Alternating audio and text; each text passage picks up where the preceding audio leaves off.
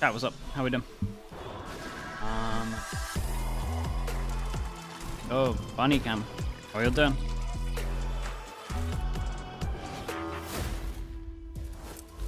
Today, two teams are fighting to secure their spot in the Stage 2 playoffs, and a world champion is facing elimination. Hello, everyone, and welcome back to VCT Americas. Coming at you live once again. You already know where we're at. The Riot Games Arena, right here. Where is it, baby? Right here. Where is it? Right here. California, Los Angeles. Los Angeles. Los Angeles. He got it right. There it is. He got it right. Welcome back, everyone. Put him on the spot. Yeah, what notes are you... The title says G2. We'll worry about it later. Of course, this is Baby Bay here in the pink. Fine. Mimi, Ender there the same? as well. Guys, I miss you. Miss your faces. Yeah. All right. Me too. You guys. You're our star today. I've been. Thank you. I've been enjoying my days off. You know, watching. Wait, it is Super G2 Week, though. You know, doing the things that we got to do because the work truly never stops. True. But of course, though, we have some awesome games on the schedule for you lovely people today. Coming up, we got two big matches. You got G2 taking on KRU Esports, and then you will have Loud facing off against Leviathan. These games, Ender, are massive. Bunnies are getting on. Everyone's can friends. Have ramifications for the tournament. Oh, yeah, right. At least for a little bit. But Loud need to win out Make the from bunnies here to bigger. still have a chance. This first game is a lock. Big The as winner small as you is want. going to stay in, or actually just be in the playoff picture. There's still a chance, though, for a team like KRU Visa, even after an amazing Stage 1 performance, to fall out of the playoffs. Yes, Furia and MIBR But if you see, but you've still got some bunny aggression behind me, let me know. Talking about KRU Oh, just have to separate them a little bit. Great team, but there is something that is fundamentally falling Slowly apart. testing them With together. that squad KW, behind thank you the for the scenes 20 that months. is Thank you, come man. I out appreciate on that. the stage as well, Ender. 100%. I mean, this team was lights out. Appreciate the 20 months. Thank you so much. Regular season at the very end to Leviathan.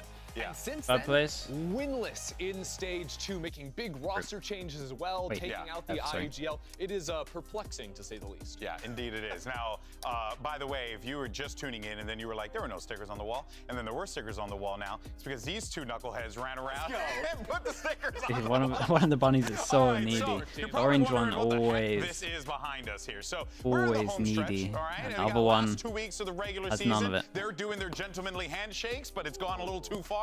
Now, Can they hop here's the little thing, gate? though, Yeah, but that's okay? fine. It's They're time to take a look only- at our Stage 2 like- playoff bracket. But here's a little Can't really see kicker for here. size, Here's what the but bracket they can look hop. Like we're if trying to get them free roam everything anyway. ends Like if they today. get out of there, It's it's cool. over today. So Mimi, But- what we got? So if all of our standings stayed the That's same, fine we would have if these they do teams that. locked No in. The way buts. the format works, top two, they get a bye. So right now, that's Sen and Leviathan. The orange bunnies only behave have to similar win to orange one cats. game Nah, to make it the into champions, which is a black bunny is crazy more like the orange advantage. cats, and really. whoever winning today would guaranteed lock that in for them.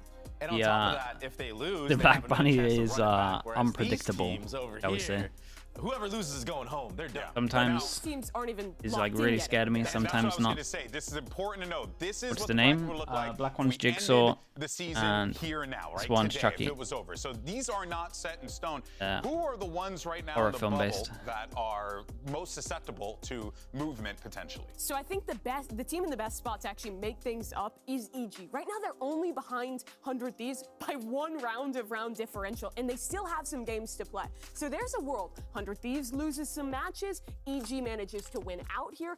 They could lock What's that my in. favorite? But I don't know, surprisingly, man. it's not even I love over the for Soul these films, other two honestly. squads either. I kind of Both like that Energy and style. Loud, if they win out, they could get a What is tie my at favorite? 5-5 to then have a chance to No, go I'd down have to to have a think. differential against some of these other teams and maybe actually lock themselves a slot. So technically, I kind it's of not really a- like Babadook, to be honest. That's not what EG's saying. premonition. That means Loud's it. The universe is saying Loud's Horror movie tier list video? Yes. Yeah. That's true. That Loud should always actually be a finds thing. way. EG just falls off the screen. Is even some of the top What did I spots. eat today? G2, I they're at ate 5 and 3 chicken, right now. lamb, They're not technically rice, locked yet. salad. KRU is also at 5 A and little 3. bit of hummus. They're not technically locked yet. There's a world where this could go down to a massive tie of round differential, and you could get any number of random teams sneaking back in. They'll stay. What about NRG? NRG's just like on their lonesome for sure. They can't NRG. sneak back. What do they need to do? One So more they game of need the to beat season. Cloud9. Guaranteed they need just to beat chilling? Cloud9, Yeah, and they're just then they're chilling. preying on Crew's downfall. Is He's this kissing him, that's scientific, good. Mimi? Not We need that to go 100%. both ways. Not 100%, but I do have a degree in science. In science? Yes. Wonderful. I'm also Okay. an ordained minister. Oh, I am too. Dude, they actually. really. So Dude, how is Loud? quite easy. So there Can you Loud even go. make it still? I mean, you know, if I'm an ordained minister, it's a problem. All right, well, here you go. This is. Bunny's eating more variety foods than me. Honestly, that's probably accurate. Game, bro. My dog. My dog. Okay, get back there. Get over there. All right. Well, there you can see. They can, but what it's like the 1%. Theoreticals will be, but don't worry. We have so much more to play this season. But there's one thing that we know: it has been a long season. And I know everyone's looking forward to a little R&R, a little vacation, if you will. So we asked our players where they like to go, but we decided Dude, the to bunnies keep it in being key, game, yeah. theming and everything. They're In a new episode of they like so again they're pretty much rescue bunnies, so they came from like a relatively bad home at the beginning. Split, 'cause it's just, but yeah, they're starting to feel like train more station in comfortable Tokyo, I think it is. and so you can just basically not go be anywhere scared of you us and can. being I'm on the key beach, slowly. on the beach, I mean, they're chilling. still scared of us. For sure. Xander, thank you so much for the raid. Thank you. Chilling on a beach sounds like a good time. Appreciate the raid, man. Hope your stream was good. What's up, bro? Thank you, man. I appreciate that, dude. Bunny cam, yeah, we got it all set up. Only for like, only till the game starts, Eu acho que basically. eu moraria na Sunset porque parece ser um mapa muito tranquilo. Tipo, você não. Will I ever play Elden Ring? Sei lá, Probably not. Suave, você tá tirando férias, tá ligado? I don't know, people will swear by it, man. People say it's actually fully legit. I can't even, I wouldn't be able to tell you what the last single player game I played. Surely everyone picks Breeze. Like, what other map could you pick? Definitely Lotus. You know, there's like Variety water stream. and cool little sculptures and stuff that you could like admire and enjoy. So Dinner scene, thank you with the 15 months, dude. Appreciate that. Thank you. Always nice.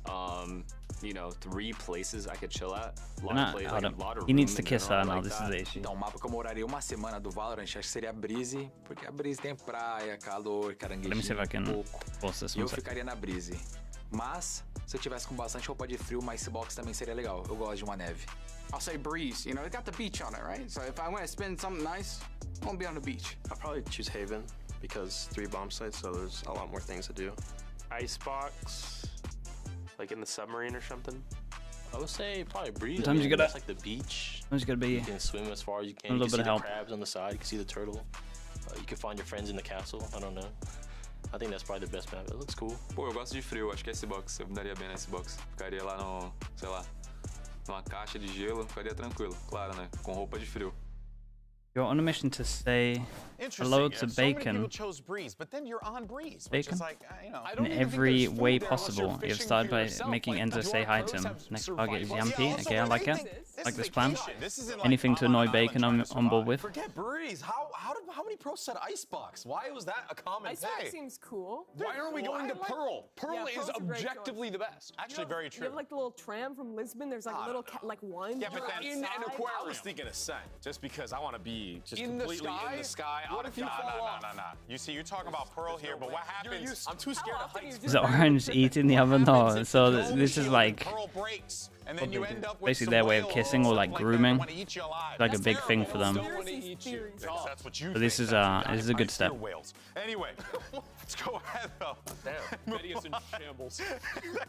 I know, whales all over the world, absolutely devastated. All right, everyone, if only they had access to the internet. Now, here we go. Let's go ahead, yes, talk about G2 and Crew.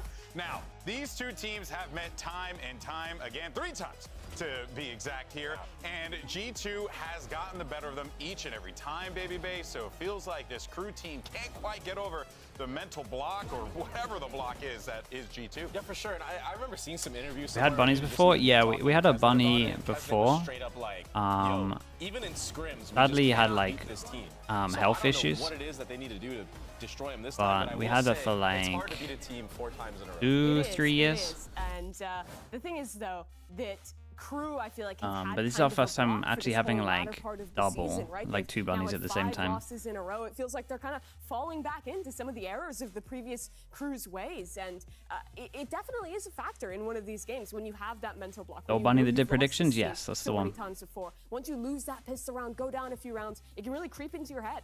Yeah, begins to really eat away at you. And of course, KRU are going to need to figure that out. But for now, though, let's actually jump over to Geek Heavy, who's standing by with G2's coach, Josh RT. Did the bunnies flame me? Not that I know about. G2's coach, Josh RT, looking fresh. You looking fly right now. Thanks, man. Yeah, okay, so I got to ask you this.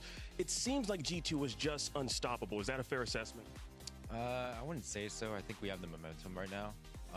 We just have a good process going. We're just riding it. Yeah, and I'm kind of curious how y'all avoided like the whole like slump after like going through like a global event, because we've seen some teams that, you know, they come back after a Masters and they're just like they're unable to perform during the regular season. How have y'all avoided that?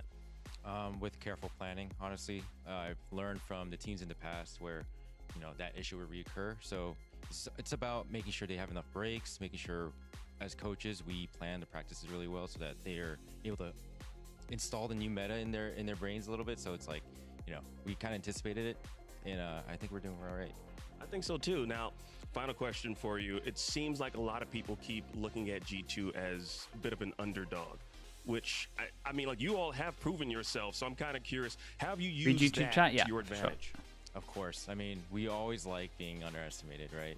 And like, just keep underestimating us. We'll take it. Hop out. Well, honestly, I can't wait to see how things turn out today. Thank you. Yeah. Dude, there's a longer. Good comments there from Josh RT, the coach of G2, and yeah, I'm pretty sure he's gonna hop out. You know, we'll see. Really good piece of material there, Andrew, because especially him talking about keeping the team away from that slump, being prepped and ready. Will it be live later for Pacific? Yeah. 100%. 100%. Got a big game as well. Stage 2 is a further testament to that fact that this team is performing, and they have to keep it up because. Why the bunny's not doing anything? Would you expect them to be doing? Kind of backflip or something? And that's the most important. That's right. So that is the important thing to note here today. Both of these teams have the same goal here today. It's obvious. You want to win. But if you win, you get to qualify for the playoffs. It is important to say that. I mean, mid-table is where we get to work out who the hell is going through. You just want to win, but you don't really want to lose. But one of these is going in no matter what today. Getting enough sleep? I'm after today. I'm after today. I had a pretty good sleep earlier. Odie 890. Thank you so much for the 4 months, man. Appreciate the tier 1. Yeah, and something though that I did kind of want to. Sometimes enough sleep, sometimes not. What Josh RT was saying was it's a mix. Talking about, you know, avoiding that slump. In your experience as a, you know, professional player, like, what is that work for? Yeah, they are Fight Club, but they're like litter trained. Yeah, like after you got 3rd place at Masters. After you specifically. No, it's so slumping is such a unique thing, and it depends on what kind of slump it is, because there's individuals that slump within a roster, and then there's also a whole team slump, which is what we're seeing KRU go through. Funny smell? Nah, not really. To be honest, they've lost the last 4 or 5 games they've played. They don't eat so too.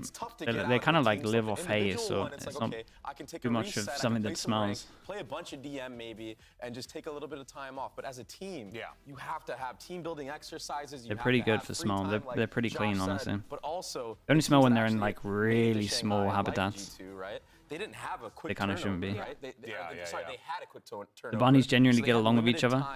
In general, it's like a hit or miss. Some will bond with the others, some not so much. That this is an advantage that they've had just being experienced as a core for so long. Yeah, and if you we rebranding Slug Club to the Bun Club. I imagine someone else already got that. Right? Like G2 have come out, they have gone through this one. I mean, eventually we can get them predicting, hopefully. But for KRU, they play G2, they're straight into C9. Those are all teams that are on the bubble for playoffs, and I think those are both games that are going to be really difficult for KRU. Yeah, I mean, I genuinely for G2 as well. The game against Sentinels, that is not easy either, easy at all. Right? So, I mean, win today, you're going into that Sen game with it not impacting you making playoffs is a huge relief. Masero, hello, how we doing? As well, right? I mean, hey, if G2's playing this good, who knows what could even happen when now you we get need to emotes of them. Game, you know, next week. Yeah, that actually is potential. But here's the thing, though. Both of these teams played NRG last week, and you see, they had both different. How do they interact with other animals? I mean, a lot of animals normally try to kill them, obviously. They avoided the slump. Meanwhile, on the other side, KRU, well, you know, they kind of struggled a little bit on that one there, falling I out wouldn't towards suggest Yeah, I it. think G2 looked really good in this game. I was especially impressed with the calling from Valen, despite NRG setting up, I think, some solid mid-rounds to get themselves into winning positions right late. G2 did a really good job of keeping the structure up, not giving opportunities to individual NRG players, and just keeping this a clean game. To me, this was like the pinnacle of G2. Good calling, solid fundamentals, nothing too crazy with the Nice, Rika. It's exactly the win they're looking for to build into this stage 2. Seriously, and just to give some context, this is a matchup that Valen's been waiting for like forever. Bane, And hello, the fact hello. that FNS basically dodged it for quite a bit of time by, you know, whatever happened within that roster. The fact that he got back and Valen was able to have that matchup, he was so stoked in it. And also credit to Valen and Josh Ortiz. They went up against some really wonky comps in this series, and I think found the right adaptations really quickly to deal with them. Curtin Bud, thank you so much. Curtin Bud, 3 months. Thank you for doing that, They dude. get the first map in that series, but then are falling to an NRG that was just Very pieced chill together in the today. This last is month. a nice sign. That's kept Duff NRG in the Jabba. playoff picture, and that has made Duff Jabba with the KRU 15 light mums. stocks Thank on you, them thank you. Go way down. Yeah, I mean, they made this big change in the I said middle of the Valor in the season, background of the dropping Spawny their stream. IGL, trying to switch That's things true. around in the roster, and, In to theory, be we'll honest, stop this doing game this a little looked bit pretty more because messy. They had that's some the good process that we early need to do. opportunities on split, A good but way of towards the end of this game, combining I think we saw a lot of individual stream on mistakes this. where players, very contrary to G2, were going out, swinging on their own, taking individual fights, feeling like they needed to make that play to save the game. It looked like such a reset from the KRU. Why did that they in bench stage Klaus? one was I guess they so just started good, slumping so a little put bit together throughout their in Prax. near flawless run there. Again, we never know the It's insides really of teams. honestly reminiscent of what was happening Well, last year, which is so sad to I guess watch. something was going wrong. I think they're going to need like a miracle. Can run to NRG make still this make one, playoffs? you Yeah. know, turn It's around, unlikely, but because it's doable. Replacing a player this late into the season, it's such a hard thing to pull off, even when you have such a big buffer that they had. I also think MTA was always meant to be in the does show roster that anyway, confidence yeah. in the team was really low. You don't just drop your IGL in the middle of the season if things are going well and internally the team That's is working. very That true. is a really Were the Bunnies beyond during the match? uncommon Nah, thing to they're only do, and I they're only think like it's a testament to how far KRU together has for like slept the in next stage two. And they've 13 slipped minutes so or much so. that We'll here's the stop thing, we before. went back and we looked at, you know, some of the stats and what the streaks were. I mean, KRU has had a weird time as a professional team. KRU, there's no half measures. Yeah, they only they only go for Literally, streaks. they are the streakiest team of all time. They can't win a game or lose one game on their own. It's 5 losses, 5 wins, 2-5, They thump, 7 yeah. losses in a row, 5 wins Honestly, in a row. the orange one, Like you're like saying, to Ducky go on won't that really run, thump. They have to get back on that upward Dude will streak. thump all the time. And do they even have the tools to be able to get into that? Do you think? I don't know anymore. That's kind of been a point Also- of conversation at this stage. No, seriously, and MTA, although, yeah, he was supposed to be on this roster from the start, I mean, his comeback has been really rough. He's not adjusted to the roles, maybe not also adjusted to being on the stage as well. And that's what happens when you make a roster change in the middle of I'm the season. worried because the internet cable's in that Yeah, I corner. mean, you're literally right there. It's quite alarming, to say the least. But let's go ahead and hear from Kesnet about what he has to say when he talked to Geek Heavy ahead of today's matchup. I am here with KRU's Kesnet, and my first question is, like, y'all have faced G2 in the past numerous times. Y'all were unable to beat them. So I'm kind of curious, do you think that there's a bit of a What used to happen mental is she used to block bite when him a little facing bit, G2, so and I'm if just so, watching how do you plan on changing that? biting him or not. Creo que no tenemos un bloqueo mental y no se han enfrentado al nuevo roster. I don't think we have a mental block, and they haven't faced the new roster. That is true. Now, Kesnet, let's get confirmation. You are not the IGL, are you? No. Okay, yeah, because you tweeted, and people were thinking you Yeah, were. it's been trolling us with that. In that case, the approach that you all have been taking towards IGLing, do you think that that's been working in KRU's favor?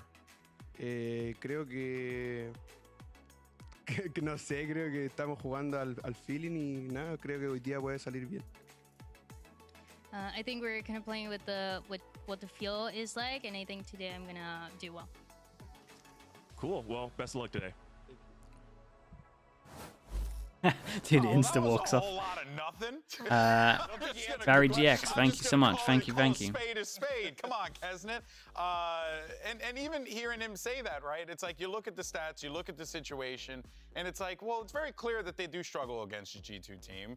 But if I'm a crew fan and I hear those answers, I'm not that motivated going into this matchup. I mean, let's look at the games they lost. They lost 2 games in kickoff, sure. Yeah. And then they lost in stage 1 playoffs after Out of the middle of the pack teams who don't want to see go through the most. I don't even mind.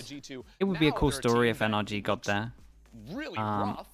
I would kind of want to see 100 Thieves, I guess, because so much better since the last time they played as well. Yeah, I don't know. I think they're one of the better Americas teams, even though they're like a little bit streaky as well. I mean, homie was just straight up like, yeah, like I woke up feeling like I'm gonna, drop some bombs in the server today. Yeah. G2. So did I. Yeah. You know? But also, like G2 know how to shut down star duelists. So if you and like the 1-2 punch in crew, it doesn't seem to be there anymore. And again, like that's so reminiscent. Cowpack, hello mate. How we doing? Crew. It was Kesnet go kill. We put everything into our duelists. I'm feeling good. I'm gonna go out there and take some risks. I don't think that works against G2. I think they are probably the best team in our league at shutting down stars and focusing really hard on the fundamental. Yeah, and a big reason for that is Leaf. This is a guy who's so good at just picking apart some of these teams, whether it was in the past being in that duelist role front and center, but now taking a step back in the Sentinel role, he has just been such a dynamic. I've been slandered. Dude, what's Sideshow saying, man? He's always been lights out in the anchor position, but this series against NRG really showed me what he could do as a lurker. Like, all those times he was able Why is this guy always going to talk about me? What's going on here? Break open around. Like, he was showing really good timings and game sense on top of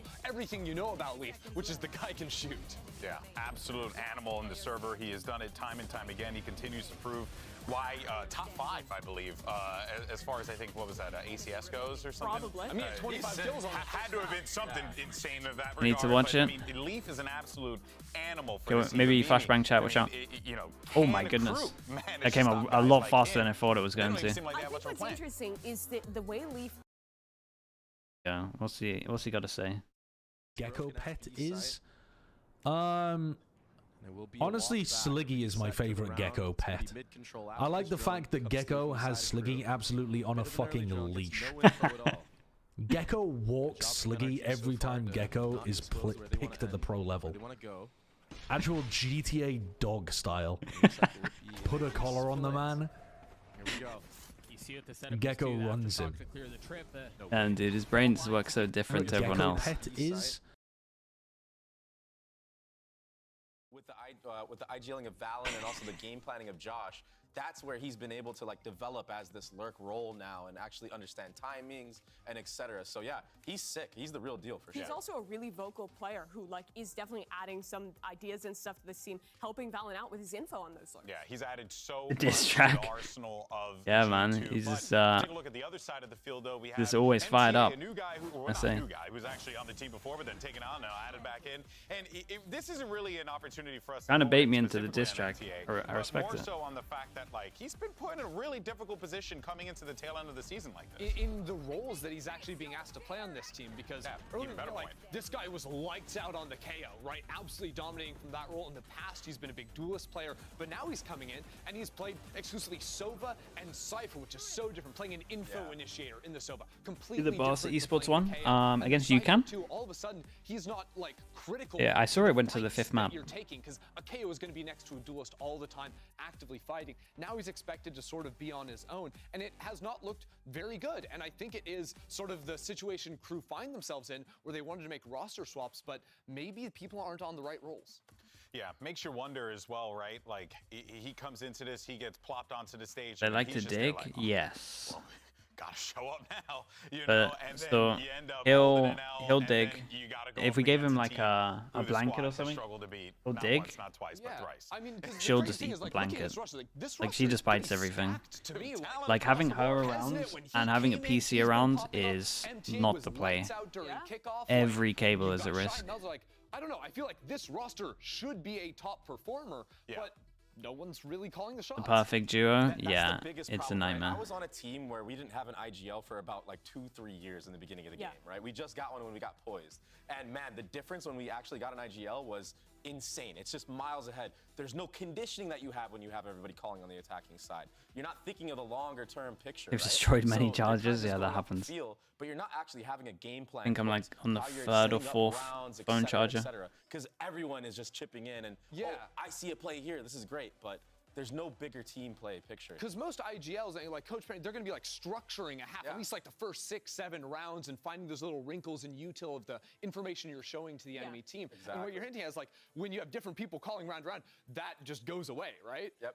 Yeah. So, yeah. Favorite So, fruits and the veggies, overall bananas, macro game dude. takes a big hit, We'll do a and then banana like one this, time on and stream. honestly, most things See, down they the go line on macro, crazy you're for gonna it. get destroyed. And that's G2, why we've seen them struggle. one of the best One of at the the best. I was macro. gonna say that, The way hands that Valen and Josh build halves will adapt within. They are super adept at This is like the worst situation for Crew to be playing into right now. I think this stylistically is actually probably one of the worst matchups they could have because they are playing against a Yeah, team they're the that's expensive so ones, Rika. structured, has They're such the ones you great don't want to attack lose. side calling. With no IGL, it's tough to beat one of the best IGLs. Yeah, well, you heard from our America's broadcast team here, but let's actually go ahead and hear from our LATAM broadcast See team. how they're like 'cause we have, fighting now Geek for Heavy actually control. standing by with One Dry of them to get needs to thoughts give up, heading basically. into They this keep matchup fighting for and like Crew's chances. one has to kiss the other. All right, join me right now. We have Dryad. It has to be him because she's never going to give up. So I got to ask you, let's just jump right into it. What's been the community sentiment in regards to Crew's change to MTA? So what I've seen the most of the community talk about, they're saying this is either the best decision ever or the worst decision ever. They're 50-50 in it. The community has always been very judgmental of players that struggle to perform, and so there's this idea of bringing MTA, which is the promise of LATAM, but also understanding that he doesn't have a lot of time to adapt. So they're kind of 50-50 in it. It seems like they need to see more. Yeah, so speaking of which, I want to ask you personally, like, what's been your take on MTA's performance? I think he is doing the best that he can in his position. He was called to fill for Clouds in a matter of 5 days now, so it seems like he's trying his best to give that support, but he does, and he has admitted that he's uncomfortable. He's getting used to the new roles, the roles that he has to fill, the lineups, all those things. So I think he's doing the best that he can right now, and he just needs more time. Absolutely, and this call was made, mid-season. So let's talk about Crew holistically. How has the team been performing in your eyes during this split? They've been struggling, and what has been most surprising to the community is that for split 1, when they were winning all those matches, you would see them smiling and laughing, and maybe they were losing a map, but they were still, it seems like they were having fun. And now you see them on the second split, even from the first match that they had, and they seem very serious, kind of, not having fun. So that has been the most surprising thing to the community of, what's going on, that they're not having fun like they used to. Yeah, and I mean, like, at the end of the day, this is a game, so they should be having fun, So what do you think is the setback that they might be facing that's kind of like, I guess, stagnating them during stage 2? The coach Adam talked a little bit about it on social media. He was saying they got lost in the losses and in what was the main focus of, we want to win and we're willing to do anything, whatever it takes to win. So I feel like that also connects to the addition of MTA, of this player who is so hungry to win and to get those matches, and it seems like he can be, at least energy-wise, that can help out and help them win. Awesome. Well, thank you so much, Dryad. Insight. Brilliant breakdown there from Dryad as well as Geek Kesnet ult, his teammates do that. I fully forgot about the Kesnet ults until you mentioned that. VCT's newest and most favorite game in the world. Okay, chat. Let me put the bunnies back, and you guys keep watching. Come on, man! I did it. You did it. Where is this? I didn't know what it was called. I've never played this game before, so. Okay, so here's how it works. We got 6 teams on the bubble, and any one of them can still make the stage 2 playoffs. Now, everyone on this desk is going to spin the wheel and present a case for the team it lands on, and that's the game, Mimi. Baby Bay, you're up first. All right, spin that. That is the most flaccid. Yes! You are. Rehearsal. 30 seconds. My boy Superman, that's it. Case in point, he's going to dominate my teammate. What? He's He's gonna do what? Wait, you're not on the team. Oh, sorry, I'm on LEV. I forgot. You're not on. Oh, no. No, wait, what? No, you're not the caster desk. Oh, my bad. I forgot who I was. EG, dude. You're not even on the game, all right? You're not even on the caster desk. You're on the analyst desk. I'm doing the next one. Go for it, Mimi. All right, big money, no whammies. Roll it again. Do it again. Oh, I got NRG. No, I got NRG. Yeah. Okay, NRG. Finesse, masterclass. One way or another, he's going to be a part of the playoffs. Will it be co-streaming? Will it be playing? Oh, so you're saying no matter what, Finesse will be involved, That is like the whether or not NRG's involved. argument I've seen. No, but you could be like, they just took down KRU. They're gonna snipe another team. Sorry, I'm doing your job for you. It's my turn. All right, Ender, what you got? We got 1 minute left. Oh, that's a solid spin. Ooh! Oh, come on, it's so easy. It's so easy. Taking a deep breath with me, okay? Yeah. And now. Oxy, baby. I knew you were gonna say it. Okay. Easy set. All right. Hold on. Did he learn anything? No. I'm gonna take a spin as well. Let's see what I got. Oh, that was a good spin there, brother. Cloud9. Oh, you got KRU. Oh, KRU. Kesnet is going to Kesnet all over everyone today, and that's how they get in. That's my analysis. Okay, I don't think any of us said anything of value. But I'll say that C9 just need to win a game, so they're gonna beat KRU because they have to play KRU, and I think that's true. There was just no way that I could pitch that, but I tried my absolute best. NRG's actually cooking also. Their comps are cool. Overall, good segment. Yay, Stell. Let's go ahead and get this show started. We got playoffs in just 11 days, but today is going to be G2 Esports facing KRU Visa, and then it's going to be Loud taking on Leviathan. VCT Americas starts right now.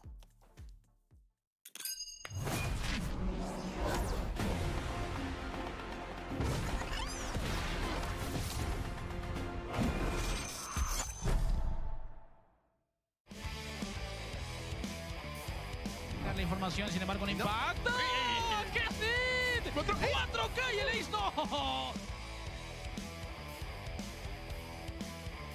Still with the ult into this balls, and that's how it ends. All right. KRU played them in the playoffs last split in order to qualify to Shanghai, and I had a very good individual game. I feel like the nerves kind of got to them. Uber and Wyatt? Yeah, maybe. Because Bren and Sideshow back home, right? I feel like their skill cap is very, very high, and they have some of the best individuals in the region. 12 segundos de ronda, va a buscar el But we're just gonna have to keep our eyes on them. We don't know with the new meta changes how they're gonna play it. Riot Games Arena, buscando su clasificación a playoffs con un rival muy conocido. Que se escuche para KRU Visa.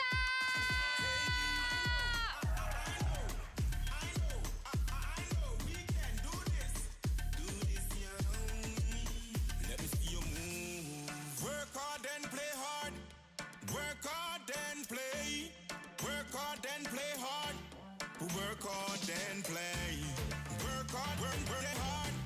Work hard, work hard and play hard. Work hard. Did they get taken out by the cable?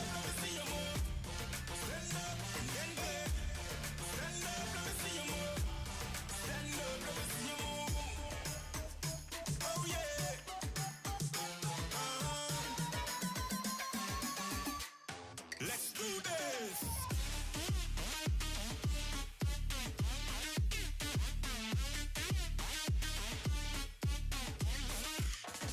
And now it's time to bring out their opponents. You know what the song says. Buy the bundle, baby. It's G2 Esports.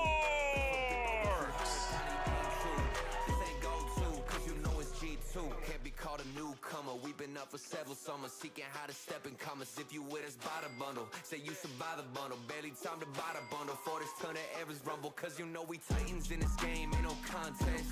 If we take it to the game, turn a Wild West. We ain't faking Predict? I think I went for G2 for this one. I can't remember. Now check the mindset by the name of G2. How to take over the world, how we come through. You just follow in the herd, we don't have to. Best forget about what you heard, probably ain't true. This ain't go to, cause you know it's G2. How to take over the world, how we come through. You just follow in the herd. Rika, thank you with the tier 1. Here we Resubbing for Bunny TV. Thank you for that. Crew Visa both Appreciate the 3 this months. win Thank you for here the today. tier 1. For Crew, it has been a struggle to be able to pick up a dub, and G2 has been riding a high since Shanghai, and they do not look to be stopping at all. If either team lose, technically they still have a chance to make playoffs. Fine But winning here Sunset. gets They it play done Lotus cleanly, especially then for G2, split. who has to play Sentinels after this. As we look at the maps, though, it's G2 not pretty just own them in the map pick? standard here. All the maps that, honestly, we've seen a lot of from G2. I think their Lotus has been pretty strong when they were showing it back in Shanghai. But I think the question is around this Ascent, where they were playing that Neon comp last week. Wonder if they're going to change anything up, or maybe just try to continue to refine that. How did you guys feel about it? Because So- I didn't really love it. So Neon is very difficult to play on a map like Ascent, but it's very niche. You can bust it out here and there. I don't even know if they'll do it two games in a row on it. You know, it might just be a pocket pick that they run against certain teams. And certainly Icy didn't look as comfortable on the Neon as he does on Jet on that map. But in general, this team just seems to, on the defensive side of Ascent, just always take games and close them out on it. It's so hard to break through their defense. Like a Lotus in game. particular, I think what concerned me about the Neon, Yeah. on the attacking side, Standard. Neon, a lot of the time the plays are being Standard set up for comps are for like Ascent. splits through mid, things like that, where you can get pretty Standard isolated. comps for Lotus. And that wasn't working sometimes. But we're not starting there. We're starting on Lotus, and this is probably just going to be default comps as we see Kesnet rock Did that they have top. defaults? Presumably. Honestly, I'm just very focused on how Crew call their attacking side in this game, because I think you have to be really testing extremities, whether or not you can find lurk timings, of using doors. Like, I think this is probably one of the harder maps to call, especially if it's a free-for-all in the Crew camp. And that's the part that I'm worried about. It's like, are they going to be keeping up with those things? Because you know Valen Life Row Killjoy on Lotus. He was fine. There's still not a lot of time to actually make adjustments coming I'm on into today, the but Crew must make Cypher is better in the updated Lotus. Without a doubt for Crew, who I still think that it has a little bit more potential than what people are showing. Like what people are starting to learn over towards aggro C. I think you can do that more aggro A as well. Like literally the same thought process. So I think if I was in a team, I would run Cypher at the moment, but again, they're both sick. The Killjoy is giant. I think if you don't, the way that I would like just do it is just a rule. Is if you don't have Viper, you have to have Cypher. That's basically how I would run it. Fundamentally sound, right? And If you got Viper, then the Killjoy makes a lot of sense. If you don't have the Viper, I think you gotta have the cage out over towards A on attack, so you need to have Cypher. Well, one thing we know I think is that's how going to be a most teams see it difficult as one well. for Crew, but can they persevere? Let's The go mirror ahead and no send it over to cooking. your casters. Yeah. It's been a minute since we've See, seen the duo this is of Uber and when I Wyatt watch this back is just together. Jonah P's So welcome domain, back, man. fellas. Jonah P owns every Lotus I watch him. Thank you very much, Golden Boy. Great to be here, and what a match to kick things off with playoffs here in Stage 2 on the line. We have maybe the best caller Hey, in the Uber Americas and Wyatt, region, nice. the Smiling Puppet Master, going up against Crew, who now apparently are calling by committee. Is it a well-oiled machine or a kangaroo court? We're about to find out. For my money, Valen right now is the best IGL that we have in Americas, and you could certainly argue that he is the best in the world, and it might just be a field day for him against this rudderless Crew team. Kesnet, he's the IGL on the defensive side. What do we got, man? And on the attack, G2 on defense, Crew on attack. No raid boss. Nothing too mental. And yeah, people that are new to watching G2 here, you're gonna see. Normally when I watch this, Jonah P is just a magnet for wherever they go. Somehow they always end where Jonah P is when I watch G2. Smoke's traded there over towards Mound as well. Icy has a crack at it. Valen opting not to swing with, they'll allow the door to shut. And with this passive positioning from G2, just back in tree, unless they open that door, try and get a peek, which it looks like they might re-clear.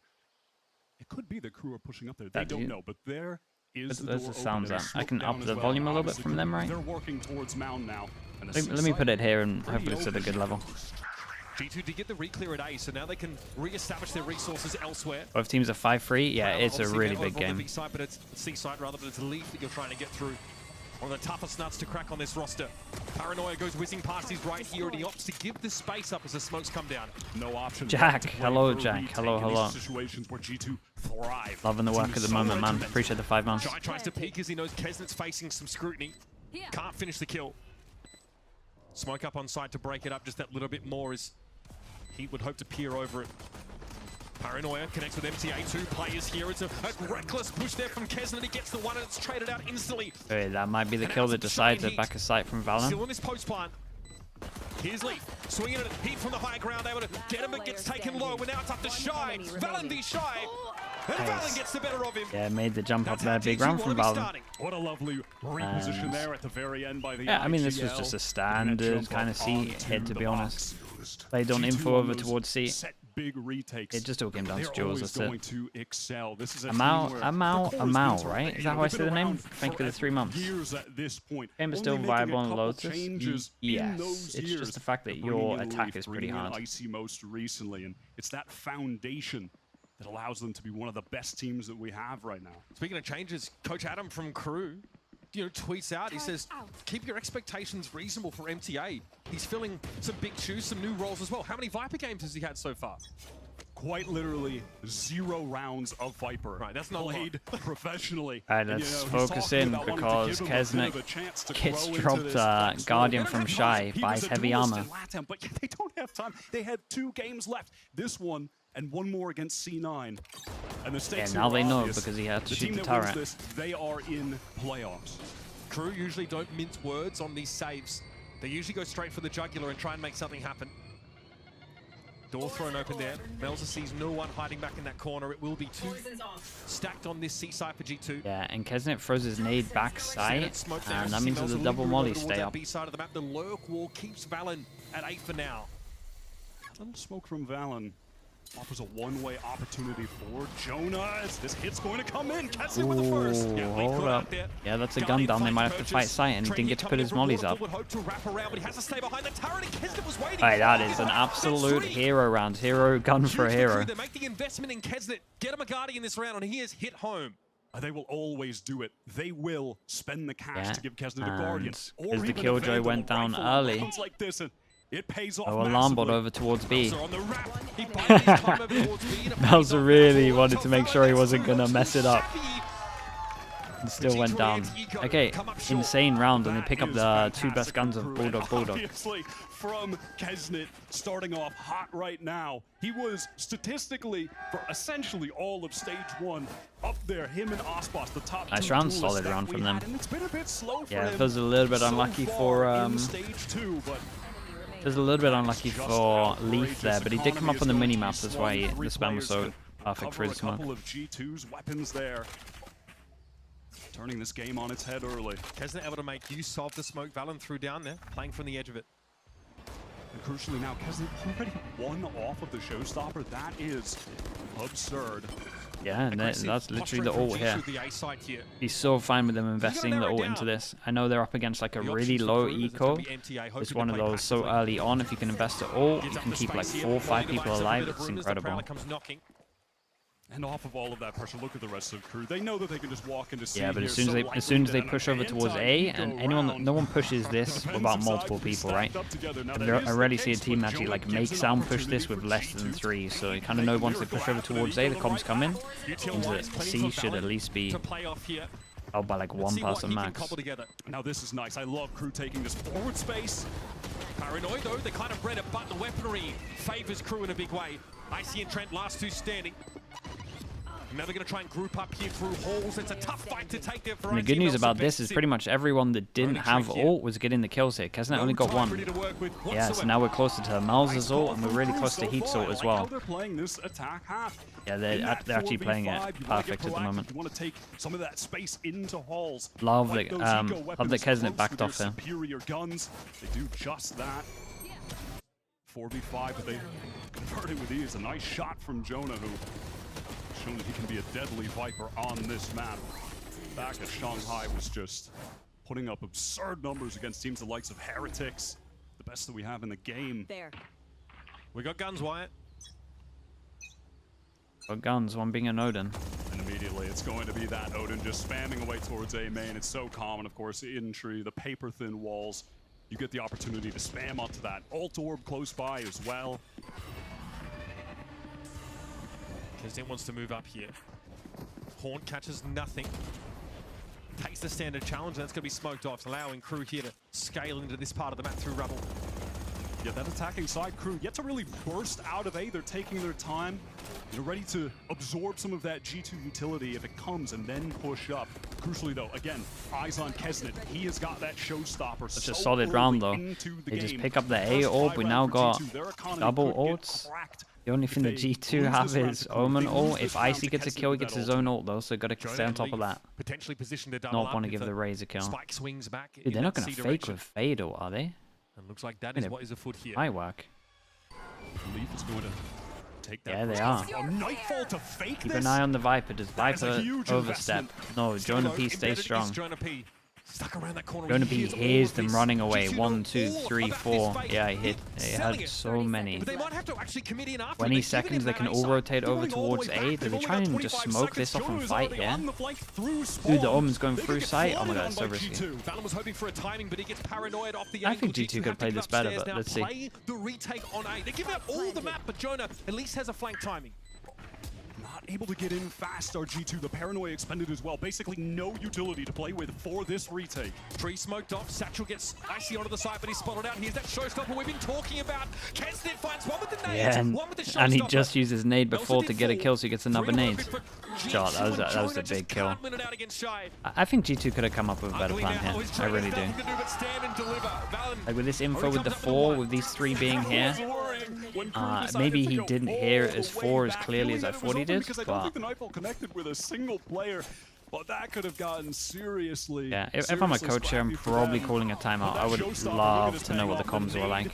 You know, into the drop, that's the freest kill you can get. There's nowhere. Looked indecisive, real indecisive. Catches the second, and it's Kesnet off to that hot start, turning the game in KRU's tides on 2 rounds now. That crucial anti-eco and the first gun round. KRU have a tendency to push into stacks sometimes. They feel like they get close to the end of the round. Yeah, I reckon Jonah P only had 1 or maybe 2.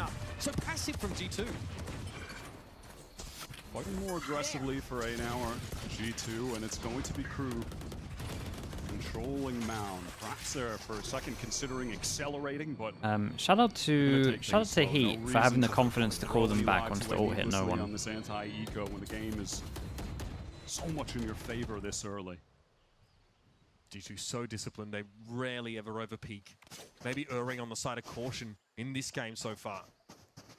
And with KRU off to this great start, I'm thinking about the fact that they even picked this map in the first place. It's always been a rock-solid one for G2. KRU recently, they lost it to Sen. It was a very close game. And of course, Sen are one of the best teams that we have. But you know, I was thinking going into this, maybe KRU would pick Icebox. They like that map. It's a weak one for G2, maybe Split even. But it's a bold choice. They're facing G2 on one of their strong maps. Prowler's here to delay this push through tree, but it's going to be coming one way or another, and Valiant is tapped up already. The Molly, scary prospect. It just misses him. For now, so we can actually maintain this drop position. Could be decent to take the attackers by surprise. Valiant needs to find a timing and may have just given himself away here already. Understands that he's there. Oh, they have a Viper lineup for this? That's pretty cool. Wait, they've been adding some stuff in. MTA waiting for that one from the low ground. Double face by and then the higher lower. Wait, the KRU have been adding to this map. We've got new afterplant positions. We have new afterplant smoke. Letho coming in from the backside, only able to find the one. Eventually, G2 have to commit in some way or another. It's ICV3. Satchel back to the high ground. Now we see that that's a really good sign, man. I know it's an eco, but that's a really good sign. Rifles retained, and the economy is already getting outrageous for the LATAM side on attack. It is the favorite side of Lotus, and certainly so with these comps. They are the standard ones that we have seen all year long. You know, sometimes now when teams are throwing in the Neon and the Breach and even the Deadlock Cypher like Sen, you know, maybe it gets a little bit more defensive-sided with that being the case, but historically, what we've seen with this standard 2024 stuff is that it is an attack-sided map, and it was the attack side where KRU almost had that miracle comeback against Sen, and what was it, 7 rounds in a row that they got, so opportunity for a very hot start as the underdog in this game. Second gun round of the map here for G2. An opportunity now to claw some of those rounds back. Kesnet almost gets a catch there. And IC will be embedded right in this corner. Trent, of course, with the Odin can play off this to some degree. Spray through these walls, but KRU slowly inching forward. And has the door. Timing's good for Icy though. Will take one. Good Back nade away as behind well. the paint shell. Takes a big hit though through that Viper wall and needs to fully extract himself. Nicely done from Icy. Just gonna slip away. Okay, one of the first times to get the first kill, right? With his I life. think. And this is a crucial moment actually. They for take the out one of opponent. the Look at big Shy. He's agents one that off pretty of much getting the allows you lockdown, to and he knows get that if he through taps this that one wall, way there's into gonna be door.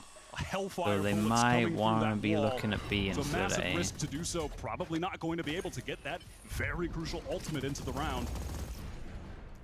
G2 with a syncopation here though. They take that kill. Icy backs away. They slow the MTA round took a down little again. dink there. Trent I hoping like to the catch smoke something from here, firing Valen. in through tree, Flash but to Ice stop turn them over and towards try and B make now them with go 30 back in the round. towards A. Great paranoia for delay from Valen. I don't think without the fade they're going to be doing that. Crew now scrambling over the site. And now they have no Omen Flash to Valen holds retake. that angle, but can't get the better of Kesnet, who's having a game already. Dude, if Shy gets a kill, Look at this pretty much the proactivity round. from Crew and another post plant, the push up. Again, Kesnet just going for it here, really Bro, they're so proactive. leading the charge. Being very decisive on some of these little individual pops.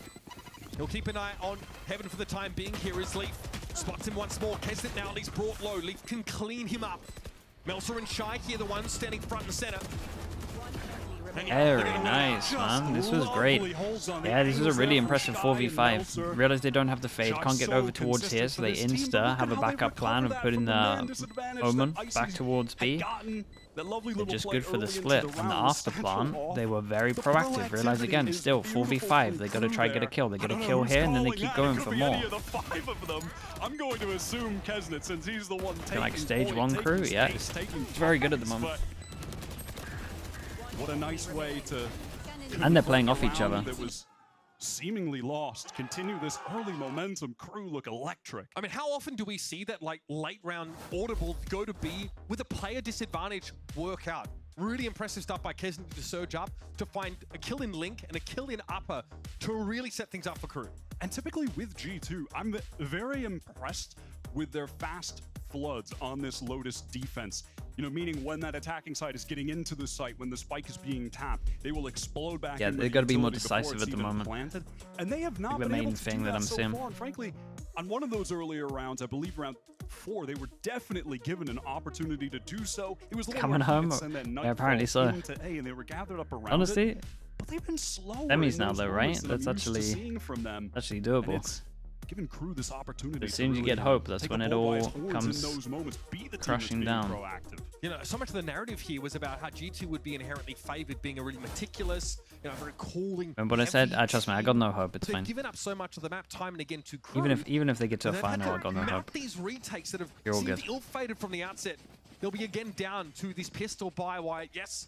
Of course, a lockdown Okay, and Nightfall. another but everything eco, else looking a little and shabby. if they wanted to, Several big ultimates in they play. could make sure that they have G2 would be happy on the this big round just to ults for their next get that big buy rounds. showstopper out of Kesnet's Another hands, get ult Shy for to Kesnet. Be forced to use that lockdown in an awkward situation. What Kesnet is the on fire, hell man. is This going on? absurd. What is he at? 12 kills already? 12 for Yeah, 3? he's ripping them something like apart. that?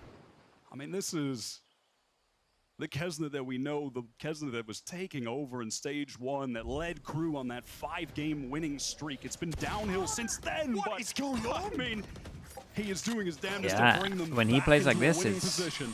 there's not much you can do. There's actually not much you can do. And it's going to be another round where they can literally save the ults. They can even get the orb, get the plant on Viper, and make sure they have Viper ult. Look at him go. Chester 1-8. Oh, 2. Thank you so much for the 19 months, man. Appreciate the prime. Not quite yet. Kind of soon, though. I appreciate that, man. Thank you, thank The two you. that were the top of the Alpha and Omega groups. And then G2 just smacked them around in the playoffs. Such a clean 2-0. Just kicked them off the mountaintop, and they haven't Watching been the able game to as a climb coach, back I up mean, since. it's the same as watching it like VOD review as a player. Again, we'll have G2 set up here. Looking to perish to the blast. I will always say that I think that Quick and easy one of the move big as Crew benefits start to that back away a from this majority of side players, here. and not all And players, going because I don't know back, how, I don't know the about like last every losses for player, G2 but on Lotus a lot of were players can definitely benefit top from teams. watching. I mean, It's probably the fastest way to learn Gen G, I stuff. think Leviathan before that, so they've generally been very solid on this map. But now they're going to feed themselves to the beast. There's always a lot to learn in this game. I think to kind of think that you know everything about this game is madness. I mean, as you just Like said, there's always they going to be only something lose to the goats on small this or even map. big Only that lost to someone, Heretics, or the even a different finalists way of thinking about the Shanghai, game where you can where learn. G2 made their run that no one expected. You know, we would have thought the KRU could have been, should have probably been after Stage 1, one of the teams at Shanghai, but it was G2, a team that most people counted out of that race. They make it all the way to top 3. Players have their own coaches or just a team coach? Some people have like aim coaches and stuff. We like in Liquid, I kind of did a little bit of individual coaching just because when we had 2 players that hadn't played the game come into the game. So we did a lot of like individual stuff to get them up to pace. Bacon would do stuff with players as well. So it's a good mix of right now gathered up outside of B. Like player coaching and team coaching. Bro, they don't miss a shot at the moment. How many first kills have they got? He set up on B. Lockdown, of course, here deployed by Shy to try and set this up. Killjoy ult for Killjoy. They have a small window where they could get a plant. He's gonna ult and cancel the ult to dodge the ult, so if they do fast flood, he's here ready for it. And this play from NTA is everything. Oh, they know he's here. Oh, bro, he could have mollied. Now it's Melzer all alone. He was a long way from the action. Yeah, he wanted to duel with his team. Paranoia over towards the spike, but from above it's Fallon! That's beautiful! One more and he's got the job done. Train is half. Back through the smoke. He goes and receives. Yeah, I was worried that he was sticking it. Shout out to Valen for insta smoking this. I think if KRU had a little bit of composure there, they could have won this. Like, they actually pinched on the 2 people outside of Hobbit here, and if the Viper just mollies off of the wall into that corner where they're double pinching, they win that round. Icy invested at Showstopper to get the first pick, and it was a crucial one, no doubt. It allows them no more space in that baby door where all of KRU were gathered up. That investment is massive from the side of G2. And look at the state of their economy. If they lose this, they're going to be on a Yeah, that's very true. They literally won a round where there was only one person surviving. KRU, however, are playing with house money. Yeah, so they understand how big this is, so they insta-invest the... Oh. KRU maybe in towards his Killjoy utility. Prowler will check briefly. When G2 normally do this, are they the team that always puts the alarm bot here? I can't remember. So maybe they go searching for an alarm bot. He does have one more Prowler, which is an effective counter to the Viper's pit. It can seek out Jonah P, get the information on his position, try and spam him down, or take that moment to push through the pit. But they're going to avoid that entirely. They're going to work okay, so they have looked a little bit at it. They like to put an alarm bot here, so they do the molly for the alarm bot that might be there. So nice to see the KRU have done a bit of research. G2 obviously changed it up, as you can see from the minimap, but it's still a good sign. Some maintained presence from KRU at C. Again, really light hold for G2 over at A. They're going to give up much of this, I'd say. Trent's going to get some action here, though. Dude, Kesnet was so tempted to send that. Oh, dear. Some damage coming through, but that is he did crucial. good damage. We're gonna have to wait that out because they don't have any Prowlers to go through it. They can't just throw away their lives there. So further 30 seconds on the this side of G2 to fight for A with the clock getting low. 22 seconds left. Paranoia still up here for Valen. Ever with the molly towards the back as well. That was the Paranoia that got thrown through, and finally Icy chooses this moment. This amount of map control should be pretty hard. Attacking Viper's pit now set up on the side, but they're still going to go for it. Here comes a Nightfall, and immediately Kesnet is brought down. Lee tries for another one. It's Shy and MTA to try and hold it down. And Trent is taking his time. Shy, a loose end. Will he see Icy's dome here as he swings around? The timing might not favor him, and it doesn't. G2 get themselves now in a 4v1. Yeah, very nice from Jonah P. Yeah, they just didn't have much map control, and as soon as this guy dies, that was like the only bit. They didn't then have the freedom to go through door and get out of there. They get 4 rounds on the board. That's not bad for Lotus defense if you convert that second half pistol round. They're starting to get into the game, and honestly, it's Icy doing it. You know, a duelist that, frankly, if you look at the round having 2 ults. They were really, they weren't in a good spot, man. To someone like Kesnet, who has like been map control wise, they had nothing. In the game They were like heavy unfavored. Since 2020. But it's and as soon as these 2 doubled up, that was it as well. A few first bloods already.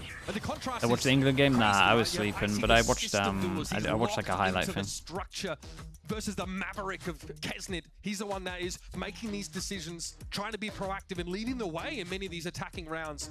You can see the contrast play out there as Icy is able to find crucial kill involvement and an inflection point in that round. Absolutely, and KRU, they're now forced Friend's onto reaction. that timeout. Was he doing a watch party? I do really respect really? Adam as a coach. I think he's been massively influential in the ascension of KRU that we've seen, you know, since kind of began last year. They had that flash in the pan run at LCQ, you know, struggled when they made champs and struggled in the kickoff this year, but then finally went on the most consistent run that they had with those 5 wins in a row. And I do think he really does deserve a lot of credit for it. And he's had more work to do since that run, because then he's had to come up with a solution. Obviously, with Klaus moving to the bench, MTA struggled with injury in the first part of this season. Now has a chance to come in, but has to pick up the flex role. And so many of these agents he's just not touched. So far, not so bad. You know, so long as he can find his way as that role player, provide the utility. KRU now, after 2 in a row, and with how that round went, especially using these ults, these ults, actually pretty far behind in ult economy. So G2 have Again, aggressive posturing here, oh but boy. punishes Icy. System duelist down, I'm glad I didn't finish the sentence. Prowler through the wall means that yes, KRU still want to go for Feels like this. KRU keep getting the fast kill though, all the time.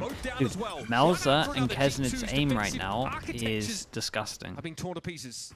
Smoke from Valen to control tree. That was the first time KRU really burst out A and fought very aggro early. No one from G2 were ready to break that haunt. A misplay, and it cost Icy his life. Not the kind of thing you expect from G2. Surely a player should be ready for that. Tried to throw in a variation to G2. Maybe sick of giving up that A side of the map every single round. The KRU love that. They love taking contact. They want to push out on you early in the round. They just cuts down, wait for the 3 to go. Baby door smoke here. This will much to be Leaf's chagrin. Paranoia is going to force Valen off this angle. Now Tree under the control of KRU, and they are far from done. Valen able to find a good little peek there. Leaf getting involved as well. Trevor the Seas by a bit of time now. Pretty good. Leaf has a bit of a crossfire. Doable 2v3. There it is. Okay, Spike goes loose and it's Melsa. Start of the round well. Now has to Nah, this guy's shooting way too good. Good stuff there for This guy's shooting way too good. KRU hoping that noise cut would cause some kind of rotation, but for G2, unnecessary. They're in a 3v5. Let's take a little bit of a risk. Let's go off of a read from Valen that we can just be steadfast in this site, and it was almost the undoing of KRU. Less from Melzer just having such a round. I mean, look at that hold again. It lit up all 3 players. No one prepared to break it. Just a fundamental their shots right now. They're so fast, man. Puts them on the back. Even that kill on Leaf looked fast. The trades from MTA. After a dismal first 2 weeks. He's playing entry on that A side as Omen. He kind of is. At this point, has even overtaken Kesnit on the scoreboard, which is pretty wild. And now KRU are back to that slow start towards A. You know, they have that KJ turret, watching for any push out towards Mound, which is something G2 really haven't. Up to 4, and they win the fights here again, KRU. Dude, how many first kills is this though? I feel like I've only seen 2 or 3 rounds where G2 have got the first kills. They just straight up lose their duels. Wise man once said, you got a shot, you die. G2 now down to 3. 2 players from stairs for G2, and they're going to rely on pulling Leaf out, maybe playing from upper A as a 3rd. And what do? Do they go for a 3v5 with the economy in this dire of a situation? Do they want to be on Eco? I think... Wait, what? Gotta save her. For the final round? I'll refresh after. Ah, yeah. Wing finds one. That's the best he can hope for, though. And now they're stacked up for Kesnit, and he has a feast on him. They went to save. A rare indecision there from G2. Yeah, they went to save, and then he got him. I think they got a kill, and then they were tempted. Went for the save, and then get wrecked. It is tragic for their side. You know, surely they just save those up. Try to go for that 4th. I do think 4 rounds is really indecisive. It's been the story the whole time. Feels like. Is this early pop facilitated for G2 by any util that we can really see? Because it feels like is that util the walls come down, they've got nothing but raw aim to try and win. Absolutely right. 16-7 and what? 14-5 was that? Look a bit unlike I must have more than 5 down. Perhaps it's KRU's Maybe play not. right now. Their confidence, you know, their willingness to be so proactive, swing together. Dude, that's throwing them off. One away from another ult. But you know, you expect better fundamentals here from a team like G2, Frank. They have the unmitigated confidence of your average reply guy right now, crew. They do not care. Yeah, as soon as you know that. Whoa, and the rest of his team reacts by coming to help him.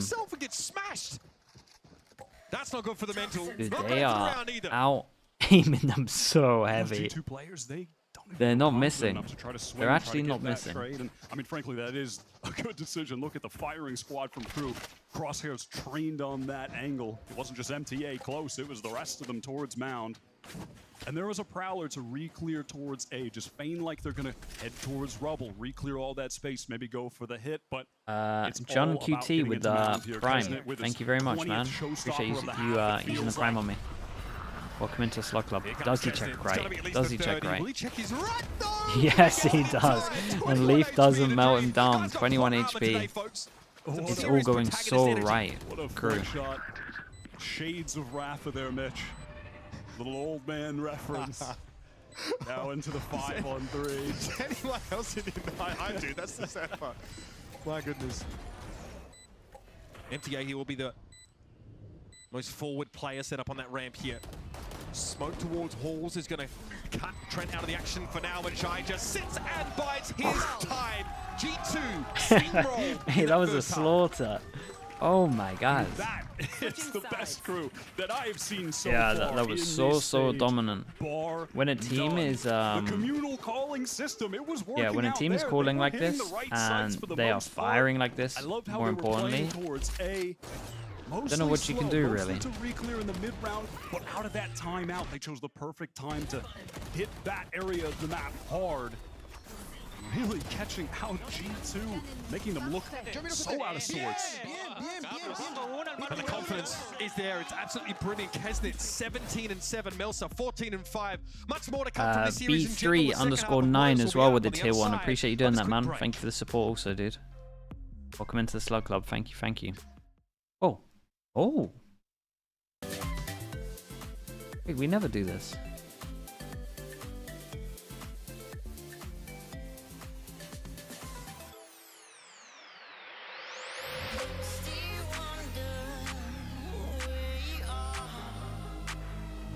Yeah.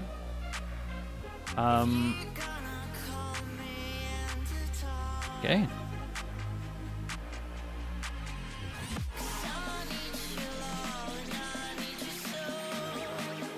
They started just doing the halftime so they can spam some ads, maybe.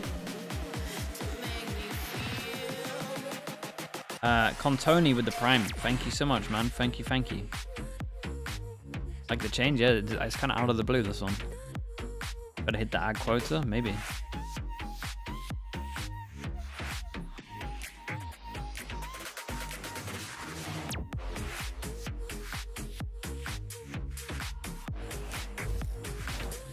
Welcome back, everyone, as we're in the middle of a halftime here on Lotus between Crew and G2. Crew currently up right now. We just want to take this opportunity to extend a formal apology to Kesnit. We were not familiar with your game, That's brother. so funny, and man. we're really sorry about that because you're kind of popping off, my king. In any case, though, let's move on, though. Talk about Kesnit. The man has been on fire, Ender. Nothing can stop him. Yeah, and so much so that on round 2, after losing Pistol, Shai buys Kesnit a Guardian, Kesnit buys himself heavy armor, and then he drops a 4K to win out here. They didn't buy anything that else. snowballed a lot for them. Exactly, because then it's shutting G2 down, so they can't buy in round 3. Then round 4, they've got their buy again, but Kesnit has ultimate already online. He uses that to win another round. G2's econ is broken again, so it's a string of 5 rounds in a row. Tech Force? I mean, no, it should just be halftime. Right now, it's so snowbally, and there's so much momentum involved into it.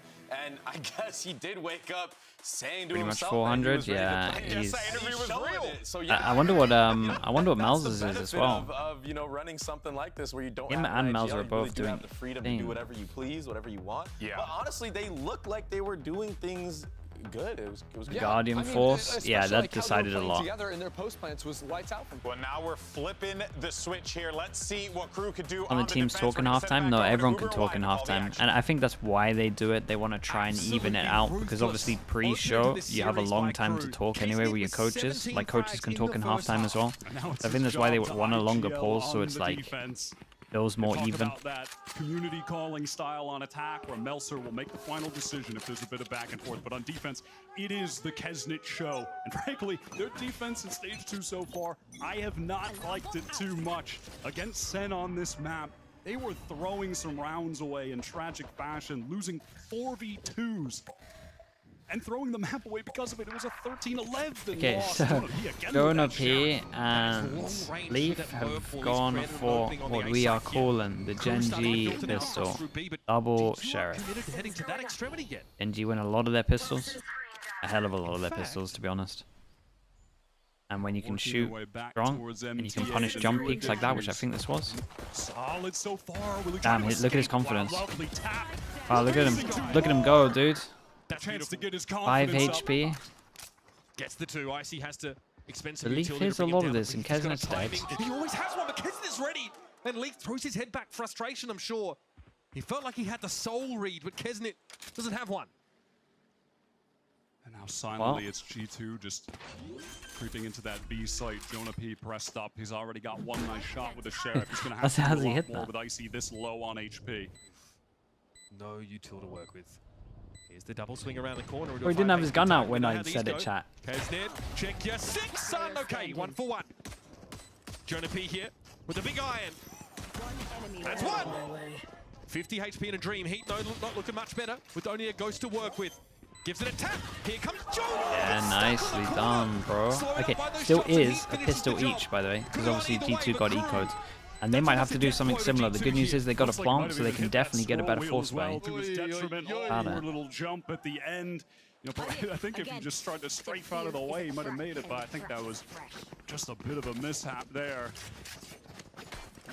Kesnit with that read onto Leaf. Yeah, this shot. The awareness, that single shot, oh my god, that is filthy work from Jonah for the entry. And unfortunately, that was all for naught. Yeah, just caught on the masonry there.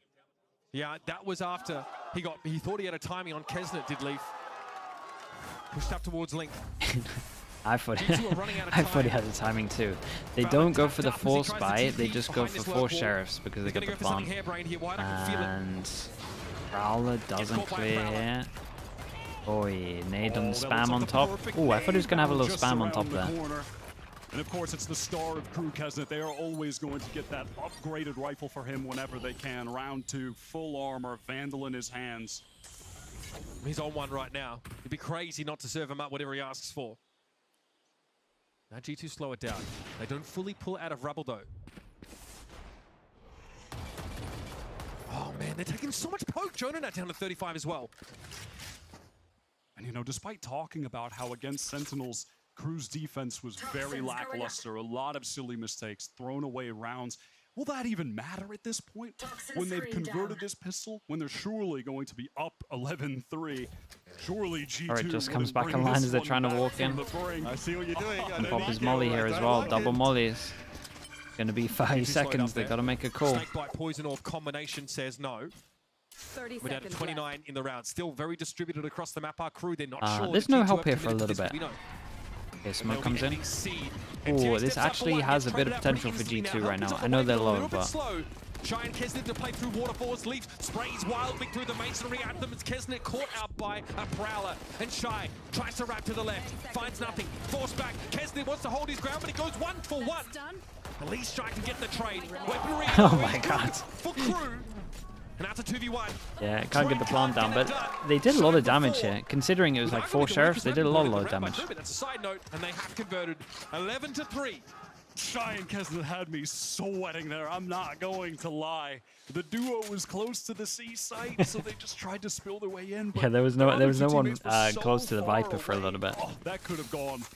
They really thought it was a B. I mean, Shy barely crossed back in one of those moments with 6 HP from the site in the waterfall. One of those stray right-click classic bullets hit him.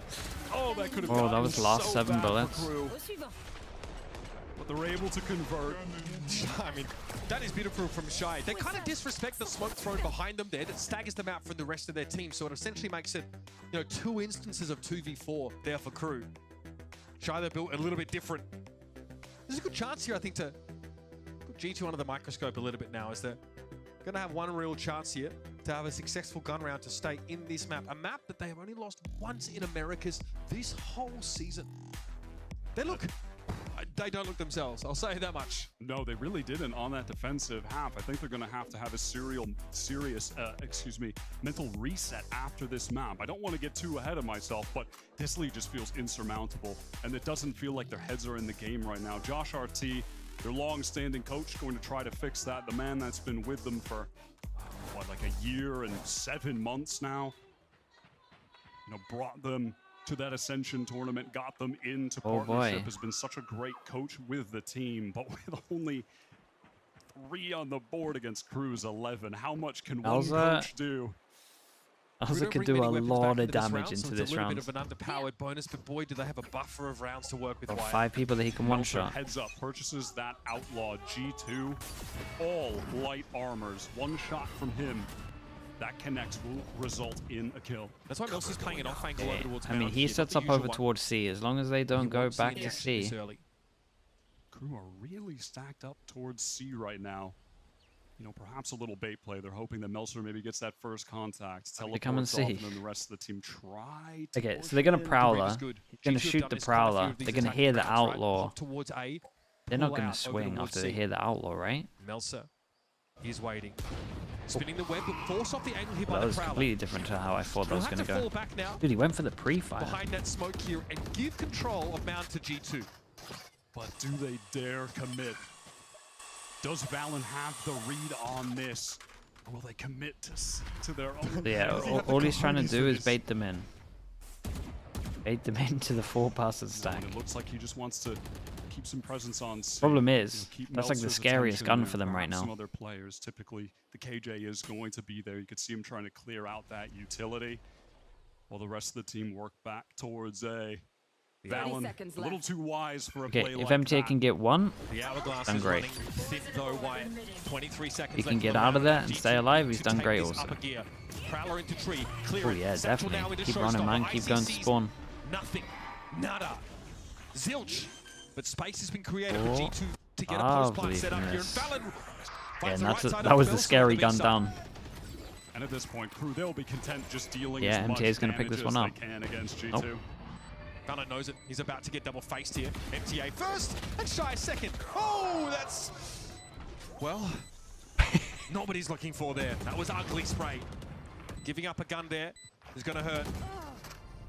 The rest of the cleanup should be relatively elementary. It's now 2 Vandals for KRU. Still more damage to do, and that's all Kesnit wants. He wants to rattle the cage. Yeah, he wants to get another roll. A bit of a rabble. This is all he's going to get for the round here. Kesnit will be bowing out as G2. Oh, give up another gun. Oh, man. It doesn't get any easier, Wyatt.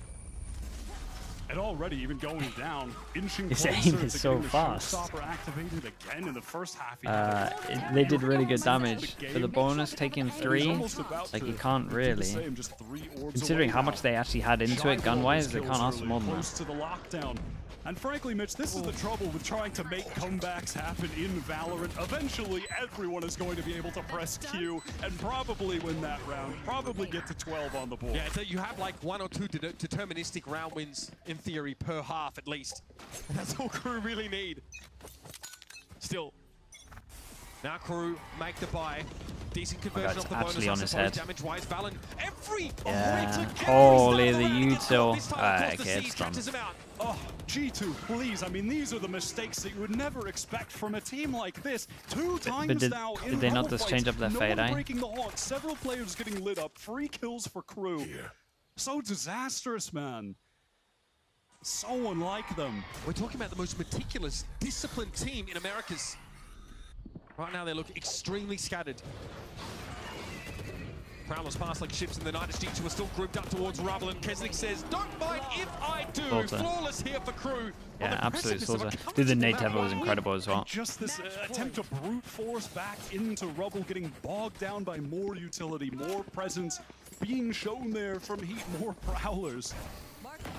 Look at this on, and then it brings up another Hey, yeah, was it not this one? Was it not the new one that goes on top of a tree? The On top of this, whatever this guy is, the flower thing.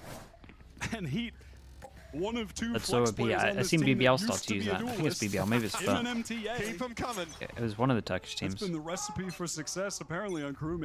Maybe things will work out for MTA, Mitch. All right, 8 chances, and man, they've been so good. Dude, look at this buy as well. This time they linger Good news is if they can get this round, they get close to some of these ults, but not gonna win this map. This game has been 2 sheriffs for them. Trent is 1 orb away from that nightfall if they can find it somewhere. But that's going to be tough with his presence from Crew on this A side. B2. Oh my god, bro. They can set up That's so close to killing Jonah P. Yeah, and they thought that it fully cleared them though, so Malzahar gives him a gun. Heat under pressure here with the C's and the rocket from Kesnit. Lands true. And he saw the other person on site as well, so they know about this guy over towards heaven. Dicey playing safe with nothing but that sheriff to work with here, and the spike is still heading over to. Yeah, you gotta go heavy for this guy. Yeah, man, the reactions and everything is so nice. Double facing, lovely fundamentals. And they know that this guy's around here. They struggle with it all round. All the util in the world, all the King's Horses. Fatal on top of it. Oh. And now Valor has to turn oh, okay. Dude, what a slaughter. G2 are normally pretty unreal at this map as well. This is a real statement.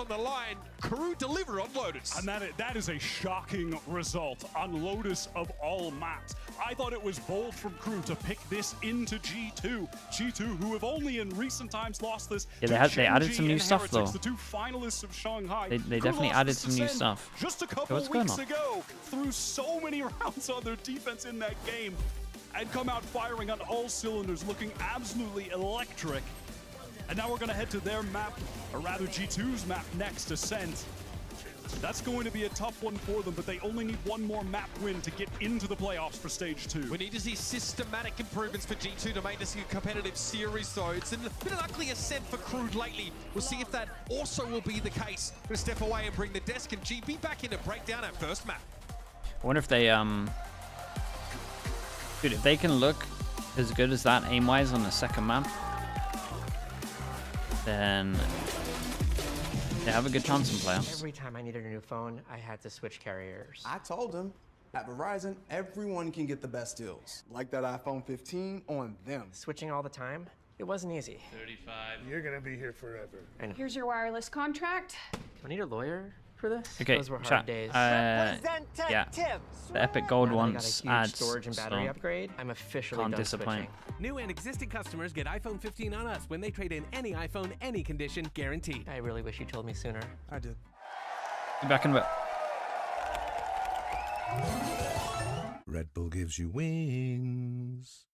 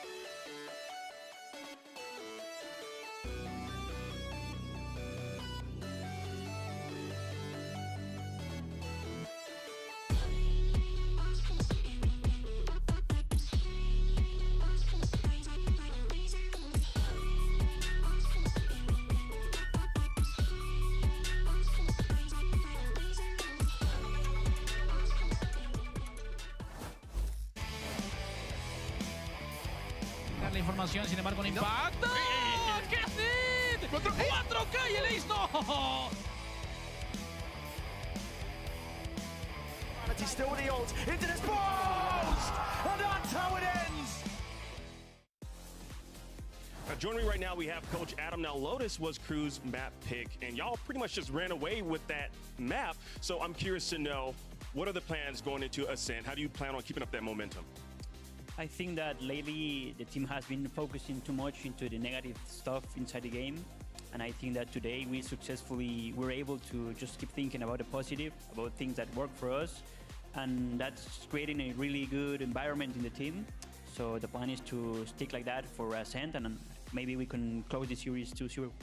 Awesome. Well, best of luck on map 2. And KRU managed to take out G2. Their map pick 13-4 on Lotus. G2 had no opportunity to really get back into that series because, well, I mean, to be quite frankly, KRU never really gave them an entry to begin with. It was just the Kesnet show from the beginning, and then they just kept on adding to the pain. Yeah, I mean, that first half was just so dominant. G2, I think, kept going for these like early A main control ideas on their defense, and KRU was owning them round after round with these fast clears. Kesnet in particular was playing incredible, and they just snowballed that first half like crazy. Yeah, and it's because KRU kept winning the critical buy rounds, right? Yes. Every time G2 were down to $0 in the bank account, they're losing those rounds. And I think it wasn't until round 7 or 8 that G2 were able to win one of those and actually get a couple back-to-back. The biggest problem to me was that on some of those critical rounds in the first half, G2 had options to save with 2 or 3 players, but played those rounds out, and it just kept spiraling out of control. Yeah, and the reason why they had to save in the first place was the proactivity on the post plants. That's something that we didn't get to touch on in the first half. But still, it was insane, the double swinging together, stuff that was really lacking these last couple of matches from KRU. And it's nice to see them have their mojo back. I guess every single time, you know, they get counted out of the punch, they just everyone has to stop believing, right? And then they're the best team in the world. They're the best team in the world, right? It's crazy. It's insane. But what you're talking about like the post-plant proactivity, that was really impressive to me. The protocols on when they were fighting forward, when they were falling back in the post was great. So much of that was Kesnet. But I think you do have to bring to the attention how often on the defensive side, Icy was getting set up to try and go for these early fights, and he was getting left really far ahead, dying first to Kesnet, and giving them these big advantages to call around in the mid-round. Yeah, and it's a tough situation to be in because, like, I don't know if they can beat a Kesnet that's actually playing on that form. I don't know what you can do because he was absolutely dialed in from the get-go. It was an unreal performance. And I didn't think it was possible. In the pre-show, we were clowning on like, oh yeah, Kesnet's gonna be great. He's always great. But normally G2 is a lot better at shutting down star players. But today, they're having, I think, a little more issues with their microcoms. There's all these little things that compound against a Kesnet who is playing incredible Valorant, and you get a result like that. Yeah, it's actually quite scary there if you're G2. And honestly, if you're all the talent, because let's take a look at the predictions. It's not actually. Yeah, it is. Here it is. Because none of us predicted KRU to do anything. Golden Boy. What can you blame us? Series isn't over. Can you blame us though? Series isn't so over. True. It's so true. I'm gonna keep coping until I'm inevitably wrong. Least NA copium to No, it's actually not that much a copium though, because G2 has had struggles in the past before with their opening maps, and I thought it was something that they solved, and that's why I was so gung-ho on this G2 roster. But also look at the maps they figured it out. Yeah, but these are maps that they like. But now going into Ascent and then Split. But also the thing with a Split is that KRU are no slouch to Split either, right? They most notably took out NRG in dominant fashion. It was the only map they won. Now, can KRU actually close out a series? Because yeah, that's a tough part. G2 though, they're really familiar with the comebacks, like you're saying. But I think the big question is this Ascent. They were playing the Neon last time. They did get a win there. I wasn't totally convinced on the comp, so I'm curious to what they're going to bring. Yeah, well, let's go ahead and jump over to the G2 camp and see what's going on with Josh RT and the boys as we have Geek Heavy standing by, getting ready for map 2. All right, I'm joined right now by G2's coach, Josh RT. So it seemed like that map kind of got away from you all, so I'm kind of curious what went wrong and how do you all plan on bouncing back come Ascent? I think we forgot how we wanted to play, and we kind of gave them openings thinking that like they wouldn't hit the shots. We weren't reading the map state correctly, and we made a lot of errors in like how we move as like a duo or a trio around the map. So I told the boys, like, let's tighten up, let's play coordinated, let's play disciplined, let's play the game that we know how to play, and we'll take map 3 or map 2 and 3. Yeah, hopefully we'll take this to a map 3. Best of luck. Yeah, thanks. Real answer. Real honest answer.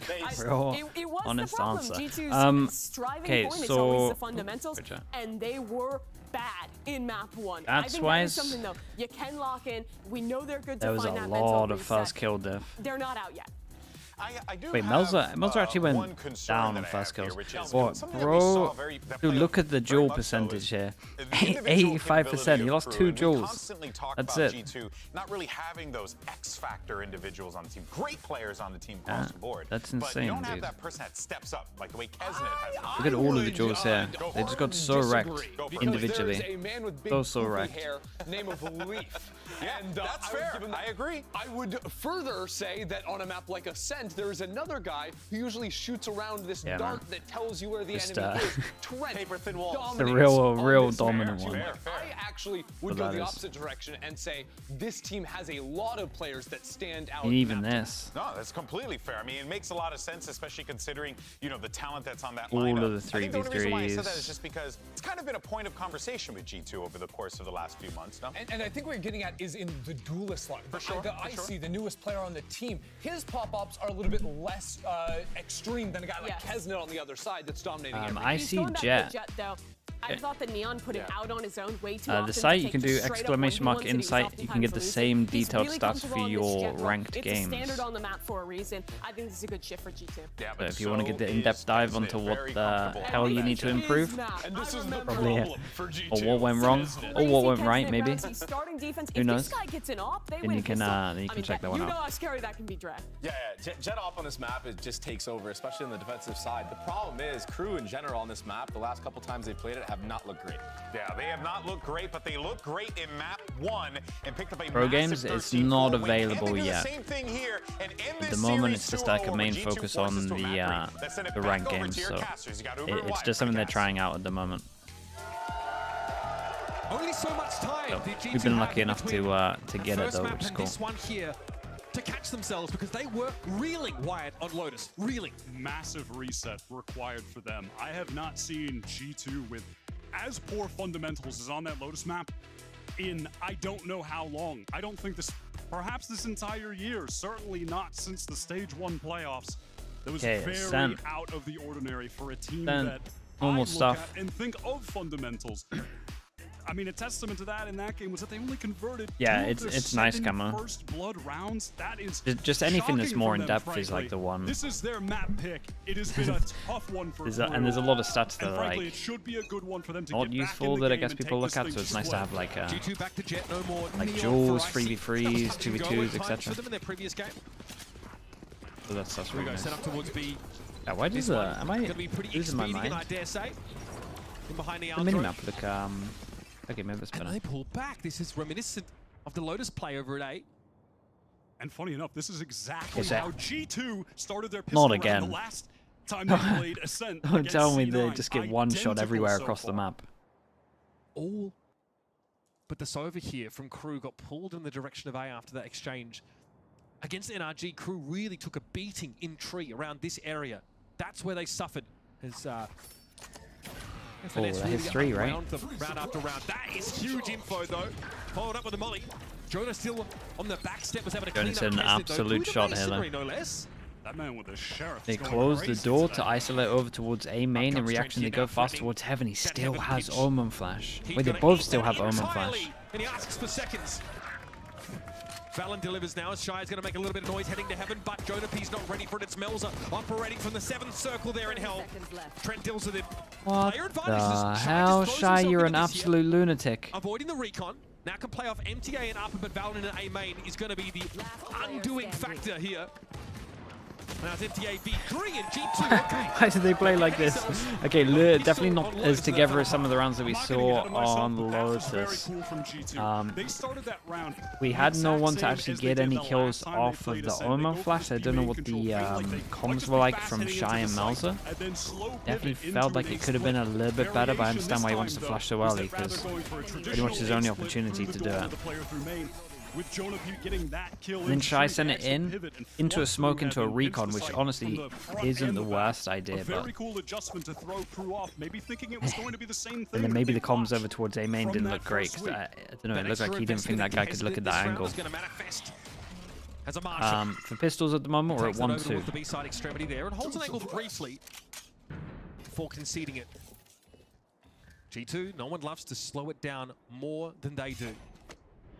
Yeah, that is a fact. They like to take their time. Got eco'd last time, but that's when they had a hero gun. Close they have to a hero gun is this Marshall. Just over a minute now, still to play with. Mid essentially given up here as KRU opt to try and stack the A side. They got two people that could work as info gatherers if they wanted to. At the moment, they're going to try force over towards a bank. Yeah, and they work out this is a stack. There's 3 people so far. G2 do know there's a heavy tree presence as a result. Valen getting up close here. 5 up short, right? Falling off. And yeah, G2, classic round here, taking their time, working the map. Okay, well, good luck to Kesnet. Mid now, gonna pivot into B where it's just if he can get one. Marshall. He's about to get more than he bargained for here, I suspect. LEV though will stay embedded in mid here. I don't know if Shy's aware of this. Icy cleans him up. That Phantom brought up here, finding value. Jonah! Okay, good. Had a chance to respond after the first shot. Kesnet's very low. Trent eventually just going to pepper him down through the wall. LEV tries to challenge Melson. This isn't too bad. Okay, so that's the 2 deaths they were allowed. 3v3 in the post plant. Icy with the big gun. Holding that market angle. A bit of damage. Right, that was nice. Contact into Trent ready to spam from backside. Trent so solid on this map. A real knack for using those weapons with the high bullet pen. Oh my goodness, okay. Understands where the recon went and where they can avoid it from. We're going to see that with the Odin when the side swap. I mean, maybe even picking it up on attack. It is useful for that counter spam onto the enemy Sova. That battle on B is incredibly important. Melzy here has a crack at it. Almost a gun down. Okay, very nice from G2. Already, I love how G2 are working the map. Valen has so much experience here, and we saw another experienced IGL. Smart, yeah. It's a good understand. It's just he pings on the floor as well just to make sure that he can get his get it right on the spam here. Yeah, as soon as he throws that recon, I mean, it's just a sign of someone that plays a lot of Sova. Absolutely. Like my recon scans all of this area. The only place they can hide is this wall. Not gonna hit here. Their defense was their weaker side. Kesnet couldn't get in that game either. So far, he's been astounding on Lotus. Hey, Trent with his ult as well. The most classic ult, really, that teams like to fall back on is the Hiko. Recon. If the recon hits over towards short, you then either ult the guy short or you ult sight. Do they want to use it in the bonus? I mean, it's a really good bonus. I think they could definitely use it here. For him to re-clear. Risky business. Yeah, they've done so much damage to them. Only 35 points of health left. Not really a great spot here to refresh that one way. He might save it for main to buy a bit of time. LEV though could use Kati take him down through the middle part of the map here. Hunter's Fury getting thrown out. Icy trying to get ahead of it now. Kesnet though, what a timing out of tree. Not bad. Oh, he dashes out and his teammate goes forward. Yeah, they nearly traded with the Kesnet. A little low, gets a tickle from the spam. As well as the wall comes down. We want none of it. He'll break through that was nice. Break the door, create a little pressure. 1v2. Hey, these two played pretty well. Honestly, KRU played all pretty well. There's like a lot of baiting for people here. Shout out to Kesnet for hitting the first shot on tiles. G2 did enough damage though. Gonna have 3 people that can't buy next. Did use the Sova into it though. Finding LEV, you know. Obviously, frankly, everyone should have an idea in a situation like that. The KJ will be in tiles. They'll be walking towards mid on the A hit. I mean, we've seen this millions of times at this point on professional Ascent play. But the epicenter of this defensive setup for KRU really is around Kesnet and Heat, who do want to play towards that tree side, and Kesnet wants to, you know, move between mid and maybe even heaven if he gets an op. Those two pivotal here to KRU's strategy. MTA now the one picking up the Guardian over towards B. Again, it's all about that high bullet pen. A big round. Worth 2 on this one. Melza judged towards A. Get a kill if you're fortunate. They did get a lot towards mid this time, KRU, so Kesnet probably doesn't need to be nearly as vigilant as he's being about that part of the map, but he's determined to jump spot it. Shy here, just one contact off the turret. Common for the defensive B main hold. Very cheeky. That was sick. Right in the Molly to damage the drone. drone. The So it circle gets was him out of effective. drone. Okay, 0 Point doesn't really tell anything new to G2. Find the alarm bot. 50 seconds though. Are is they over just sending it? towards that 3 tree side. people on Now B. burst of speed from them here. Don't know when the recon's up, but Ready for a dash from Icy, and he goes across. Looking to test that switch, maybe. might be able to get a KO flash here in time as well. KO's coming close. Maybe they need to tuck in with the KO being so close on the rotate. But they're all grouped up in CT, our crew. Waiting for that paranoia to Yeah, it's scale in a small out. bit of Also with only a judge though. How does he get in range to actually get a kill? He will swap it in out. terms of just like the Fortunate for him, team but play still, from 3v4. crew, Also you can fortunate tell they're for not crew. as No one comfortable to on deal this with in map. B main. They're going to clear that. They get the info. That's the last flash, but well used to make sure they're not going to get backstabbed. Still a bit of time to work with here. But Kesnet doesn't really have anything to work with. Molly in a boathouse. That's not going to be bothering G2 whatsoever. They're happy to split around that one. Kesnet gets one. Oh, nice shot forced from away. Melzer as well. Melzer on the side, pushed up. One smoke to the right-hand side of boathouse means that G2's options for swings are limited. It's Melzer giving it a touch. Kesnet approaching now at 40 HP and Leaf wins it out. It's all up to Kesnet. Nicely handled from G2. Okay, crew got to eco this. Extreme pressure. Convert the round. Leaf gonna go Yeah, down to the they just spike messed at up the back of very sight, right? end. They had 3 people here, Some significant and the damage guys to back their of sight economy kind of from just that need to one. delay. But It's overall, look what choices pretty they got. much Gotta on, stick around and for like the that. rotates were slightly off as well, in my opinion.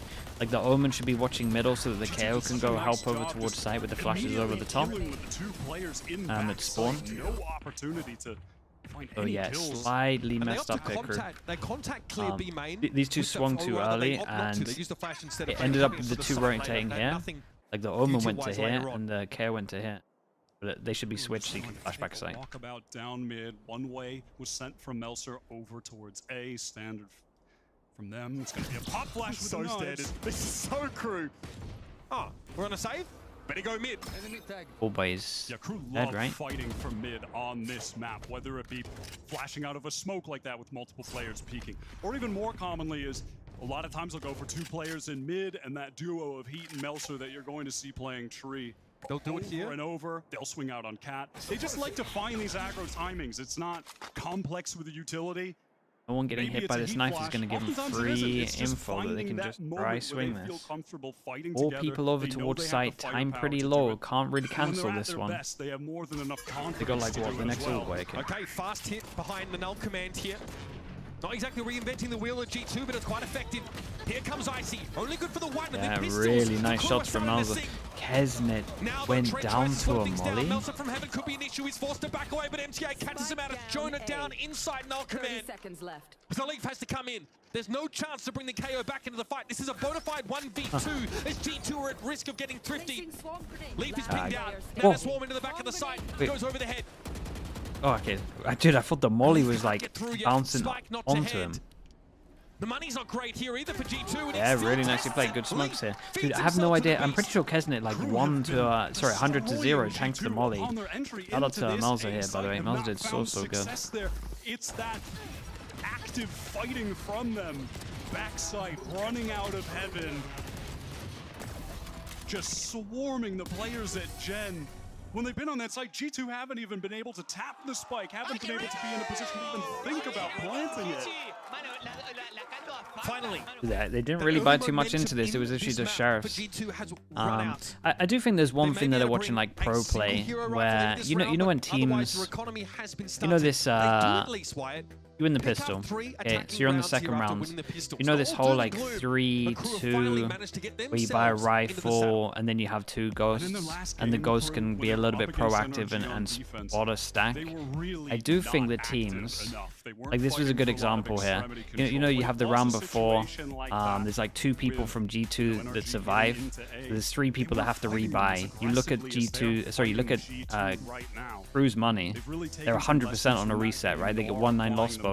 So they're sitting at like 2-3 max if they had a good round.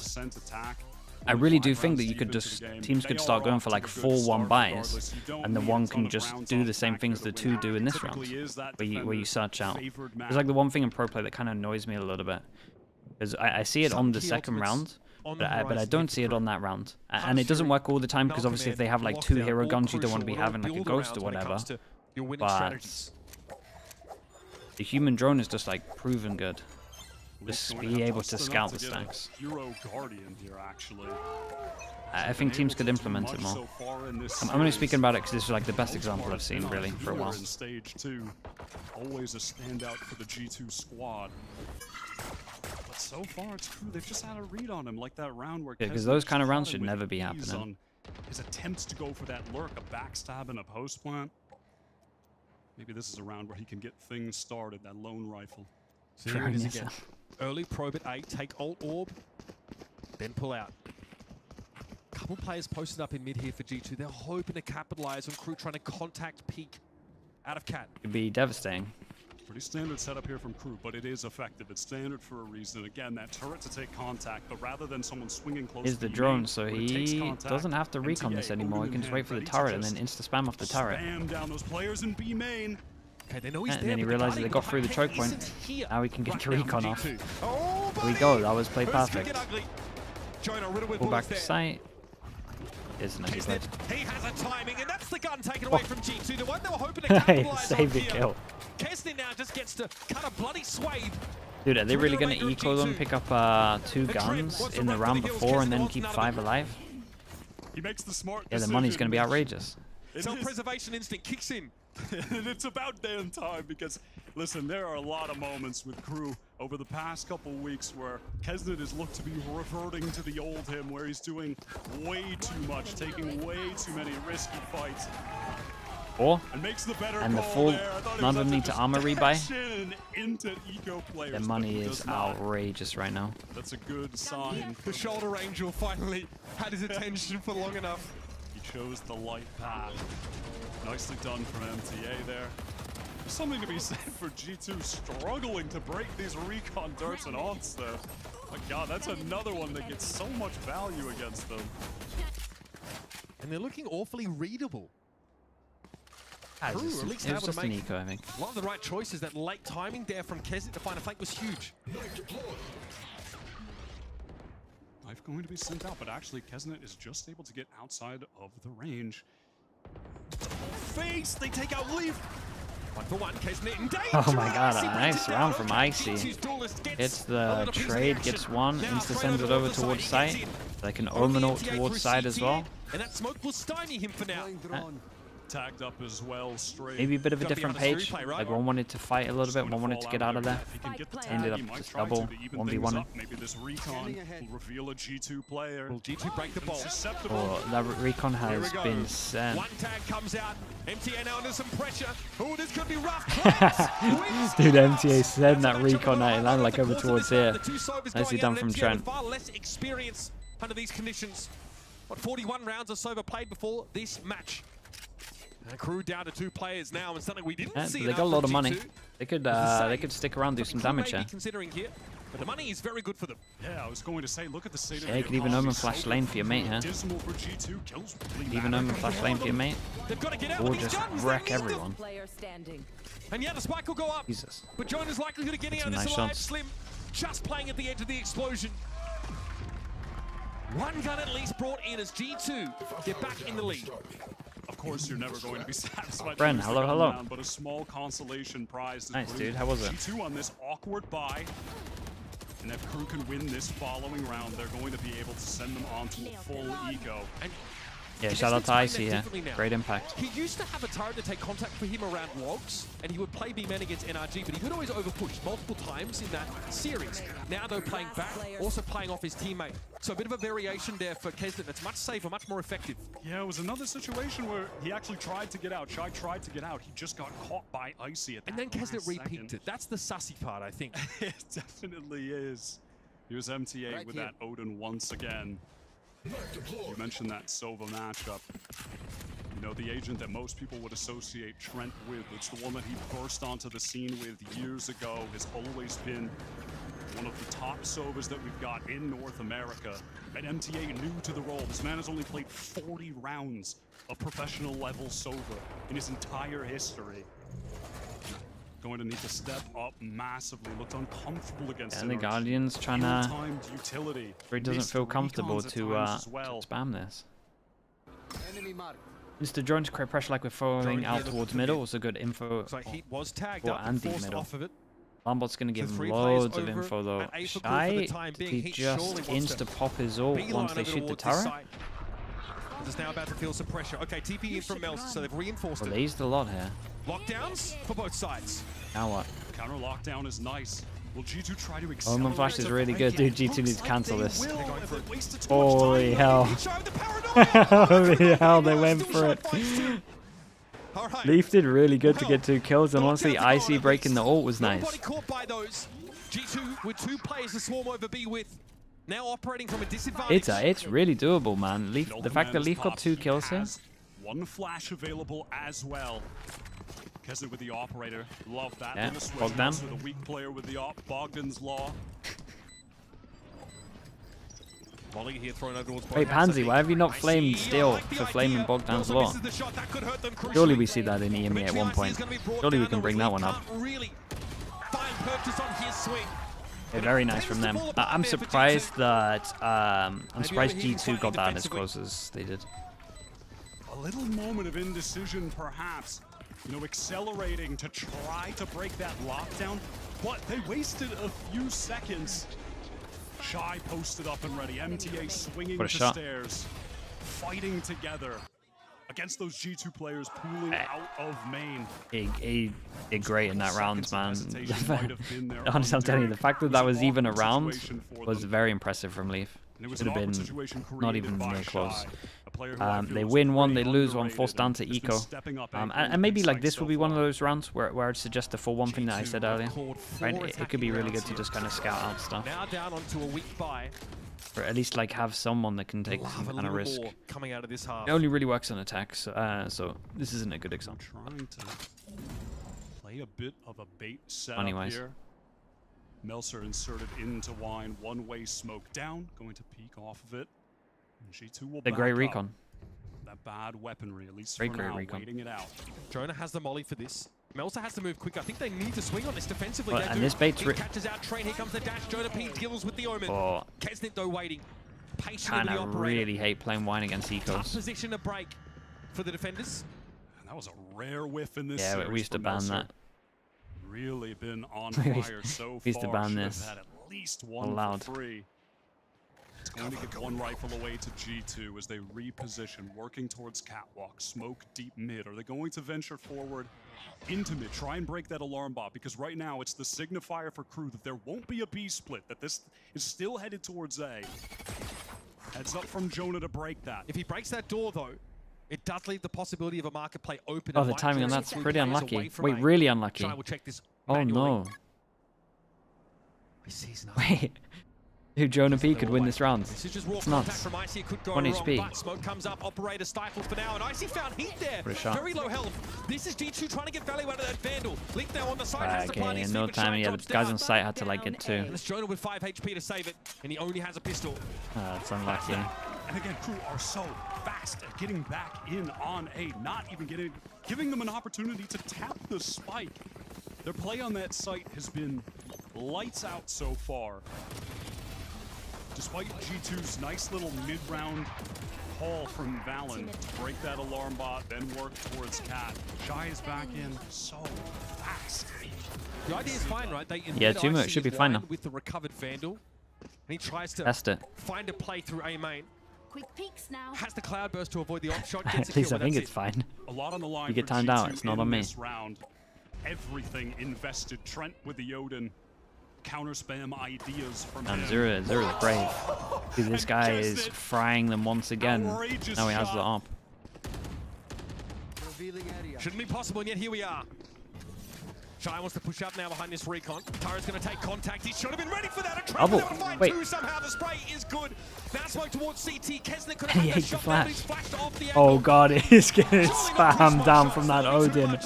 This map is so dumb, bro. And it's just the B site where success has been found for them. Unfortunately, you know, save for Shy making a nice play, anchoring effectively. They just have not been able to lock this site down like they have over on A. You know, perhaps trying too hard to anchor the site, not playing for those. They went very active. They were very proactive considering it was a 4v5. Of main. That was the one round where they did win, when they did exactly that. For the most part, this anchoring has struggled for them. How the hell did Trent get through there? Proactive, yeah. It may have been a double swing that ended up being a line sometimes you need someone to just be like, you have to know that Turret's going to take your contact there. You should be 4v5. ignoring it. But he had his crosshair set maybe the for like advantage now. an updraft of Icy on top of that position. Not sure. There will be a save for KRU. The money's getting a little skinny. And they recover the operator dropped by Kesnitz. And frankly, at this point, even if KRU take the final 2 rounds, content with this for G2. 5 is enough on this attack. I mean, okay, buddy. Yeah, they line up. Lotto, but yeah, this is just a lineup. That's really tough. Good for G2. Yeah, they're doing great. Active B main play. A lot of runs. Caught completely. They haven't found the answer for that site. Their Dude, I feel like Kesnit's mental's got a lot better. When we used to play against KRU, not that we would purposely go for it too much, but we knew the tilts a lot. 0 points exchange over a day. We would kind of just do a few things to till him. But it looks like he stays pretty calm now. Even that round where he, ulted his teammate the other day, he just laughed it off.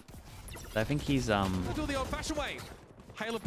think he's got a lot better mentally. CT with Shy, yeah, will probably just pass through there. Kesnit from Speedway catches Icy on the fadeaway.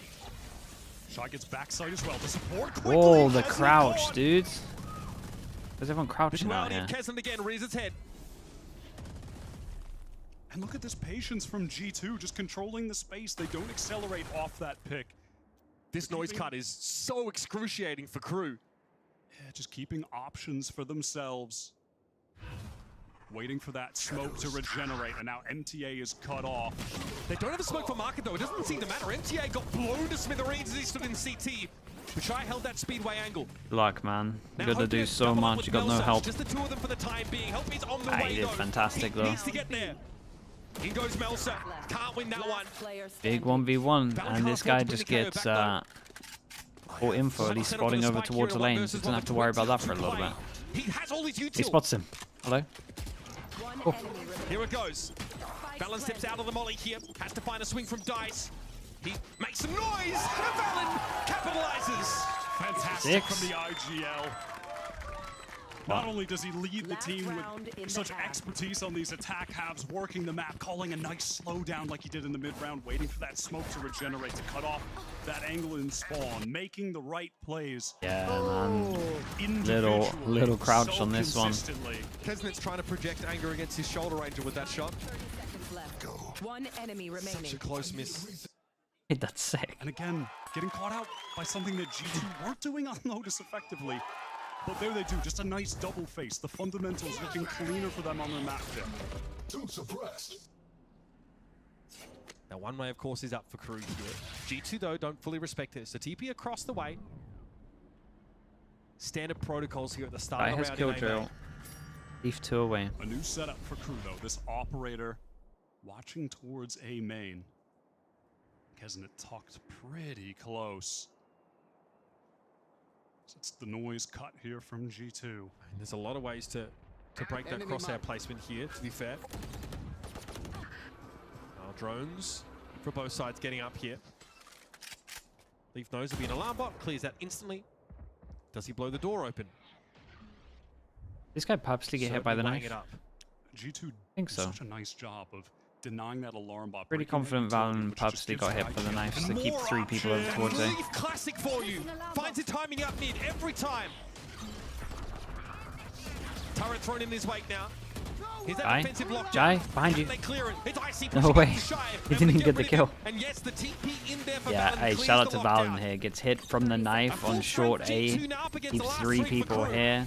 Leaf then gets the kill on the person that's rotating over there because they really think with the fake info that they're going over towards A. And no joke, this round is all down to just the fact that him getting hit by the knife. I mean, you just don't. Kesnit with an op. There's no way to retake this. G2 certainly going to get 7 on the board. Phenomenal attack half. The team do so much good work for Valen to allow him to just make fantastic calls on all of these rounds. It was only towards A where Crew were finding success. And 5 on defense, you just can't imagine that's going to be enough. A tall hill to climb when the sides swap. Melsa here, just letting it settle in a little bit. The reality, the Crew only able to get those 5 defensive rounds here on Ascent. 7 should be more than enough. Good omen. We'll say that much. G2 with a great burst of speed, something we didn't see from them at all at Lotus. Yeah, didn't really go for that one. Take to clear the lockdown. Certainly not. The fundamentals are looking better. They're starting Great to look sign. way more locked into the game now. This is their map pick. It's been a tough one for Crew in stage 2.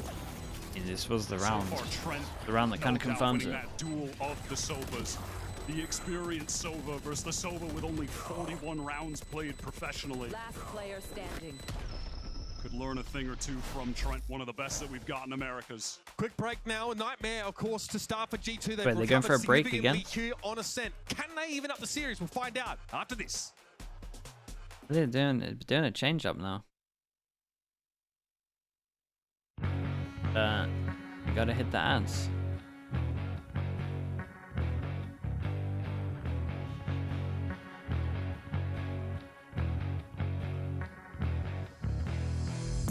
How different is 5v5 ranked to random matchmaking?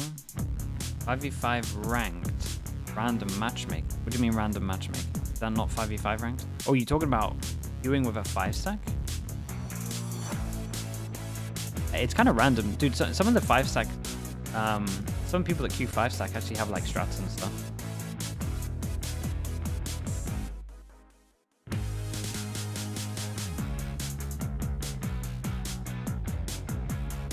Like some of the 5-stack stuff's pretty fun.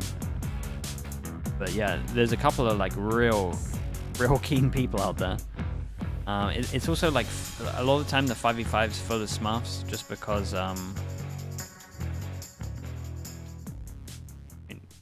because people want to get boosted. Welcome back, everyone. And there's those But questions it's still about pretty fun. how is the IGLing looking like? How's the communication looking like? I got the chance to listen to the Crew voice come to see Never how tried they're doing console? on that map Nah. of Ascent. And I can tell you guys that it is pretty much what Adam said.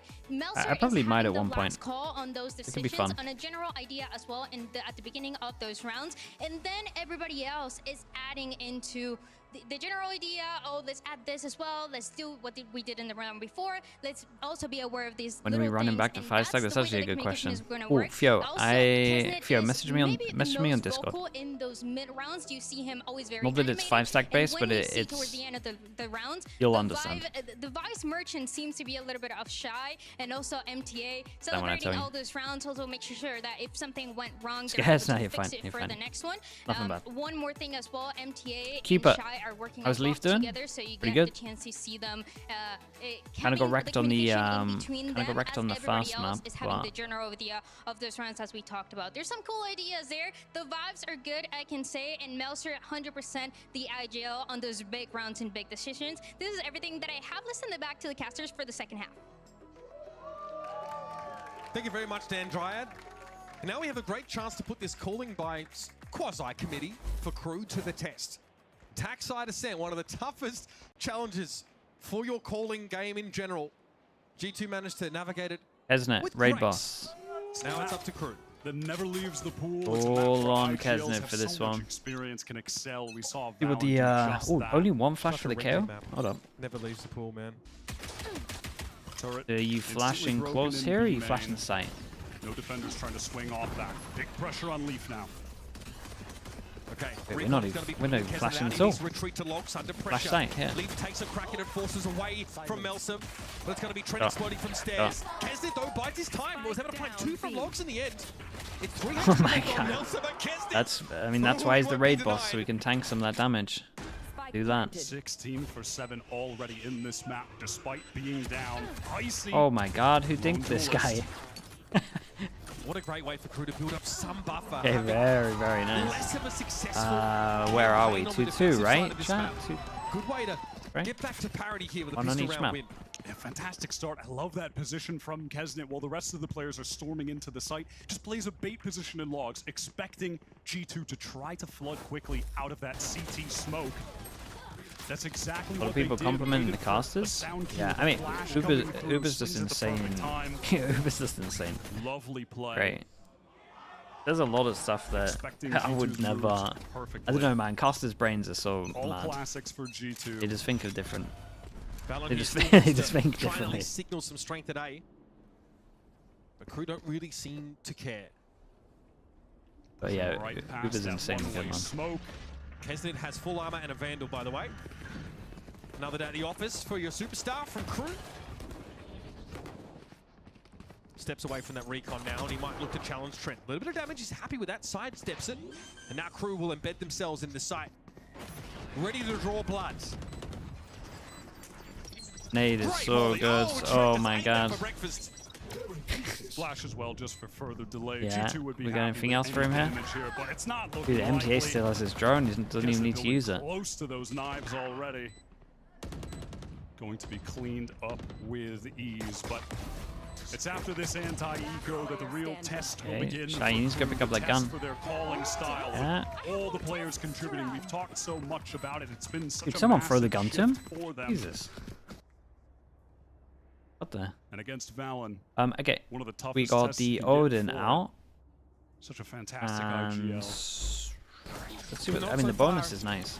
In this series, really, if you at least consider Lotus, we did not see G2 really look decisive at all.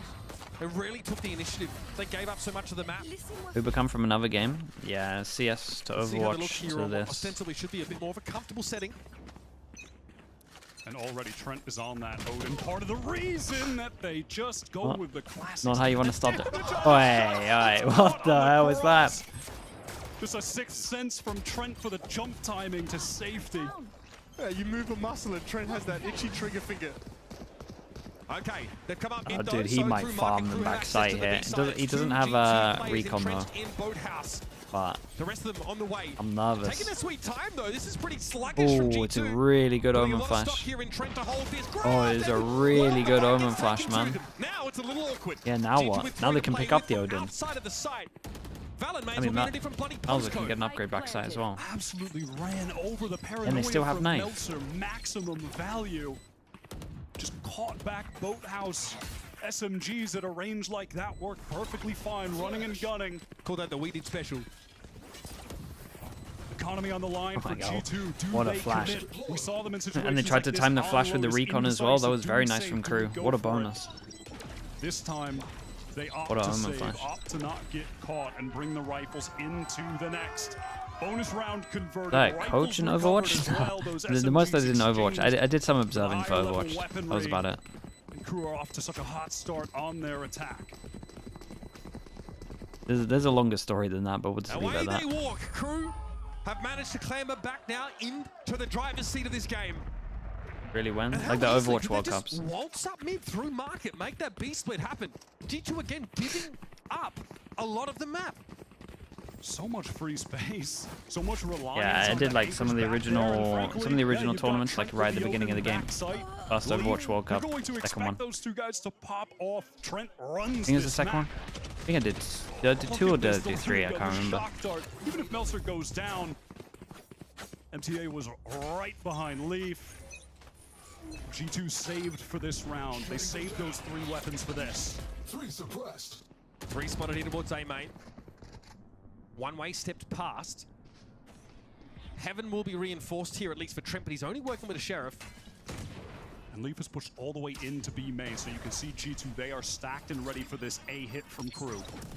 Jonah tried to take a time in there to flash himself out of the smoke, playing off the paranoia that came in from crew. It was all a ruse. Utility dragged out now from the defenders as crew, they fall off. This is G2-esque. Work back towards Shy, who's just been patiently controlling B main.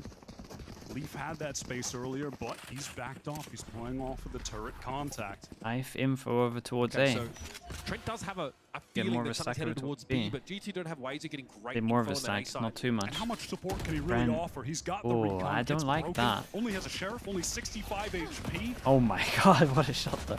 I don't like the Trent uses his Hold the line recon like this, I'm not gonna was let forced you. away ultimately by a Nano Swarm. Two's pretty good. 2 is pretty good.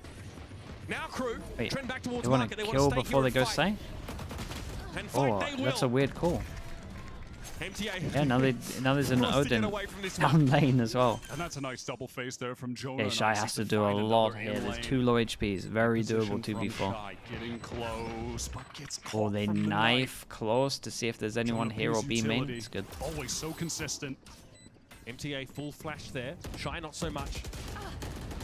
Hit there though through the top of the main. This is ugly stuff. This was And handled G2 get it very done. nicely from They realize G2. that KRU want to fight on the site. They realize KRU actually I like this a lot. They're 3 stacked on Speedway, I looking mean, to fire towards Leaf market. did so much. So did you back away and to say be no? honest. Go plant first, then talk to us. That is some outlandish activity from Leaf, though. Anchoring back there. I mean, that should not be happening. What is that? 4 headshots with the Stinger close up. Strafing with mouse 1. Hey, held down. We just saw Melsa pull something similar off in the previous round. Yeah, sigh of relief. I don't blame you. Just It's the hardest game to observe. Probably this. Into the game. KRU's economy, though, the beneficiary Probably- of that probably bonus this. round win, so they're going to be able to buy up into this one. I observed buy up into the next as well. I did a Rocket League tournament, and their observer client doesn't make sense. They don't have numbers, so you don't know who the hell you're pressing. So you're just gambling. But maybe that's the hardest to observe, but this is because their clients. Ooh, Not good. Alan is facing Just Overwatch? Nah, Overwatch is right. Just Melser got in this series. Melsa was the only player on that Color side of the spam. one-way, though. That is audacious from him, and it pays off. Here comes the push. Icy backs away. Hit with a paranoia, so a cloud burst to buy him a bit of space, but he's lit by the recon. Still good for the spray down on Heat. He's down to 11, though. Dash across the site. No. Met by MTA, but from heaven comes Leaf, and Melsa now wants to try and accost him directly. But the Outrone's going to slow it up a bit. 2 versus 2 here. So much early action in this round. And Trent still has an Odin to play off. So much time though, and Melza has his ult. I'm not saying that he's gonna. Oh my goodness, what was he? Was he actually considering ulting? Shy in the 1v2. Leaf low on HP. Only a shot for Trent. No one at Gen. That was a Oh, it's so doable. off-angle plant here for Shy, and out into hell he goes. Why do I feel like he's gonna get have to spammed? unravel this. A game of Clue to find where Shy is waiting. And how do they play this together? Does Leaf throw his life away? Just a little juicy piece of bait for Trent to trade off of. Just a waiting little- to cycle that recon. A little amuse-bouche for Shy. Oh, buddy, that's not good now. Down to 17. Shy could have had it. So It was right stupid. there. But Trent is there for the Nicely follow-up, handled and as though. you Good said, util from Leaf Trent. sets himself Recon up for cleared the pretty much everywhere over towards site, so it's like, well, he has to be under. No chance he would have got over towards main, so. Melser's so Straight up spamming. clean right now. Icy trades one back, but then maybe saying for a little bit too much as Jonah. Regardless of all that, though, I appreciate the speed that Leaf and Trent were able to get there. Leaf, he did get that first trade to even it up 2v2 as well. That was the crucial one. That's a high-impact kill. And what did G2 do about the fact that KRU are routinely disrespecting this A-main one-way smoke? They are pushing It's not. past it. It's not great to watch when it They happens. just do not care. But You can see it's them, still they're trying to util's fight good. it aggro, though. You know, I'm telling you, perhaps this map is not a making. pop flash to fight it It's would've not. been a This bit map is better, not just sticking that around tight angle for the being next held, and there it is. They map will are fighting change. it way more There's aggro. no There's way it that survives. flash. No way. But even still, you know, giving up and relocated towards catwalk, they want to apply pressure elsewhere with this operator. This time, surely. No chance See, for a trade either. Heretics Icy drops that operator to the wanted ground. to have it as their permaban because they thought that in the As it last says, Is in there the no one last else? map pool change that it was going to go out. Slowing things down now. Our It crew just doesn't. can't be mad at that. Smoke is going to go down mid. That was like their main reason for Feign that banning it It could be a cross back to B. at the even. beginning. Kesnet just stands his ground where he killed Icy previously. G2, They were sure it was they gone are on this. expecting I want to see the pressure double on setup Cat. here. Great G2 setup. gambled well. Jonah in the corner. Oh! Captain, my captain, it's Valen for 2. Jonah still hasn't revealed Wait for the res himself then yet peek. either. Sees Melsa across. He's got to fight too, and he does it. Dude, they had no idea where it was coming from. Biding his time. That was nicely done. Yeah, he was very patient here. MTA now. Mind G Waft, thank you, man. Appreciate the 10 months. Of the crew fans Thank you with the prime. Appreciate that. They threaten to let another one go begging, and it's Trent once more to deliver Yeah, the maybe a death timeout blow. before this one would make a lot of sense. Jonah P played this very well. This double setup over towards Listen, short was sometimes the you just one. take a convenient Honestly, little Valen spray did through insane the as smoke well. like Just pixel Valen angle did, spray, but I right? love that Jonah didn't press the issue. Was he ahead of it? You're watching. Oh, yeah, not he even did short. just get a Got little smoke bit off. of info there on Kesnet. But the fact that Jonah allowed the res to come through, that is a great sell. They had no expectation he'd be there after that. I mean, sure. He's padding his stats. What are you saying? Sure. Yeah, just allowing him to get res. Sorry, Valen. That one's mine. VLR looking good for Jonah. Now, that is such nice work from them. Despite Icy going down early, despite that first blood from Kesnet. The patience here from G2. Kesnet was waiting for them to try and trade, make a later peak. Expecting G2 or hoping that they'd maybe start to get nervous with the lack of info they have about mid in general, but they had Trent set up. He actually, I think, lights shy with a recon. So G2 don't feel the need to overheat, to rush, they wait. And that patience that's so characteristic of this squad, again, pays off. And the thing is, though, with KRU throwing down that smoke in mid, feigning a potential crossback to B, that makes it quite unlikely that they're going to go for a B split, right? That they're actually going to be pushing up mid, otherwise it would have gone deep. You're not going to push the smoke, yeah. Yeah, so, you know, kind of giving unintentionally a bit more of an idea. There is a lot for this one. To call to just maintain that setup towards a lot of options, a lot of ults that cancel ults. You know, despite that man advantage, they perhaps make it a little bit too clear cut to G2, Valen. are they going aggro? Is this flash over? Is this Let's see what G2 recon? are going to do now Is this towards the A com this over round. It ult? looks like they're going to have a deep recon, and if that connects with anyone, Right here. Trent is going to pop that Hunter's Fury, try to get an early kill. Very passive, though, for KRU early here. Okay, I like this. Okay, I see. Maybe if the recon hits as well, they might ult on top of it. In reaction to them taking over towards A main, KRU speed up towards middle. After the recon, just rotates to mid, picks up the angle, but will be smoked off. The alarm bot will be broken too. So KRU applying some Ren up the pressure leaf. right now. The leaf Odin. Re-clear with the Aldro. Lockdown going to go in on B. Valen had actually that's pushed 1-0 up for into 1-0. A main and is now going to TP back. Valen B at cancels. least fakes it. Kesnet might have had a timing here. He's trying to get ahead of it. He was hoping for the window between back the off. two lockdowns to give him the space to deal with Leaf as he returned to the side. It doesn't happen, but Kesnet is still set up in a powerful spot at market here. Jonah P has no more. They're not ready for it. Oh my god. 2 for Leaf there. And they invest the server ult into it. They get over towards side though. It's still a very doable 3v4. Jonah P has no more util left. Trent has his own ult if he wants to stop this. Hunter's Fury going to go a little bit wide. Shy was trying to plant in an unusual spot. To his favor, he will survive. He won't get tagged. And now a smoke cycle for Melser will go down onto spawn. On his head. Want to play forward? Yeah, they do. That's MTA getting aggressive.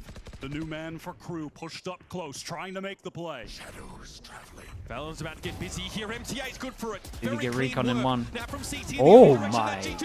That's a second for MTA. Racking him up. He may... and Melser have the crossfire. No need to go aggressive, and yet he wants to. Oh no! He blocked for 3. Jonah P. Oh, no, yeah, free game to free K. They get so aggro, and G2 were trained on the angles, crosshairs in the right spot. And that was unlucky for MTA. He did really good, and he never felt comfortable to get his recon out because he just didn't want his teammate to get wrecked here. Nothing. MTA already made such a great play. This push-up totally caught Valen off. Look at that onto Icy. Prediction, seeing the dash. Oh. And then it's a 3 versus 2. Oh my god, that was sick. That from Jonah. Starting to see some excitement from Icy, who in the first map was head in hands. Talk about letting the game come to you. Yeah. That is exactly and what was that? Was that 7 ults ults that went down? And KRU, those old tendencies bubble to the surface at a pivotal moment. Still a buy here, but not much else to work with. Shy. Goodness, Miles is sending it. Doesn't matter. He can still click. Completely caught off. Kesnet just barreling through tree. Right, I seen Valen try and turn up the heat here now. Valen. Wow, man, are they actually going to win this? That's insane. Those are sick. One is good. Whoa.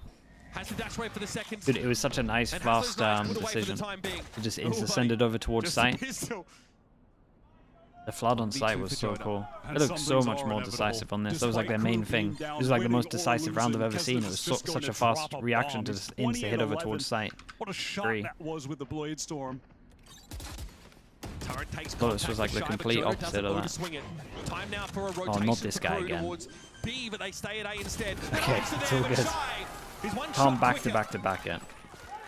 Not a moment too soon either. Yeah, nice double face, Jonah undone.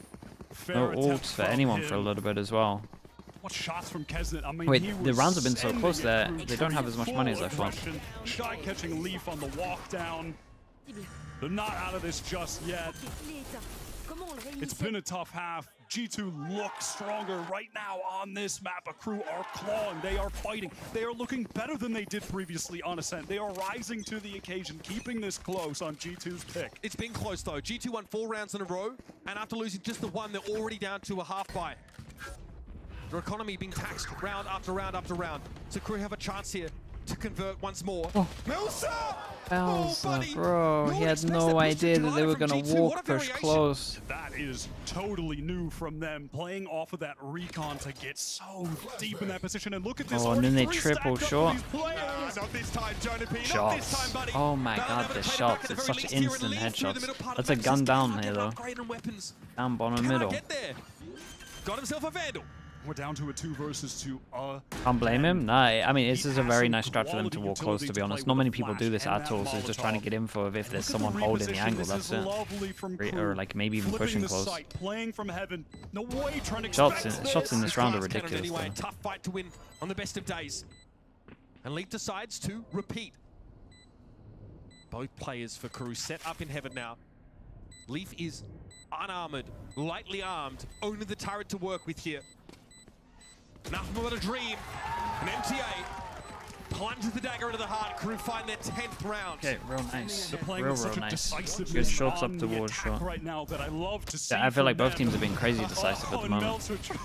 Like every time there's some kind of push from G2, and again it's normally a decisive push. There's always a great reaction. Everyone's involved. Of stage 2 on attack, where this IGLing, free-flowing system between all of them just often, you know, brought them to a situation where they were, do we slow down, do we hit? It was so disjointed, but right now... Look at this timeout as well, dude. Everyone gets low money, so if they lost this, they'd be at like 3K, 3,100. They're working their way into A there. They're following the plan that is called.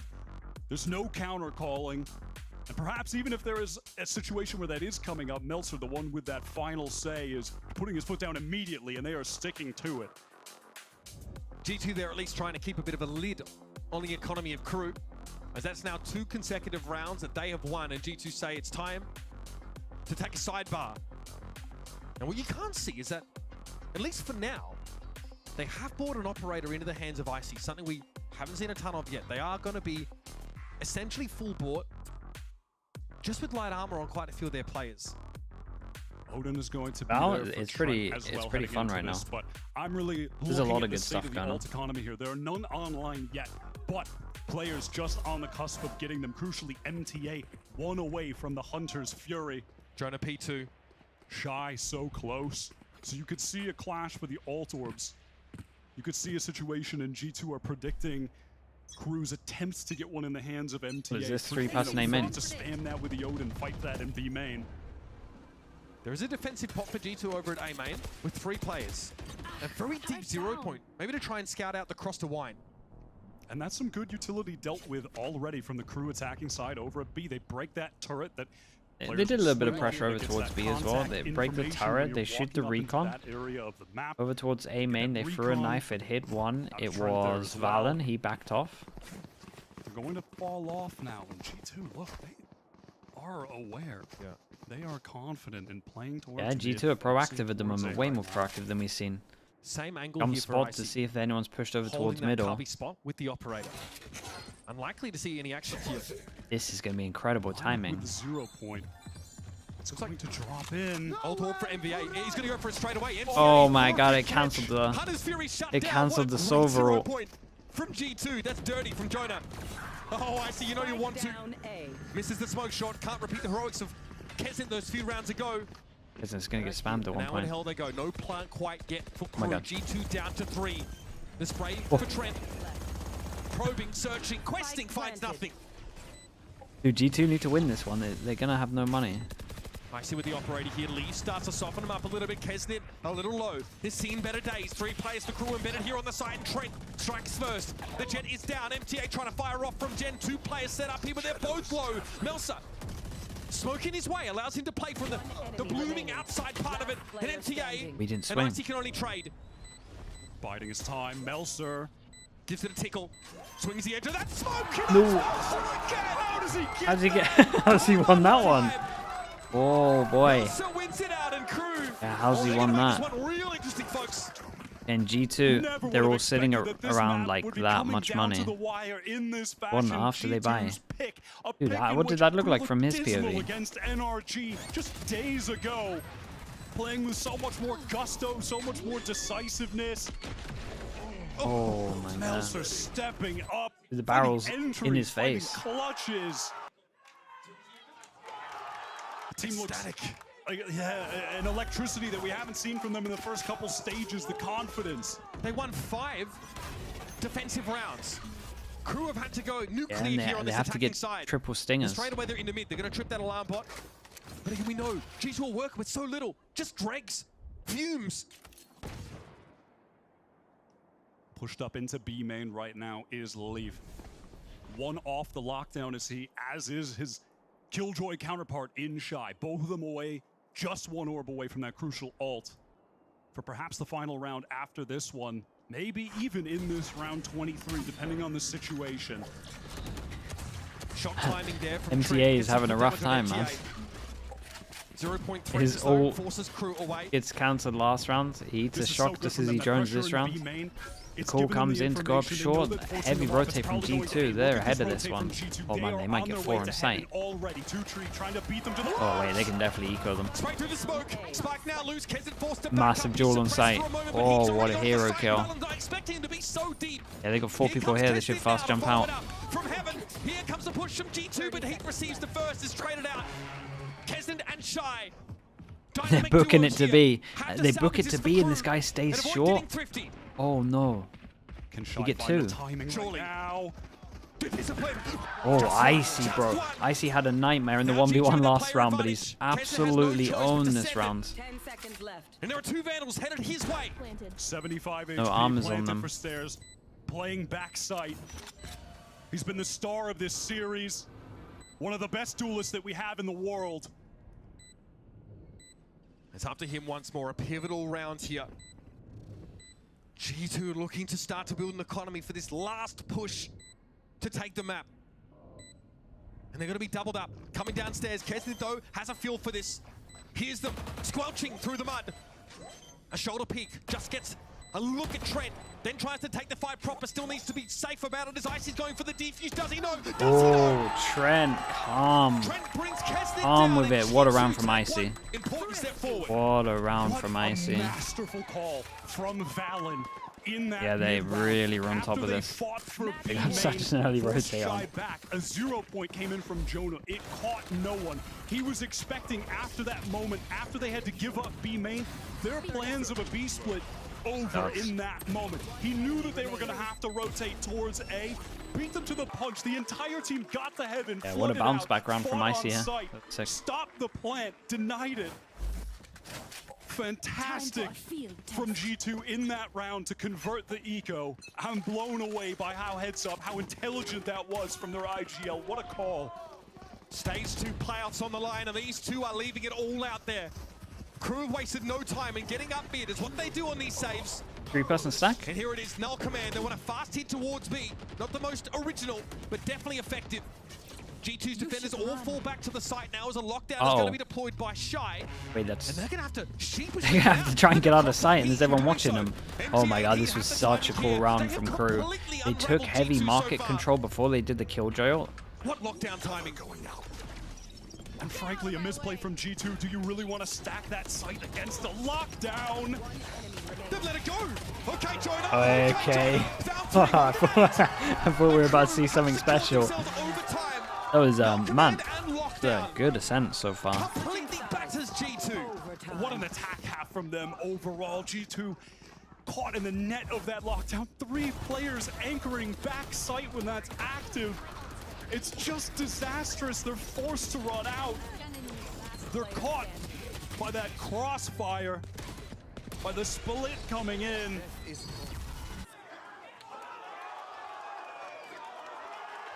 The excitement from KRU, something we haven't seen in weeks. And again, 401st profit. Thank you so much, man. I appreciate that. Thank you for doing that. In the biggest of classic KRU matters. Yampy, sorry that I missed your sub as well, Yampy. They have come alive. MTA with a respectable showing here on this map. It's an important game for both teams, yeah. Absolutely. It really MTA is. has been playing far more solid than he had I had in that NRG game. lamb, chicken, rice, a bit of comfort on the stage, and playing his role, doing what he needs to do. And again, you don't need a guy like him to be some fragging all-star coming in. You can clearly see that they've got enough of that. They just need him to be the consistent role player for them on this flex role. And he's doing that for them today. Contoni, I think I missed your sub as well, bro. I appreciate that if you're still here. I know it was a while ago. I can't believe this has gone to OT. Coming in, I really thought this would be a clean win for G2 on their pick. Historically, a far better map for them than for KRU. I mean, again, that was an odd round calling-wise for G2, right? Like you said, stacking aside I up thought against they the kind of lockdown had Alchemy. the read. It's just Had the to fact pull that they out. lost Got market. caught in a crossfire. Like I like that. Completely Take market control, deep middle, and then use the killjoy. Icy not going to opt for, you know, that glass cannon operator. Then what you do on site? Sticking to the tried and true, the Vandal, the heavy armor. It's going to be 2 Odins, of course, in the hands of the Sovas. KRU, big presence in mid. Are they going to smoke this or flash themselves through a mid smoke? They are contracting. KRU have not gone for the middle of the this. map. Yeah, they mix it up in overtime, and Leaf has a chance to annihilate and win the round. He could have a What is the round-winning timing like? opportunity here. I mean, obviously they are ready. So common for a KJ to be in tiles in a situation like this. The 4-1 hit, so common on Ascent. Okay, stacking the tree, and look how low Jonah P already is. Trent finished off. Well, as long as Shy stays alive, this alarm bot's gonna get Only the one player left on the fuck. side, that is Icy. Somehow he needs to buy some time, and Leaf needs to get in through tree. Melsa, though, stalwart. Shuts the door in his face. More than happy just to keep this guy busy, and the kill is a bonus. Icy found one. In hell, make it 2. Kesnit, though, threatening, pressuring Icy. It's a nice try from him.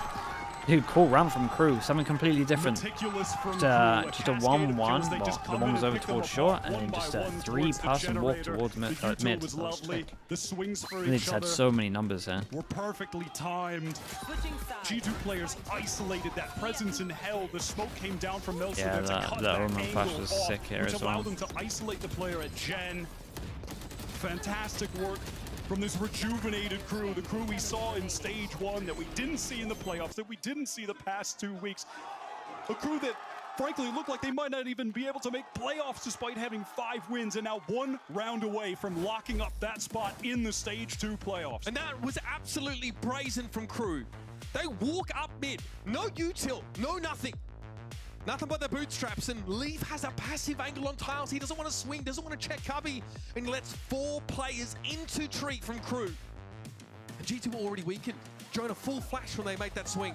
You've got to call a timeout here, because now your opponents are starting to style on you. This audacity, this is so classic KRU, and G2 need to find a way to make them respect them.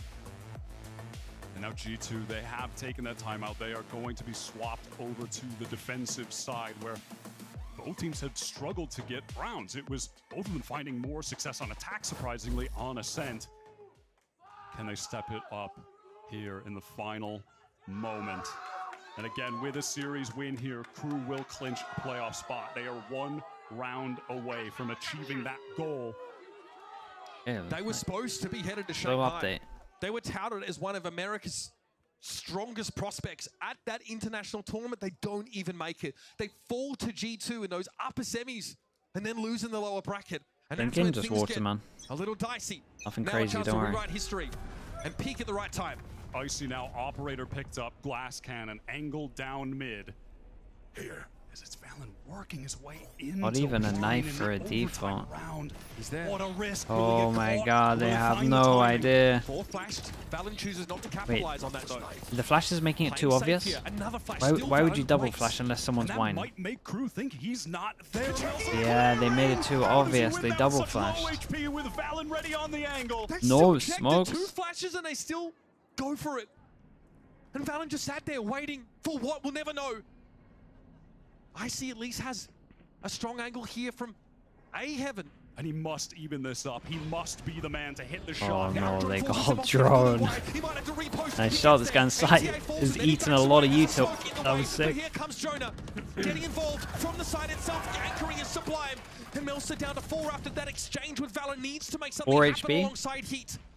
No spike plant, but the numbers are even. Crew, their destiny's in their hands. It's blank, it's so. Melsa, this shock darts one stray Odin bullet could take him down. And it finds him. It's just Heat in a 1v2. Oh, nicely done, dude. Jonah P did good on sight. Maybe maybe too obvious with the flashes, but I'm not sure that's his fault there. Of the team, the rock for G2, backside great anchoring. Icy. Yeah, Icy hit a big shot. Leaf got 1, right? Trent got 2. Off that angle, if the smoke comes down and they get into the site, apply all the pressure to just Jonah, and then he's forced to retake with an off. That's basically round over. That's beautiful. That's what we needed to see from G2 to keep this game going. A cure for hypertension, hey Josh? That's the life of a coach, buddy. 4 players from G2 now gathered up towards B. Back Odin. Often like to apply a lot of pressure here. Oh my god. Take the control, Yeah, they got him. Fall off, work the rest of the map, play those slow attack rounds that they're known for. Case been suppressed briefly here. And Leaf taking it a bit of a different approach. Shy does his alarm ball over to. Just facing from Yeah, they went for the same thing. They went for the same thing. Now Leaf needs some help. Finally, he starts to establish control of mid. That's so stupid. The spray is very good though. Shy is I've never seen the spam away. the opposite way back. Didn't get that kill. It was a great opportunity for Trent. Yeah, they got double mollies though. Oh, good timing on the molly pop. So for free. No one posted up at Heaven. No chance for Kesnit or someone similar to take that early push. He's going to try and spray here. Ah, that fault that could have been not very much everything. damage. Gen protected G2 for the most part. Aldrone sees nothing. Recon backed up with a flash, hoping to ping some of these G2 players, but they're all hiding. 2 in hell, 1 behind Gen is. We see Jonah look over towards that tree direction.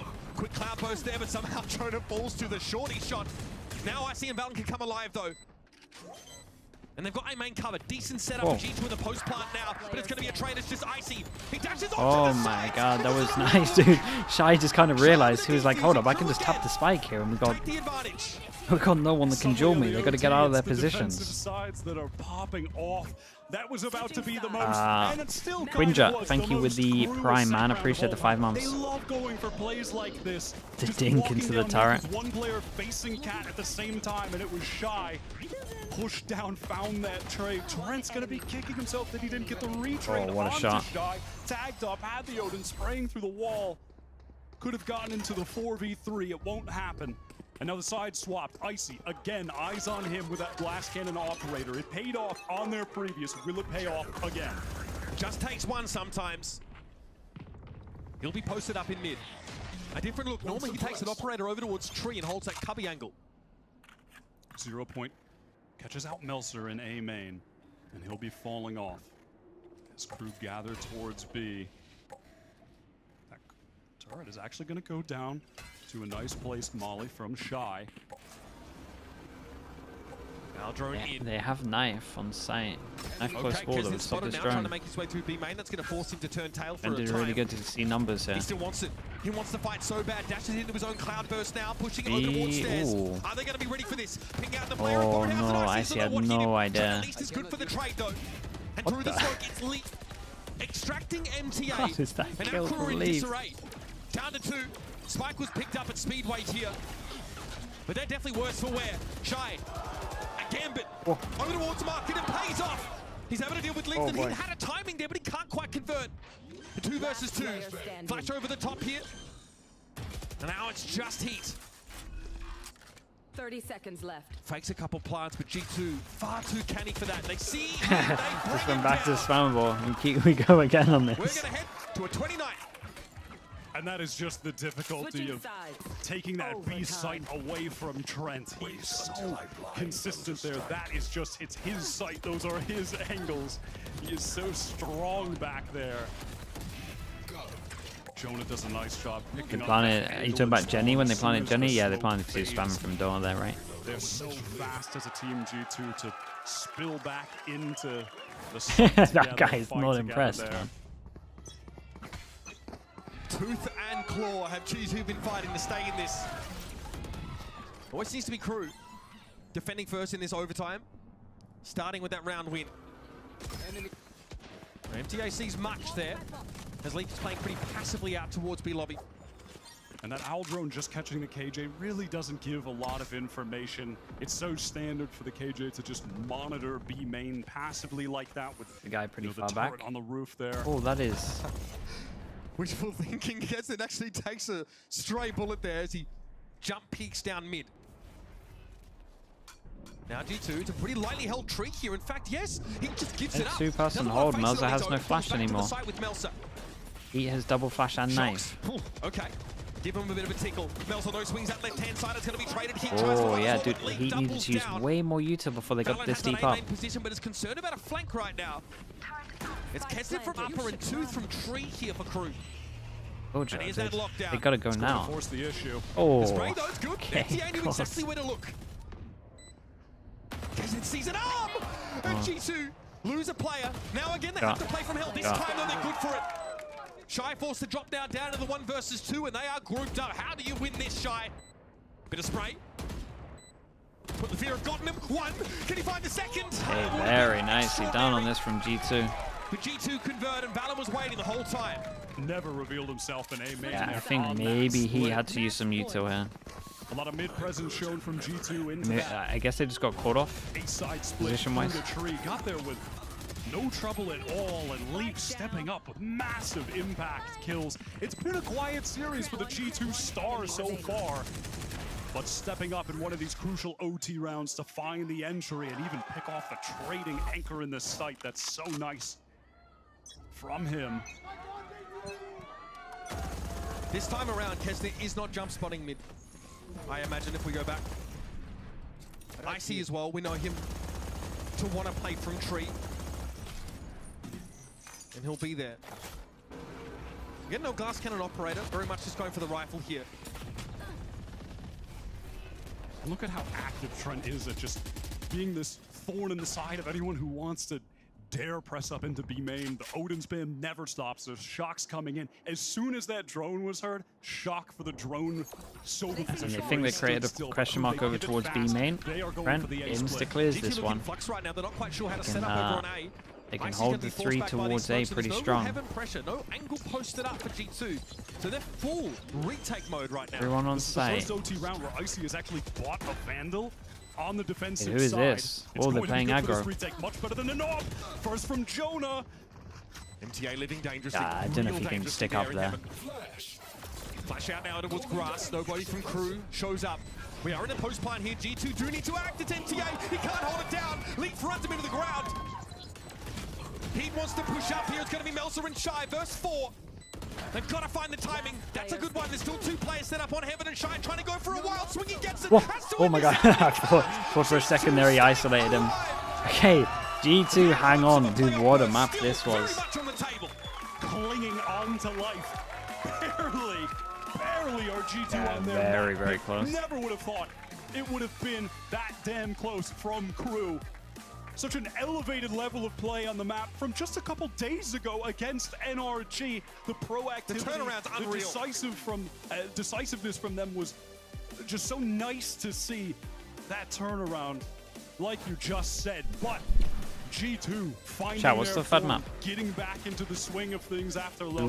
Oh, split. They're able to deal with this rejuvenated I mean, KRU. split's a good map for G2. That was not the KRU we have seen in the past couple weeks, excuse me, in this stage. Massive recovery, and we're in for a treat, folks. Now with playoffs here in Stage 2 on the line, G2 and KRU are going to a third and final map in this series. It's going to be split, so stick around for that. It's all going down here at VCT Americas.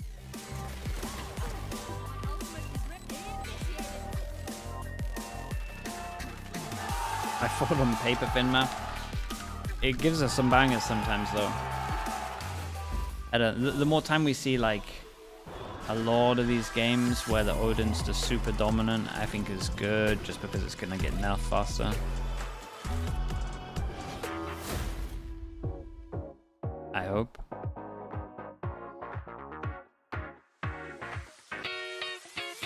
Yeah, we'll be back in a little bit.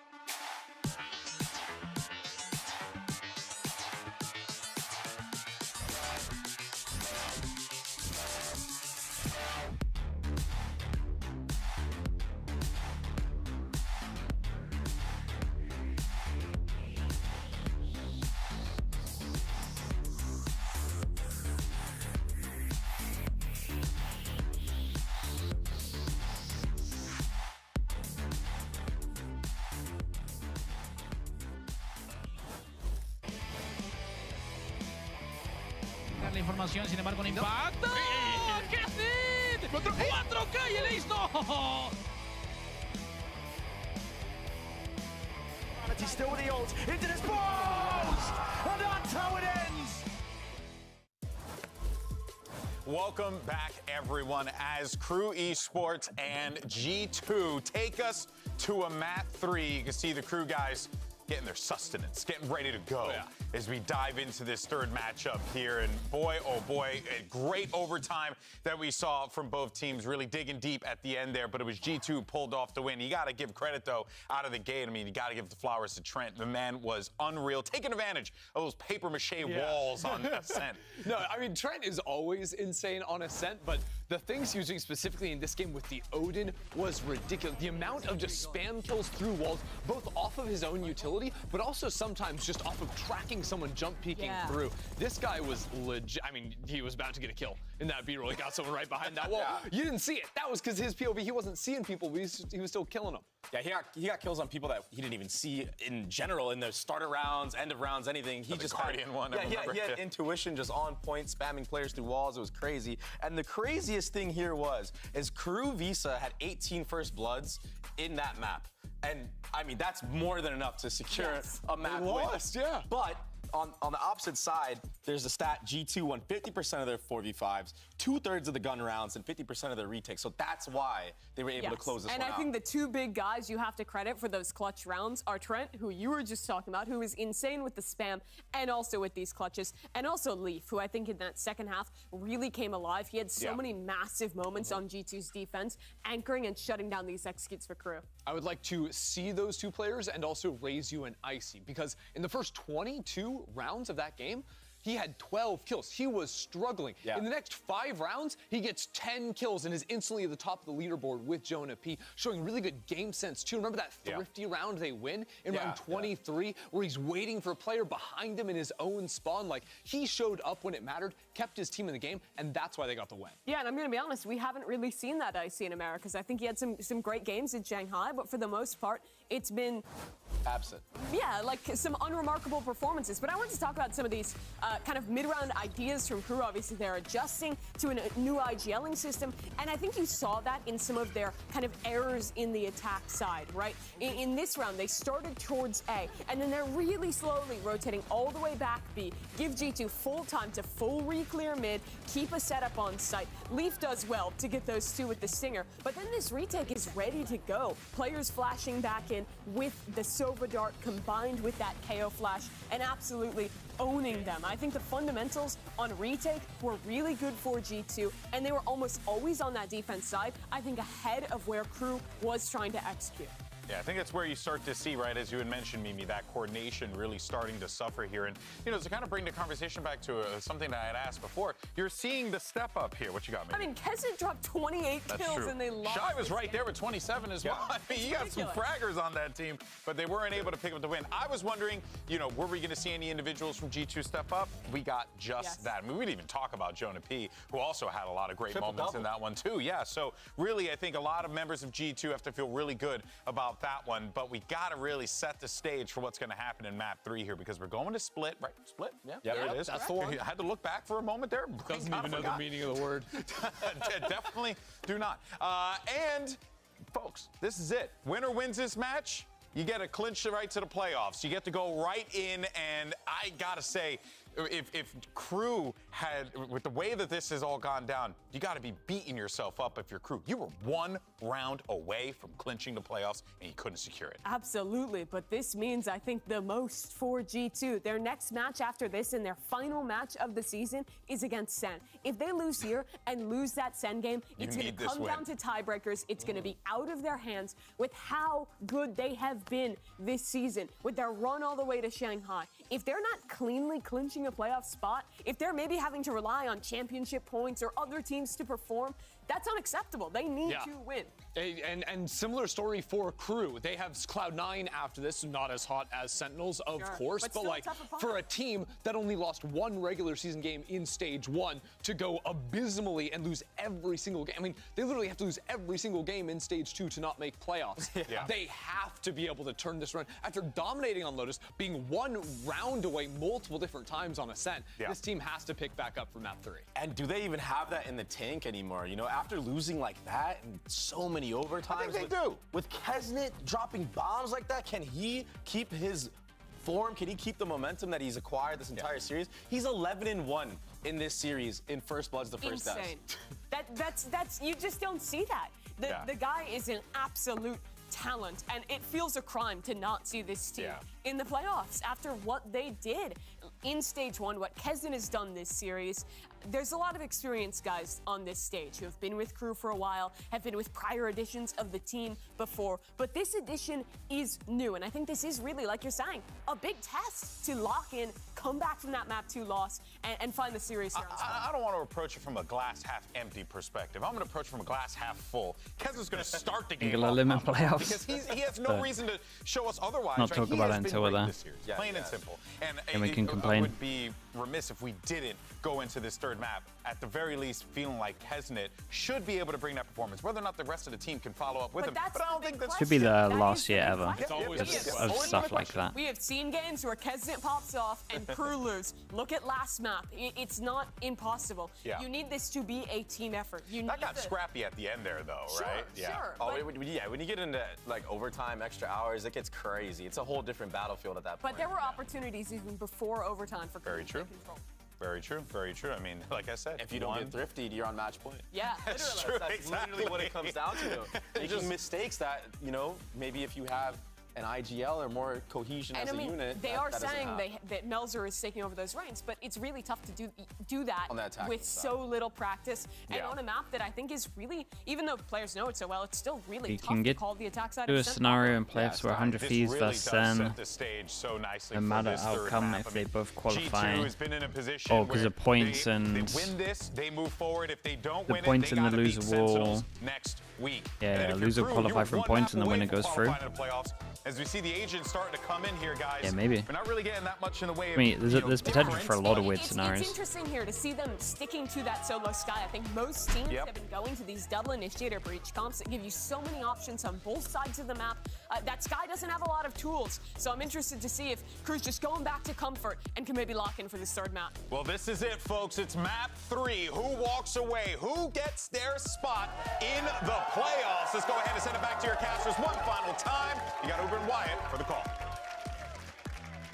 Thank you, Alex. Yeah, it's been haymaker after haymaker from both of these teams, but now only one team walks out of this series with that guaranteed playoff spot. And Wyatt, split. Fascinating map to have around out this pool because we saw it recently for Crew and not so recently for G2. Frankly, I thought there was a high likelihood this was actually going to be Crew's pick in this series. They just beat NRG on it. They almost beat Sen on it in week 1. And the last time we saw G2 here, they lost 11 rounds straight to Paper X in the first half. Yeah, but that's Shanghai. So Paper X.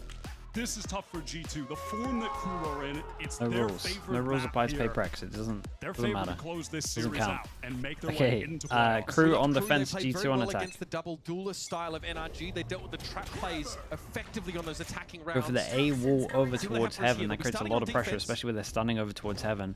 One pass and fake. Do they throw the nade? Yeah, they throw the nade, so they're trying to scatter nade over towards A, make it look like a hit. In reaction, we took over towards B main, and then we almost flashed the bottom of mid. All the way through fence, meeting up with Icy, who's controlling towards that A ramp. Yeah, Crew have entirely given this up, right? MTA gonna be stacked up with Shy now as G2 want to make their way down to the side, but not, of course, before leaving a skeleton crew in heaven to deal with this. Here's the flash. 4 players for Crew. Bustling on in here. Leaf is in a solid spot. Can they route him out, or will Leaf find the timing? Always the timing. He will. Always the timing with this guy. Yeah, he's got to reswing here because he can expand otherwise. Bannon clears the bomb buddy and now retreats to elbow. This is going to get ugly. Melzer was quite far away, actually, watching for potential mid-flank, so a little bit of time wasted waiting for him to meet up. They're going to smoke off main and now work their way, splitting from main, from screens. Trent took a tickle there for sure. MTA out to the edge of the bloom of the smoke. It's going to be Icy now to step up in his stead, and he delivers. Man. That's 2. That's the one. That was the one. For G2. Trent gets the job done. You gotta feel good about that start. 3-2 for the pistol. Shout out to Leaf. Shout out to Icy. Excellent there from Icy. Not always the flashiest duelist. We talk about him being that system duelist, and he really is. But he will have his moments like that. He will find high impact kills. First bloods for his team. I mean, that second. Oh, what a shot onto Heat there. Trying to pinch onto him. Most of the time should be getting traded there, less for a crazy shot like that.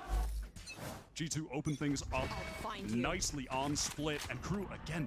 An aggressive move early, pushing all Hey, the that way goes down in, mid. clears all Trent of with his B. eyes up. 5 pass and push down middle. You know they do this routinely. Straight down mid on the save round, but Trent takes a licking.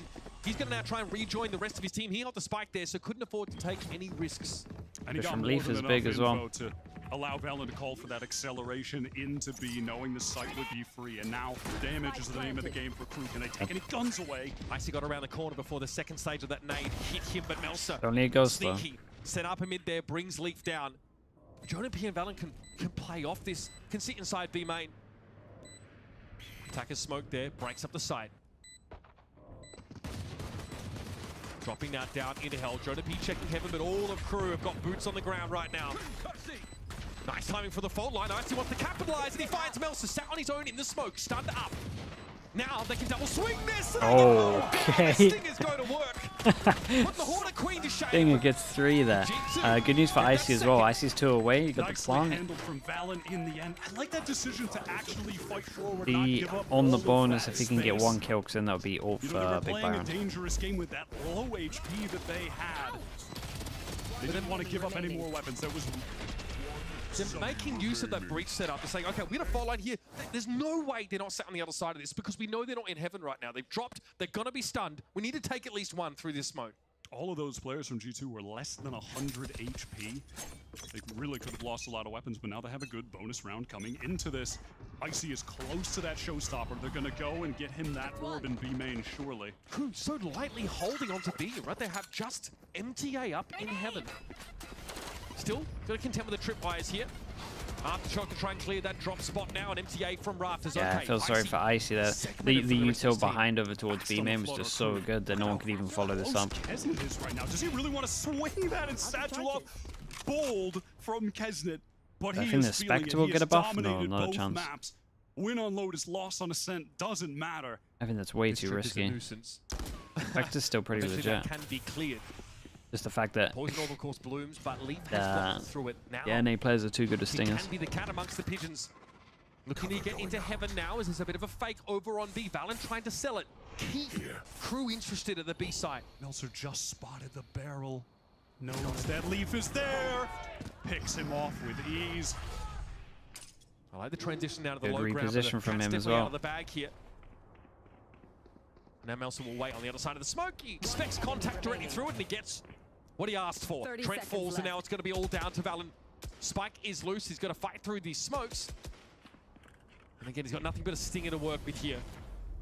Diabolical circumstances, but G2, it is their bonus. Now I'll be waiting on Valen to stand and deliver at some point. He acquiesces. 3 for Melser. The micro reads from Melser. Sublime positioning there. Just spotted Double armory out buy. Leaf, played that patiently. Free easy kill. Slips into the smoke at the perfect time. A second free kill to close that round out. One enemy remaining. Patient and makes it look oh so easy to convert that anti-bonus with all 5 players live. But up until he sees that barrel, KRU definitely think that it's still a B here. 4 players are still over on that side. Yeah, it was that sell from Trent, the Prowler that went. A big round to make sure the G2 don't have to eco. Should be using a Razor into That was this. the bonus for G2. This is their full buy, and with Icy going a bit crazy so far. Flash goes deep over towards A. That hits one. Has the showstopper available. On popped by Shy. Okay, now we do have G2 starting to trend upward. Perhaps KRU are anticipating a satchel showstopper plunge up mid, but Jonah has the fault line set up to catch into Mail by the looks of things. It's re-smoked in mid. Here comes that showstopper. Icy is on the hunt. The fault line does catch Kesnet, but he still slinks away. Do we check Rafters now? MTA set up there. I thought he was in cam. It's a trade. And you'll definitely Trade's take good. a trade It's a free side though. Not so bad when And there's a Melzer rocket used in his your Omen face. flash like The this. site is going to be taken Try from help the G2 guys out into at this 4 B heaven. versus 4. He's going for that? A lot of util for KRU to get back in. They have 1 flash from Heat, the Sky. Okay. Throw out the horn here. Jonah wants to flash. Shy backs away from it, respects it, but G2 slowly. I think Jonah might give him a way in with this kill. That is active from the solo breach. 45 HP, that's rough. I though. think Eventually that's gets a double mess swung. up. KRU's playing for the retake. Maybe they didn't now. com the wheels are Omen set in flash, motion. Flash over to the side, confirms player sat in that corner, but Leap comes from an off angle. Now we're in the 2 versus 2 with Valen and Trent. And he hears all of this, all of it. He drops down out of the smoke, he has to challenge. And it should be a simple job for Trent here. Melson makes a bit of noise. Trent does take a glancing blow from some of those shots here. Straightforward. Horde, get No way. Melson! Can he get the defuse as well? Oh, there's no way. Yeah, he just knew that he'd be going for him on that angle. I mean, Kesnet's having a laugh. Because it's just pointing and laughing at him. Crazy from Melser, who stepped up so much in this series as well. It's been the duo of him and Kesnet. Yeah, I mean, that's just game sense, basically. That little satchel there onto Jonah just to bounce him in the corner. Really nice from the KRU duelist. And he saw the, and he saw the bullets. He sees none of that. Kesnet can't believe it. He gets jump scared by his own bloody teammate. Outrageous stuff. And there's some days that And they're forcing him down to an eco, so what a round. Insanely volatile, but the talent is Oh, there. that was a good Omen flash. And Icy now. Yeah, that was a really good Omen flash. They ramp take Melser force back, playing it passive, playing it smart. We have 4 people Not here going for to throw KRU. his life away. I like this KRU looking for a chance to maybe slow the tempo down a little bit. Definitely they were feeling on the hot seat after that previous round. Jonah P again has to clear this pesky trip. Over he goes. Okay. Can he make use of this? Yeah, do KRU know that that's a possibility? I mean, a trip like that, to get information, you should not be able to jump over it. Perhaps that's some of the... They can't tell him the trips here. You can all jump over it if you want to, but... Quite literally 21 rounds of Cypher professionally only. That was just the other day against NRG, his first time playing Cypher. And small mistakes like this can add up. So this round is all about Jonah P manifesting a material advantage from getting on the other side of this trip, but it's still being checked. Maybe there's a sense that they know. The KRU know that this trip might not be set properly for them. LEV goes over as well. Are they double down on this? Okay, Dude is out to his right. Side of the map. It's Jonah. He has the timing, and he's got the hot hand, folks. The man doesn't miss. Now Shy needs to salvage, and he's found two. This other guy, Heaven? Evening the ledger. Yeah, nice. The handle from LEV. Elsewhere, and it's all up to Mel, so these teams hitting each other with these nasty crackbacks. That was a really cool round. The previous round, Melser at 6 and 2. Has to go large. Good for 1. No charges. Wait. Still LEV and Trento grouped up. Wait. It's kind of doable. Doubled up. Surely Melser can't convert both. I think that's might be doable now. Do you believe, oh, okay. I thought he was going to start looking the other way. There's just no way in hell. Do KRU realize big round for G2. Double upgrades on the guns as well. They definitely the KRU get because if they got world stars, reset. Maybe they don't have money here. Yes. That mid trip might be a little bit short. Oh my goodness. I wonder if that's just the... I wonder if that's the deepest step. It kind of looked like the deepest step, so maybe you can just jump over that. They're all typing. I think they're typing a breach in chat, so I think there's some discussion over how Jonah P managed to get there. Yeah, definitely. So tough for them. There was their anti-eco, and now look at their economy. They're the ones on the eco. Took a little bit longer to do the trip hit. Buy round, eco, broke as hell. Somehow we're getting Kesnit a rifle. It does not matter. He's got the Vandal. This time, though, they don't just plunge down mid arbitrarily. We sometimes see this from KRU. Yeah, he's on a higher trip on this one. On some of these half buys or these ecos. Yeah, I think he just did it. So there's like steps here. I think he did it on maybe the lower step. Corner for G2. And MTA, Kesnit going to drop to the side here. KRU rotate pretty quickly out of vent. They cross mid with the cloud up. Expecting that B hit could be coming through, but G2 slow things down. They're a slow team. We've talked about that a lot. Maybe not. It looks kind of low as well. Maybe just always been able to jump this one. Melsa joins the party at B here, and G2 say, you know what? We actually have LEV really advanced in towards A. Okay, Rolling Thunder going to be thrown out here. They're selling it with a Rolling Thunder. Oh my goodness. Paying for a bag of chips with a $100 note. Love to see that. I mean, they're gonna get a kill though, right? Jonah P should be dead. Oh, not one of those. Yeah, why do I talk every single time? Same. Probably gonna ace now, I guess. Better rifle. They should be locking this round up with ease. Pit down as well. Glamorgal, thank you for the 5 months. That's a pretty big investment, actually. Thank you for that. Yatsin as well. Hello, mate. How are you doing? How many times have they been thrifty by this team? KRU are rascals in that regard. Kessin, of course, was able to pick up a Vandal here. The rest of KRU. I mean, their money's low on like 3 people. Secure it. Try and find at least keep 5 people alive. I'm so fine with it. For MTA in this position.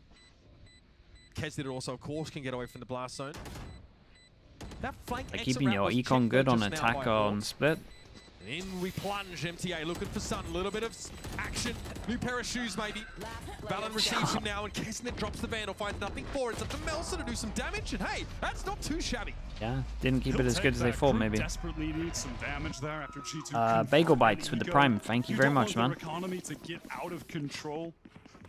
And look at how bolstered it already is, but again, you'll take what you can get. KRU now on the full buy. Kesnit has the showstopper available. We've had that for a couple rounds now, maybe just the one, but hasn't had an opportune moment to actually use the ultimate. And on a buy round here, surely that will end up being the moment. There's nothing that G2 won't do to try and sell you a fake.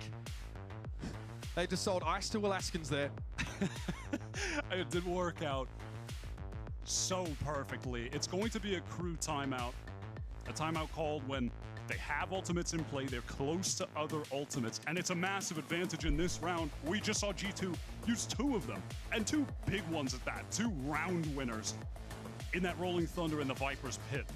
So now it's up to KRU to convert. They have to convert with the showstopper. Shy won off his Viper's Pit too, right? So this is going to be their full investment round. Ults on the line, economy on the line.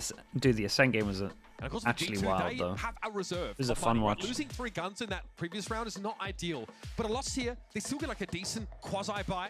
They can always opt to save after the fact, but there's still a chance to keep momentum rolling. So they might even see, you know, KRU make a shock and all play with some of these ultimates. Insane spot to be in at the They might moment. say, okay, let's save out of this round. This comp is still very good on attack, though. Let's keep so these guns being bought up. they can try and damage control. That's obviously something that can give them some this utility. is the one, though. So far, though, from G2, very smooth. Okay, you want to see this into the round for sure. And right now it's looking a bit passive from KRU. You can see Melser at B main. He's going to go and throw down that one way to control that area of the map. Some passive trips towards A. And the main change from KRU is, I mean, they just when they're walking by into ramp. set up with a Cypher. Coming From a default to a switch. They can play for a retake here with a showstopper. They could play for a flood. Get in with that double satchel and the rocket fired off. Looks like that's going to be the plan here. This is nice from G2 already, though. Inching up on that A side of the map. The reaction to them doing the smoke cycle over towards middle. A-Heaven is what you want to be doing. Pull away this guy from vents, then you can kind of take vents. No dice on the removal of that. No one's shown to Heaven yet, though. Around that offensive Viper wall. So Cypher set up to contend with MTA and Heat here. Anchor, they do. MTA slips in backside. One kill trip on site, and this guy is all the way back at site. Stand up there by the fault line, trying to find a way to recover here, but so was Icy. What? Wait, how is he stunned? Okay, Valen able to find Must have been Jonah P stunned. Pulls out the showstopper and finds his. Oh my god, it's so much going on. The last player standing. It's Melser. 1 versus 1 now. Here with that nightfall, but Trent's still not quite sure where to look. Yeah, dude. There's like Mel's fault that because he couldn't hear that the other guy couldn't hear. Way too much noise there. Trent was ready. Crosshair. So that was 8 kills in the space of what, 2 seconds? And I like how KRU played that though. They had that. I like how G2 played this. A little bit of pressure over towards middle. Made sure they didn't do anything aggro over towards B main. And then no one showing to Heaven once they'd realized that they'd switched up their Cypher setup. Scatter nade, send it in. And even then, winnable. Yeah, like they did something that meant they had a read into the setup, and I guess it might be because of the Omen smokes middle, I'm not sure, or something over towards B that I missed. Yeah, as soon as they knew that this was the Cypher setup, they knew this camera was going to be here, and they never overstepped this line. And just absolutely sent it, and they were so close as well. That was the pivotal round, Mitch. The investment of the showstopper, the full economic investment. No KRU's by. It's not a terrible. Definitely had a read into it. So sure of that. Possibly enough to do some damage, but not when you get caught with the wall drop. With It gives you smokes on defense. Could definitely see what the idea was supposed to be there for Melser. Not particularly subtle at all. NTA constantly circling back to check this. Cam now removed, so no way of knowing how they're grouping up, but he caught Icy with the dart at the very least. He's going to be forced forward here. He's got no choice. The C-Snake combo. He has to get in their face. Icy able to bring them down eventually, but Kesnit with that big investment of the Guardians able to win it out. I will say, when they head over towards B, the util stopped the funnels G2 away from this B side with the Viper's Pit. What a them actually getting out towards site is really good. I mean, how does he win a 1v1 against You can't really scale into site when there's like a nade or a molly here. The Viper's Pit is so good. Recovers the rifle now. He has Clay Palmer, thank you very much, man. 30 seconds you know, left. one of the detriments here to a potential KRU round win is the fact that he just thank has you, the that prime dude. sheriff towards I appreciate you. But where to G2 end? I mean, they have to end B. Look at the clock. It's so low. 20 yeah, seconds. that's nice info. Awkward. He takes the fight. He just has to live there, Mitch. Might have thrown it away unless Shy can be the hero. Oh, he's committing. So much of this site now from behind the poison orb. He makes his stand. Valen and Trent are encroaching. What a shot. He's able to get 2 for 1 there. Yeah, and you can just... to make this happen. Oh, I think he could have played this different. Gives himself away. Now wants to push through the smoke. Valen's waiting. Oh, what a shot from Valen. Yeah, I think he could have just dropped down and gone for a Skydog, right? Mere seconds, G2 make that no matter what, he's going to be stunned when you swing him. Valen, that was impressive. If he falls back and just sets up a cross with Shy. Geekish Network as well with the Prime, man. Thank you for doing that, dude. Thank you. Honestly, KRU played this really weird. Like, I would say all 3 of them, I would have expected or would like them to play that different. Bro's talking it up a bit now. But once I would like Kesnet to play more passive. I would like Shy, once he got the kill, to go back into his ult. And I would like this guy to drop down in the 1v1 and dog. Shut down some early aggression. It never came. MTA holding that corner angle here. Poison's off. Shy crosses to Mail and has a crossfire. Especially with the 5 seconds left. You for sure get the stun no matter what. Oh man, it's falling apart. Another freebie for Valen. And yet G2 haven't really thrust all the way down mid yet. They take a beat. And he is so lightly held right now, White. It's just Melsa in heaven. He's about to get awful busy. And this whole time, Leaf was just containing towards A, just going to allow G2 to safely make passage over there. Melser, who has been phenomenal for a crew. He's about to be the one-armed bricklayer again, White. Not too shabby. Finds Trent. Get out of this position. The aftershock threatens him. Yeah, it's a nice util on this one. Smoke over towards spawn. 3v5 is kind of done, especially if Icy's ult. He can just delay. Maybe a small mistake from G2 by going too many people over towards site, but... The nades hoping to break up the plant. It works. Valen's forced off. Seekers committed. Crew are risking yeah, I just want to see Icy pop his ult. Oh, what a shot. Kesnet's caught in midair. He playing from the other side of that poison orb, and MTA wants to make his way in, but this is dangerous. Icy with a showstopper, sees the Cypher and delivers. Just heat. Shoulders showing with the shirt there. Clearly nothing up his sleeve. Now has to make this happen, 1v4. Well, we all have those days.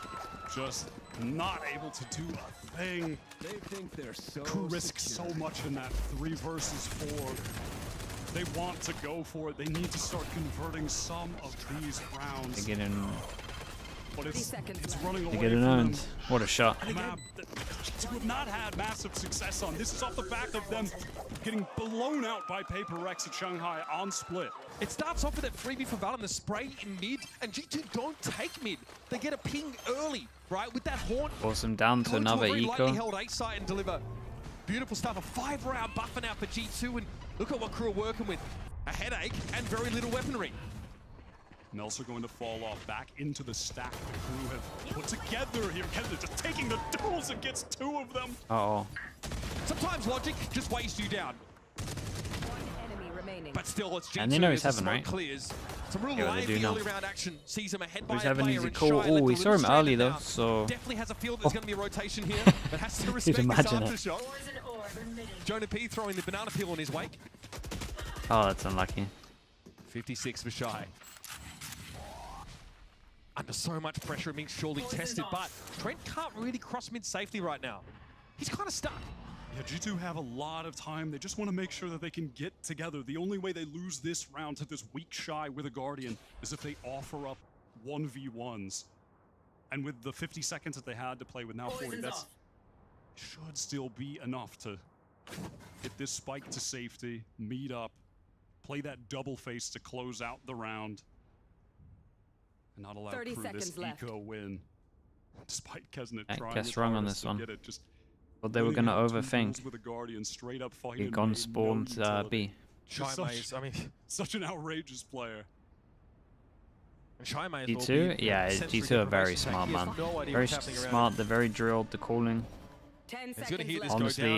Honestly, since they made the change of ICN, they had like a little period where it wasn't too good, but that was only on certain maps. They had like, what, 2-3 maps that didn't look unbelievable. Now they got a lot of maps that look really good. They play a lot of situations just so well. I mean, they are not going to risk a thing. They're going to wait for that tap, and he's going to pop it. Shy has to give himself away, gets stunned up as a result. Jonah a little bit low after that. No, the spin was good. Okay, Trent. Eyebrows at risk of disappearing into his hairline after taking that damage. Horn though should spot Shy out, and it does. And it's a matter of G2 biding their time and waiting. The result didn't matter of those kills. Another round for G2. 8. Marching Oh, onto a this is playoff way spot. too many. The scoreline is so deceptive of how close a number of Yeah, these dude, he's had like a... He's had like a good line 3 rounds in a row. have been the economy breakers. 3 for 3 at the moment. I mean, this was one on an eco where Kesnet was just trying to be the miracle worker that he so often is for this team. Steps up, just by taking pure duels, by being the better mechanical Double, player than the double almost timeout. anyone he'll go up against. Trying to Who do I think is channel his better inner right Ross now? boss now. Sen or G2? It's a good question. rounds for I would side with Sen at the Out of moment, this 10, but and it's a streak of 6 in a row G2 for are pretty G2. consistent. And again, some of these rounds have been very, very busy early on. G2 have been more than happy to match that aggression with Like, I wouldn't be surprised if they Not give matched up all up in this space. Not give G2 up this won, map but and I force would still themselves to say re-clear that it later at the from cost what of I've extra seen, I utility. would rate Sen G2 higher. are verging here on a showstopper. They're very close to that. Obviously, it's a buy that comes up at Maybe it's because G2 aren't like very the pivotal flashiest moment for team. them here. Might be Two because more of rounds that. left in the half. God, getting to 4. That's the best they can hope for here, and they're trying to cobble something together to guarantee that. And when we get back into this, Kesnet is going to be 1 orb away from the showstopper on their buy round here for round 11. Again, economy on the line for the team. How do you make good use of that defensively, though? I mean, listen, if I know one thing about KRU, it's that they'd love to go for an early round push.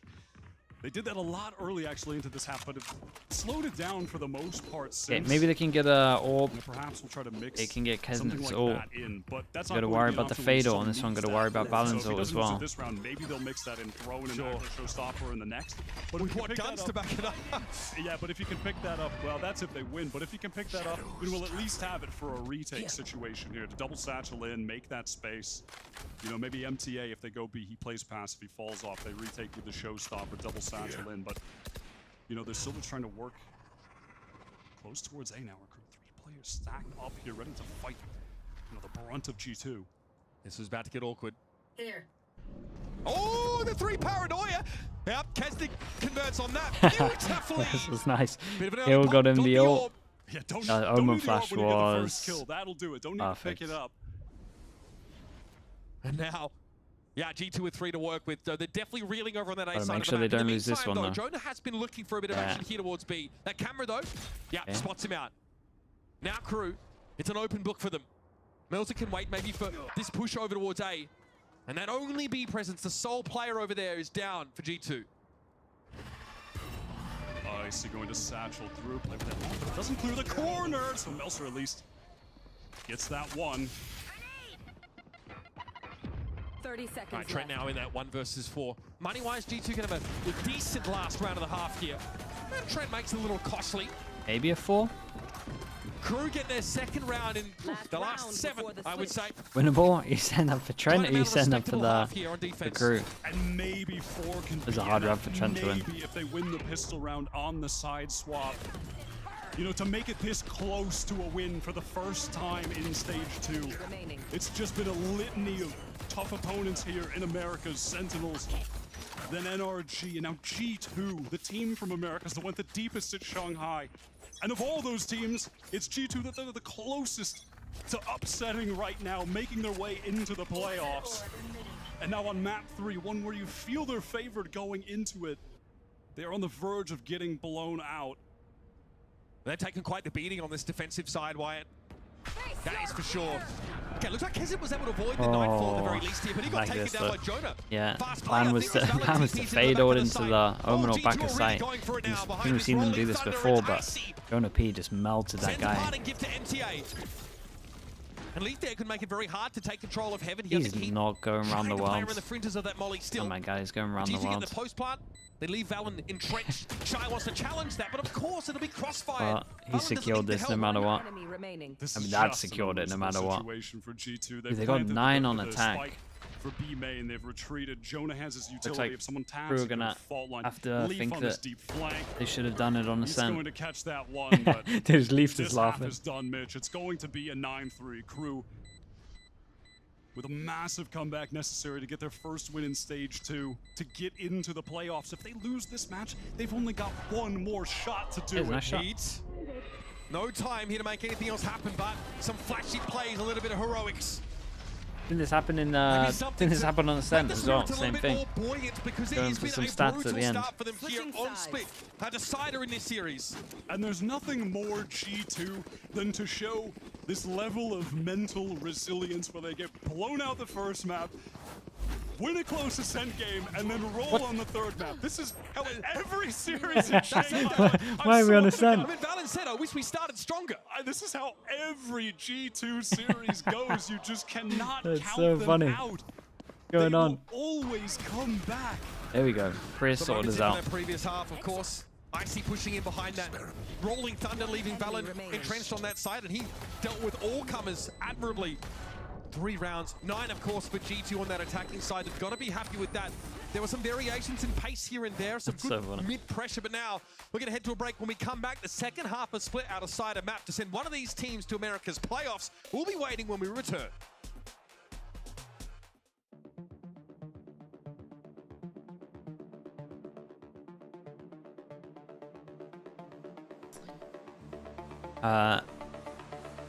Lenite. Is that how I say your name? Lenite. Thank you, thank you. Yeah, the kind words, man.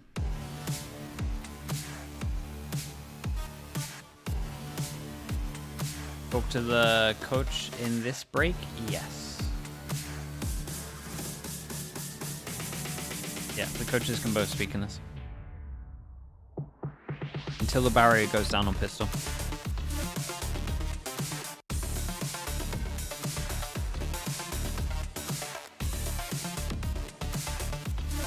What happened is it's just halftime. They have this halftime break now for today.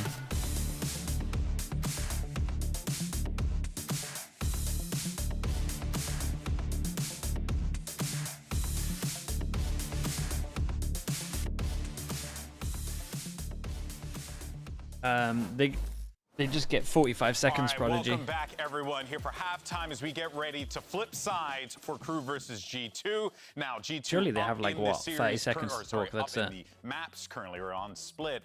Series tied 1-1. But let's go ahead and jump into the way things started to really crumble here for Crew, Mimi. Yeah, this round, I think, was the breaking point that started this Not the tripwire. The tripwire is placed a little bit too low. MTA hasn't played a ton of the Cypher. We only just saw his first game on the Agent. And this mistake snowballed. Joe finds 2 kills. G2 follows this one up. And then this really gets the ball rolling for Valen to call an excellent attack side on split. Oh, yeah, they just went on a big streak after this. And I loved how dialed in G2 were in terms of the calling. Even when they had numbers advantage, they were always slowing down their mid-round and making it impossible for a Crew to come back from a numbers disadvantage. And even in that round, you see like taking the time, even on that eco, to set up, find the gaps in Crew's setup, it's a long and break, exploit man. them. It was Longer excellent break from than normal? G2, and now they're only 4 rounds away from locking in playoffs. If they can achieve that, that means they don't have to rely on the Sentinel Series to get in, and Crew's chances to playoffs get a little bit harder. It was getting a little close there for comfort for Crew and, for G2, but for Crew, they got to try and find a way to bounce back. That trip if placed right 100% can't be jumped. Okay, so yeah, he placed it on the lowest there then. Series for G2 is such a brutal start for them on that Lotus map. Only 4 rounds, and then they Must claw it win back pistol, on Ascent. Kesnet. Looks like now Done finally this they've before filled with a that raid head of boss. steam. They have slow starts is what they do, but now It's they wanna close 3-2 things at the out. moment 9-3 with as they go pistols. into 1-0 defense on the obviously. pistol. Cam from MTA will get that On the tag map. onto Valen, so going to allow Crew the information to take B main for free. While Shy tries to work his magic on A. Valen taking that first Oh, he peek, and committed. Paranoia. Committed and he had him. Oh, there goes the raid boss. Nice util. Good comms from Valen, to be honest, for this. Is that gonna get rid of Valen? Ugly. Thanks. All right, Leaf here from Heaven's gonna try and drop down through that smoke or wait it out. It's gonna be renewed here for Crew as they don't yet have a plant. They don't yet feel it's safe to cross. The Prowlers will confirm their location behind the pillar. Shy considering a flank, but just going to meet up with his teammates. Another Playing fake. that smart. Playing to their man advantage. Just going to try to trade this thing out. Haunt now regenerated for Trent. Leaf still unsure about how to navigate the smoke. The kid's getting renewed at all. The What a flick shot. there. Great correction by Trent, but still. What a 1-for-1. shot, man. Actually Now got it one. looks like Crew feel like they're ready to go for this. Giant death footwork here. Leaf trying to cut it up. Ooh, almost isolated them. Okay. But for the believers out there, they got a pistol. 3-3 for this series on pistols. 1-1 every single map. A guy named TY or Ty. Thank you so much, man. Appreciate the prime. Thank you for doing that, mate. Welcome in. Immediately swung wide to the left off of it, but it just took them too long to convert that kill. There were just too many bullets Appreciate fired. it. Yeah, support, mate. Thanks for using your prime on me. Shy taking advantage of that audio cue. Sheriff. Gave them the man advantage to trade things out. Maybe an overbuy. We'll see if an outlaw comes out. They're allowed 1 death, maybe even 2 deaths, you could say, or argue with this. In smooth fashion. All right, G2 assert themselves here at B. They turn the play for the orb into a bit more of a pop to take this map control, and MTA is... he doesn't want any of that smoke. Get out of my face! My man is on the run. He'll take that and now Melson. They are sending it. Stinger for the bait. All right, he'll get 2 and hey, well, that's a stinger though. Of course, that is why you just run that 1 player with a ghost. So if they do go down on the lurk, it's ultimately irrelevant. You're not giving up any serious weaponry. Well, G2 subtle as a sledgehammer in this round. If only they were remotely as effective. Spike planted. Just Icy with a stinger now. Takes a decent licking from the paint shots. It should be going down any moment to one of these crew players. Honestly, let Kesnick get that kill. Get him another orb. He's got the most. Get him rolling. Let's go close spawn and wait. Let's hope they exit spawn. Get off to a hot start. Get that snowball rolling with the economy, with the ultimates choose to to get exit. back into this game against such a formidable Like G2. Extra little flash to make sure it's 100% clear. On Lotus. It wasn't even close. They didn't look like themselves. The fundamentals weren't there. That team play that they're known for wasn't there. A team that has always been, you know, the whole greater than the parts. That's always been the G2 A little bit risky way. from Heat to go for that, but and it wasn't the case to start this series off, but they are right back into form here. And for Crew to come so close against a team that you could argue is the best we have in Americas right now, and to lose in the final moment. Hey, who's spamming their keyboard? Is that a keyboard spam? Yeah, it could have been over there and then. So pistol converted here for Crew. Now into their bonus, it is 3 proper rifles to bring into the fray. G2, of course, armed to the gills, ready to get back on the winning side. And that one way, of course, would slow them up a little bit because it really respects these things. And against this cipherless, sentinel-less comp that G2 like to run, those explosive hits, those fast hits can be more potent. You're not going to have Kisnet double satcheling into a trip and getting sprayed down by a player in heaven. To some degree, G2 feel they had to be proactive as a result, right? Play off the paranoia if they can. Get information consistently with those prowlers. They need to know where Crew are coming at them from. They've been doing a good job of getting the orbs as well. Round before, pretty much get this orb, the orb on this one, trying to get Kesnet's ult online, even though he hasn't had that many kills. The attack half. Heat caught inside the C's here. Leaf was hoping to capitalize and spray a little bit. Paranoia towards Mail. G2 playing further back than Crew are expecting, though, not affected by it, but the smoke may keep them contained here on that stairwell. Valen doesn't want to challenge this right now. Counter smoke, I like that here. This is slowing Crew up as well. So much delay utility. Yeah, there's been a hell of a lot of delay. That smoke again from Valen, and it's... They might be able to get 3 people on site as well. The discipline from Leaf as well. He doesn't go into ropes and try and test this from the other side. Like... No huge mistakes here for G2, and they're burning the clock down now. And they're starting to hold the torch to the feet of Crew. They're running out of time, and it's just shy. And the spike, of course, a long way away from him. G2 bide their time. They wait for a chance nice, to get that gun Only one around. gun rebuy. Assert themselves here. That looked horrible to play against. There was just so much util over towards middle.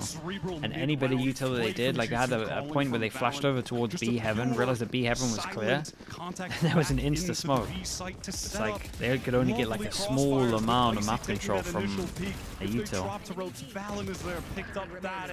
Yeah. If you're Crew after doing this, I'm not sure you're going to be wanting to go middle again. It's just they had so many people holding it, looking like they don't want to right here. They were going fast A heaven. Still able to get weapons in their hands now. Frantic pings across the middle part of the map here for Crew. An early trade here, both races down. Aftershock for Jonah, try and syncopate this a little, slow it up. Crew chomping in the bit here for some more action, but again, G2 will pull back. Love to tease. Yeah, opting to play this a little bit more passively. A smoke from Valen was actually sent all the way across the map into A main. Now, a probe down mid from G2 would be uncharacteristic of them right now. That's what Crew is set up for, but they're unlikely to get that. Unless it's for 3, I suppose. Drop the smoke. 3 people duel. They see nothing. Insert leaf close. This is the ult goes off. A wrench thrown in the works forces G2 to split. The discipline to not swing over towards middle here. They might still head that way. They clear impressive. ramp with the Prowler. Oh, Buddy Melsa appears right in front of Jonah, who then follows up with a flash, disorienting heat further. 2 players from G2 now spamming through that smoke in heaven. And it's only Shy again. The unenviable task of rotating into a 1v4 with the spike across the map. May as well be in Timbuktu. Yeah, I mean, Jonah beats that played him a little bit. Just a miracle from Shy. Crew are going to be relegated to the Eco. It's going to be 11 for G2, a chance to get to 12. Lock up he can save, guaranteed he can drop OT one. Crew make an all-timer comeback. Shy's gonna go for it here. They can have nothing else to go off it. You just gotta save now, man. Doesn't matter about their econ, really. Is that enough for Shy? So far behind. Never. Jonah now steps up, of course. Yeah, a couple of more guns getting taken away. Okay, Shy for 3. Not too shabby. Sure. I want to point out the money, though, for Nice G2 shots. is good enough. That doesn't really bother them. No, absolutely not. I love that moment from Jonah. Feel like they didn't use Cypher at all. Yeah, it was a little bit like that. Then even the call to ult over towards side, they didn't really have the timing down. They're a little bit further in the corner, and It kind of looked, at least from the mini-map, so apart from the people in middle, obviously, that so nice from him. the G2 had the Cypher ult. Oh, the shoddy buy from Crew. Yeah, we knew it would be a little bit ugly. They keep that rifle for Shy. KZ's going to get one, of course, often being facilitated. Smoke's traded here in towards B main. This is awkward. Okay. What a shot. Trent gets caught out there by MTA. They might not expect him here. I like the side different G2 though. They see that Kesnitz run away from his ult. They don't want this ult to go in and for them to snowball by having a raise. Caught by Kesnit, and he does. Well, there's the raise ult they were trying to avoid. They have to convert this to make this comeback a reality. 3v5. That's an incredible nade. Hoping to quiet the showstopper. Kesnit has to go up the road to this. He has to try and get value. Makes the sound. No one around to see it. Now they've truly cleared heaven. Icy having to deal with the Trailblazer and the Bomb Buddy as well. He had his hands full there and has to back away. Now to the side, Crew have gone. They are swarming over it. Player in screens. 2 players still trying to fight into heaven, but Jonah's done well to make a way. Crew have planted for heaven, and it's all about Shy on this reflank, finding a timing. Oh boy, and Valen still has flash, man. One on site, one elbow, one That's actually scary. He could do a good flash. Dude, they have flash stun. Flash stun to get Icy out of the choke. Can they capitalize? He has the off angle, but Valen checks it. He always bloody checks it. Now he'll surge forward. Oh, he got double. Him down. It's all for Jonah to do. He doesn't have any flashes left, but he's able to take a 1 versus 1. Oh no, man, not like this for Crew. No. That's outrageous. Oh, 3v5 after plant, no map control. Surely not. 3v5, you got all of this. Thunder is beautiful, and it was almost the newcomer MTA who were looking to step up, fill the shoes of Klaus, and be the guy for Crew, but just unable to do it. He tried so hard. That first Sheriff shot. Look at that. I mean, it's an absolute shot. There. The reaction time is just sickening. This guy did great to get double elbow. 5 on 3. Little mistakes made. 4K for Jonah P. And I love that Valen checks his right. He knows the fault line has got him covered on the left side and elbow. Why is Valen always like stress twisting his hair? 3 ults up for G2 though. I feel like I've seen that replay like 5 times. Leaf with eyes on mid right now. Playoffs on the line. Stress, Carlin. With Valen. He's always twisted and scrims too. Icy pops it, he's going for it. Who's set up in mid? Kenson's already down. Oh, he sees heat in the classic corner. That should be it. Tries to satchel Shy. Doesn't get anything for it. Jonah, so ready. Eats up at MTA as he moves up. It's just too many angles for MTA to clear. And at this point, calming? Yeah, it must be. G2, they have made the play. He doesn't win streaming too. Unless yeah, it must just be a calming can thing. Do the unthinkable, and it's only right that G2 do just that. I mean, we have 2 teams here who have been on the opposite trajectories. Crew stage 1, an indomitable force. They made it to this the is playoffs, knocked out by G2, who made it to Shanghai. Really, no one expected that. brutal loss for KRU. So close to like, revenge not this map. Like this map, they got wrecked. But when you put it into context with these two, oh my god, the 13-4 into how close this ascent was. So many opportunities to close it out. Nightfall as well. If there's an attempt at a plant, Trent can hold this line. He sees Shy. So many like little mistakes to look back at, especially in overtime. And that's gotta be it. Sure. Hey, solid from G2.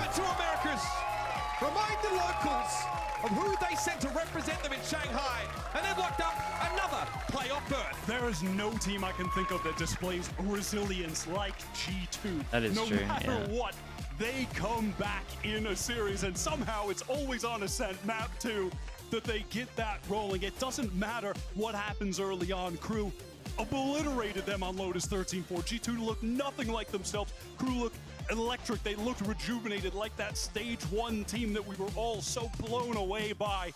But it just didn't matter. G2, they do not give up. The team play that they have, the fundamentals on display as the series went on and on, they just got better and better.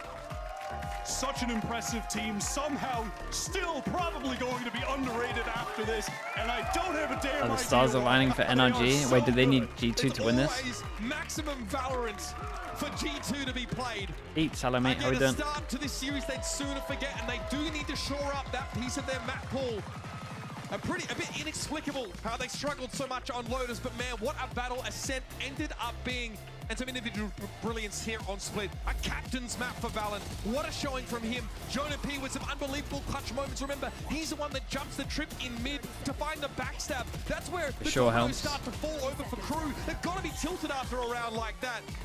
And they really held it together, especially on a day where LEV isn't just farming people, right? The depth now we're seeing to this G2 team on full display against the team at KRU, where we expected to be in playoffs, but they've got one more chance to get there, and it's far from a sure thing. Just one more match against Cloud9. It is a must-win for them. Again, G2, they have locked up their spot in this battle of different approaches. That game's going to be different insane. Systems. KRU, this more free-flowing calling team right now. Where gonna all be of them KRU contribute on their C9. attack sides. Smelser making decisions, Kesnick calling on defense versus Valen, who has just been leading the core of this team for years now. KRU C9, and there's a chance they're both at 5-4 if NRG win, obviously. Without a doubt, one of the best IGLs in the game, and put on a masterclass on those last 2 maps, Ascent and Split. Yeah, look at that fade, that breach, and we saw the macro, I think, for G2 really come to the fore here. Again, on top of some of those great individual moments, of course, but getting into those last couple of rounds, it was clear to see that. Even with MTA standing up as the newcomer here, he had a great round, but he couldn't quite convert. It's G2, of course, heading to playoffs, so now we're going to head down to Geek Heavy on the stage for our Verizon post-match interview. Yes, give it up for G2, Jonah P, the MVP on map 2. Now, I want to start there. I want to start on map 2. Like, were you even expecting that to go to OT? Were you expecting that much of a fight from KRU? Honestly, it was 12-11 for us, and I told my teammates, like, please close it out. I have to use the bathroom so bad. and then it went to like 16-14. So I mean, we knew we were gonna win, but you know, it was a good game. Yeah. Hopefully you're able to make it to the restroom, because I'm gonna keep you here for this. For a little while longer. Okay. Yeah. All right. So let's walk things back though a little bit. Let's talk about map 1, because it seemed like things kind of got away from you all there. So I'm curious to know what was the issue there that you all were going through? Just the classic slow start from us. They had a really good game plan for us. You know, it just felt like they were hitting all their shots and we weren't. Just a slow start from us like usual. And you know, we had Josh like kind of grilled us after map 1, you know, like trying to wake us up, and it worked. So you know, props to him for that. Yeah, y'all definitely were activated there on that map. So now let's talk about Split, because the last time we saw you all on Split was Master Shanghai against Paper X. Y'all lost 11 rounds in a row. So clearly y'all managed to course correct this time. What was it that kind of like brought things back and had a different outcome this time around? I think we started attack this time. I think our attack is normally, you know, we flow better on that because we can control it, especially Valen. He's a great IGL. So, you know, just like in Shanghai against Heretics, we were up like 9-0 on attack too. You know, we were just in flow state, and you know, if a team lets us get us in flow state, you know, we're gonna run them over. Yeah. Well, next y'all have Sentinels coming up. What are your thoughts going into that match? Yeah, they're a great team. They're back in form, it seems like. I mean, we're still in form. You know, no excuses coming back from an event. We're still rolling. Yeah, it's gonna be a great game. I think it's like a clout match. I think this win secured us playoffs, but you know, this game is still very important to us. Absolutely. Never underestimate the underdogs. Y'all are killing it. I don't even think y'all are underdogs anymore, in my opinion. Give it up for G2, everybody. Yes. All right, we're gonna take a quick commercial break, but when we come back, it's the Vietton versus Loud. All right. Ads are coming your way. Oh, that was so loud.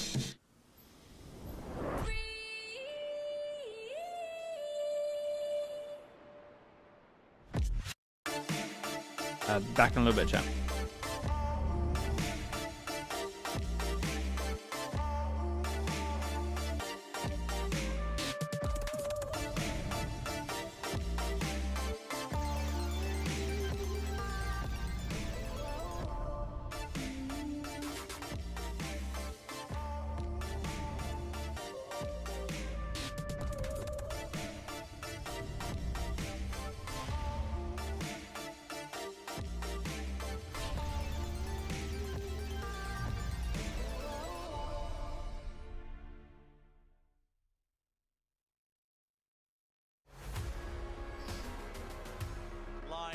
Drawn, they're picked to pieces. Cloud9 are so good.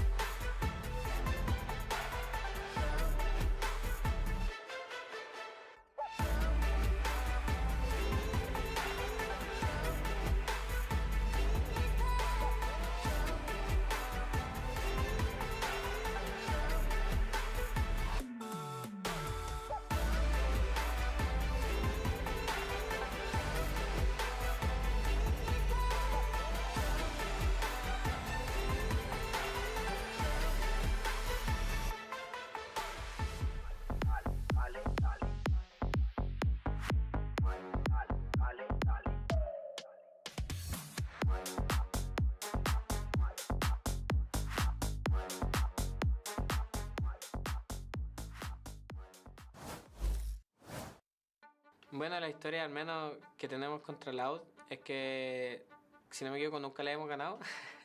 Volvieron un poco al core que tenían cuando fueron campeones, así que definitivamente van a ser un partido difícil. Para manter isso contra a Leviathan, acho que a gente tem que com certeza melhorar o nosso trabalho. O Luiz de novo, o Les vem também. Olha aí a vantagem brasileira. Luiz com 14 de vida, vamos ver, Les levando mais 2, é ponto da Loud. Um ponto que se deve evitar com certeza é o Aspas individualmente, que se você conseguir anular ele para tentar fazer ele ter um mau jogo, já quebra bastante o ritmo deles, porque o Aspas é um jogador que tem muito impacto na partida. Easy kills coming through from Aspas. Headshot onto Zeppa, the Thunder Road, the updraft, and the I-Buy Power Ace. Bueno, creo que definitivamente cuando nos enfrentamos a equipos anteriores a nuestro compañero, creo que queremos hacer como ese step up para decirles como ahora es nuestro y vamos a amasar.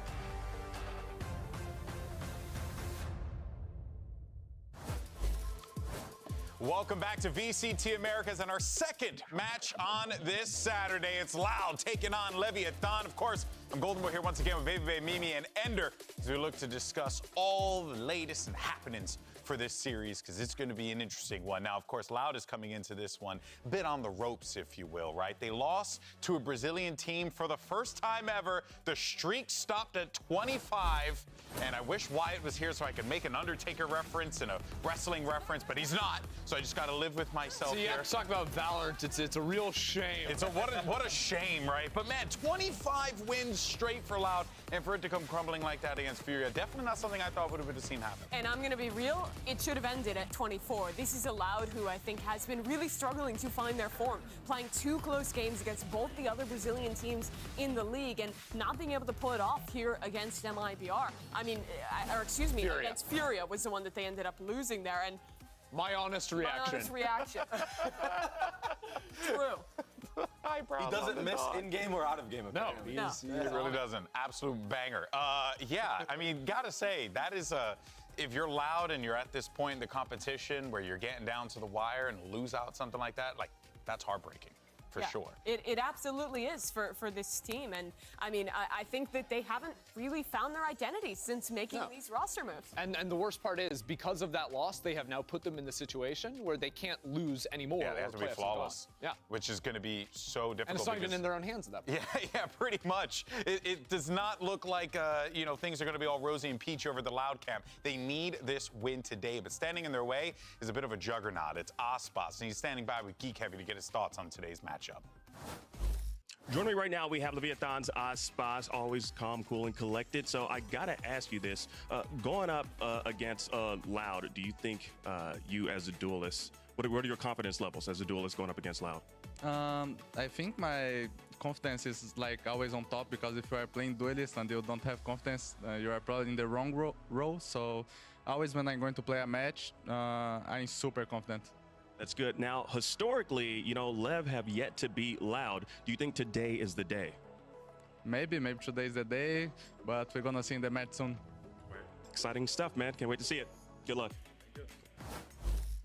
Well, good thing is we have a duelist who is very confident in himself Maybe a little over the too course confident. of his career. You agree with what he said there, Aspas? What Aspas said? Yeah, I think the cool thing about Aspas is he's so level-headed, like Geek Heavy said, and also he's just so consistent and reliable. Like he first of all, how can you not like him? Because he doesn't like the furthest extent of his trash talk right there was basically like, I'm always confident in what I do. So basically, it doesn't. We could win, we could not win.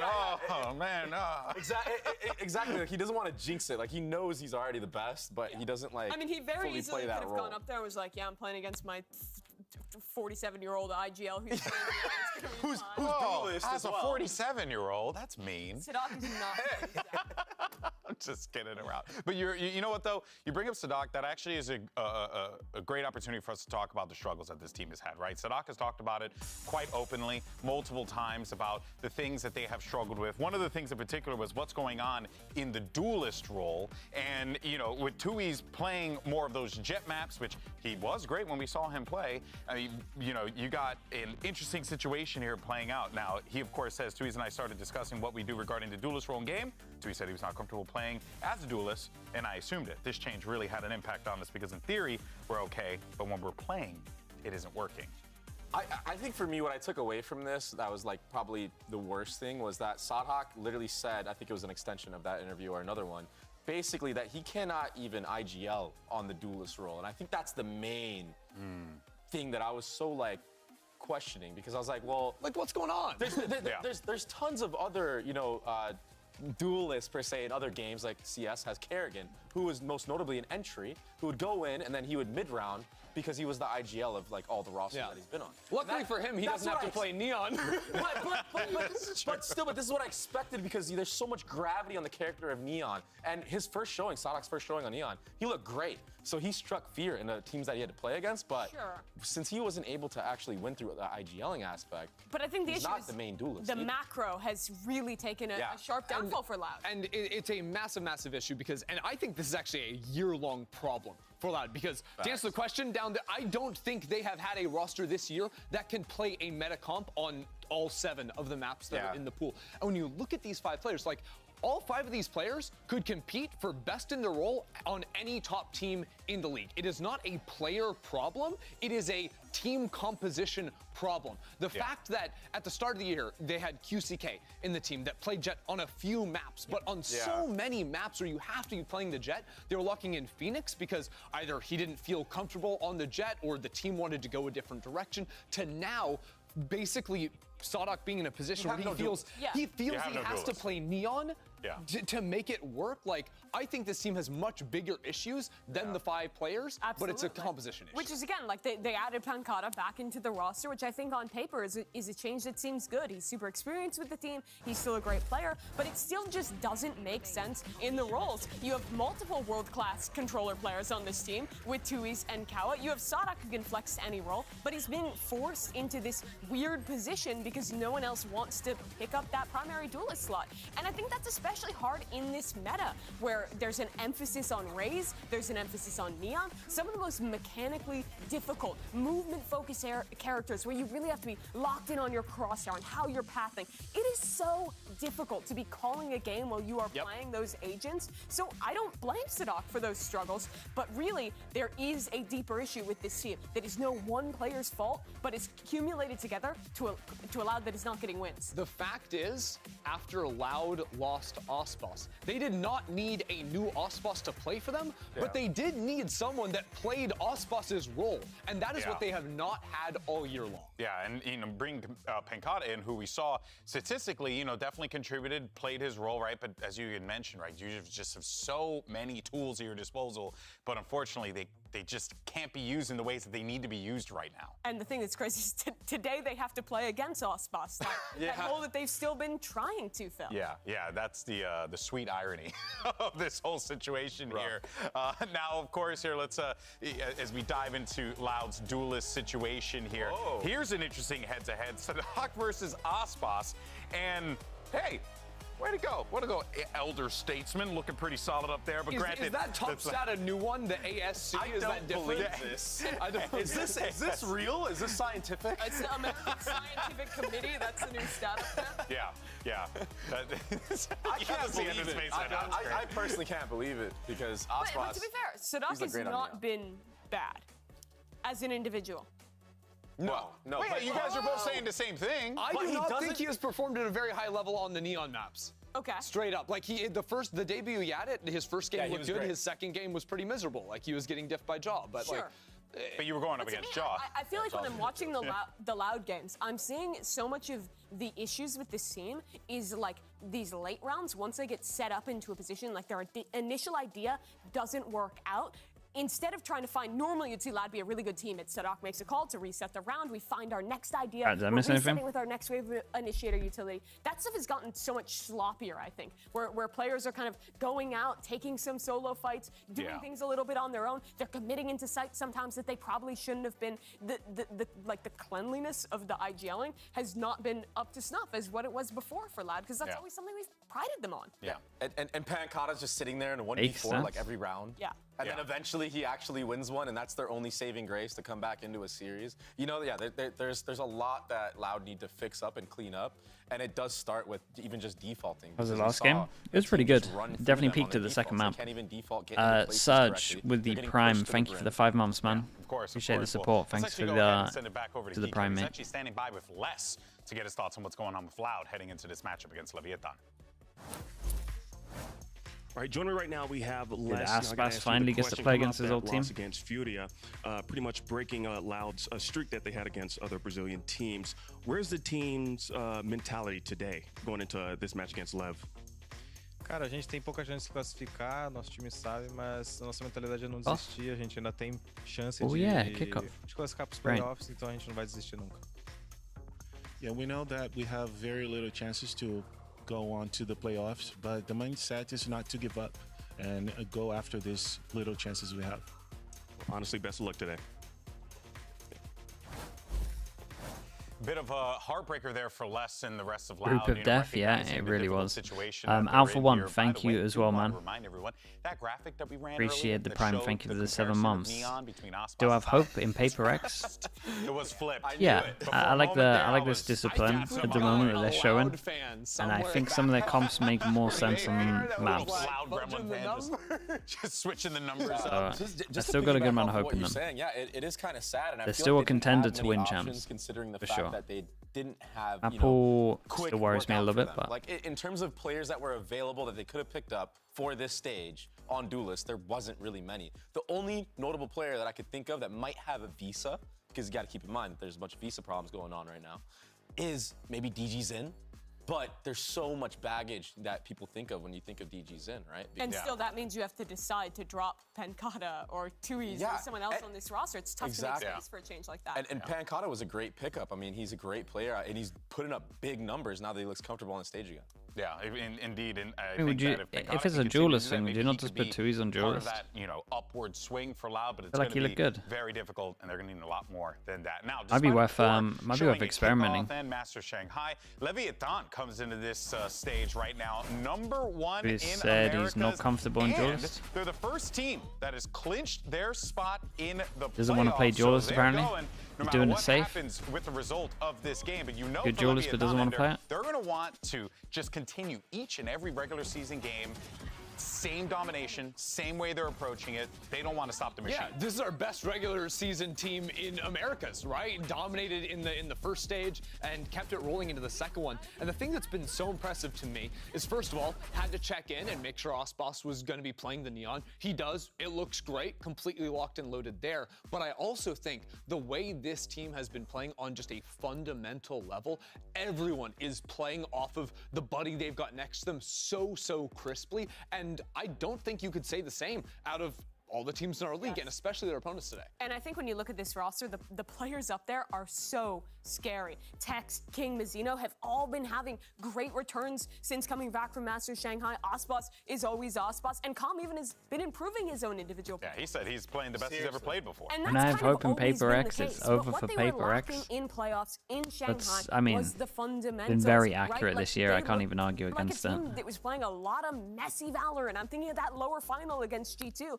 But since coming back, it's been so clean. That's been man. very that consistent this year. The Icebox against EG was just lovely. Every round, every retake, they have double swing set up. They're really taking the time to get the little things right, and that's so important. It's especially, you can see it so clearly in post plants on either side. Post plants on attack, retakes on defense. It is so Magros, you could message me on 2-3 players holding Twitter. One line. I'm not 100% saying that I'll read it, but that's your best chance. On the map where it'll just impossible for the other team to work through. Yeah, they're heating up, and they're heating up at a point right now where you exactly want to be. But let's go ahead and set the stage here for what we are going to witness, because if Leviathan manage to pick up the dub here, they will guarantee themselves a top 2 spot. Let's not forget, G2 have now clinched themselves into the playoffs. Wait, so you got so 3 teams locked in. What's so important though is the Sentinels G2 game. Double elimination. That's true. Is that going to decide who skips playoffs?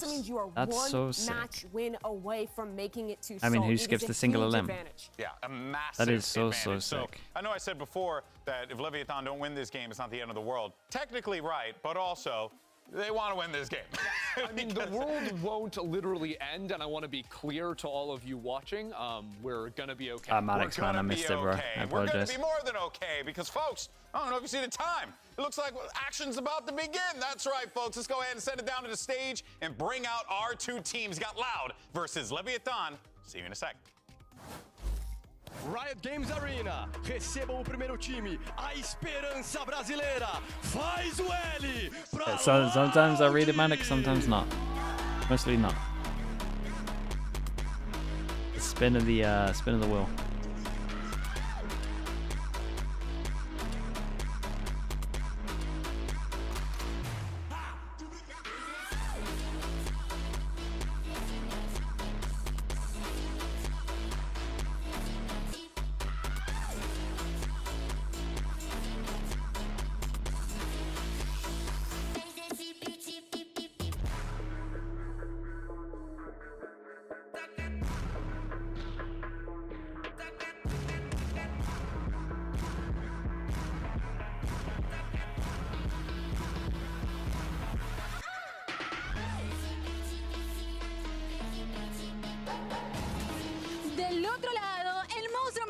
quiere más victorias. Con ustedes, Leviathan.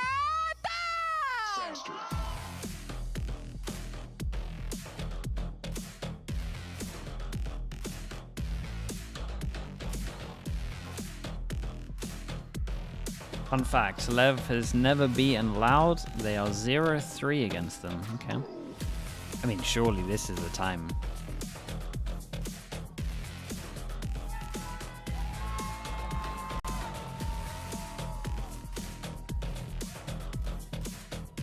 Tom told me to not pick them in my pick'ems.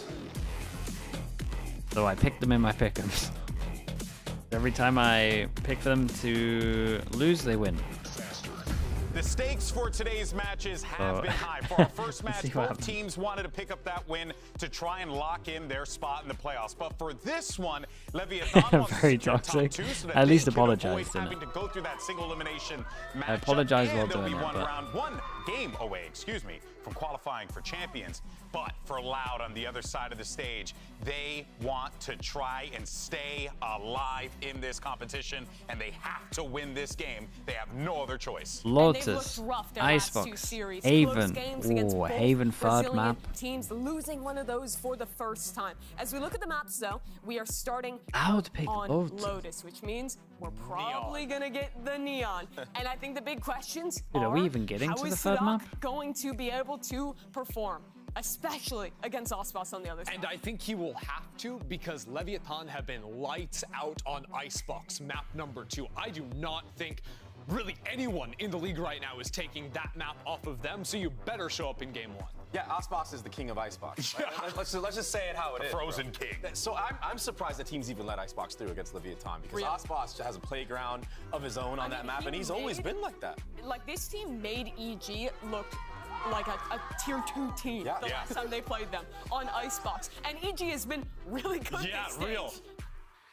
All right, well, I think we got a little bit of a spoiler on screen, but we'll talk about that in a second here. We'll see what we end up getting in for the agents that are locked in. That being said, though, you're so right. That Icebox, we get to map 2. Does Loud keep picking lowest? Going to be on a pathway for that top 2 I'm doing a lot. in the playoff bracket. But that being said, moved away from the deadlock, though. I mean, look, this is a team that has. We talked about G2's resiliency.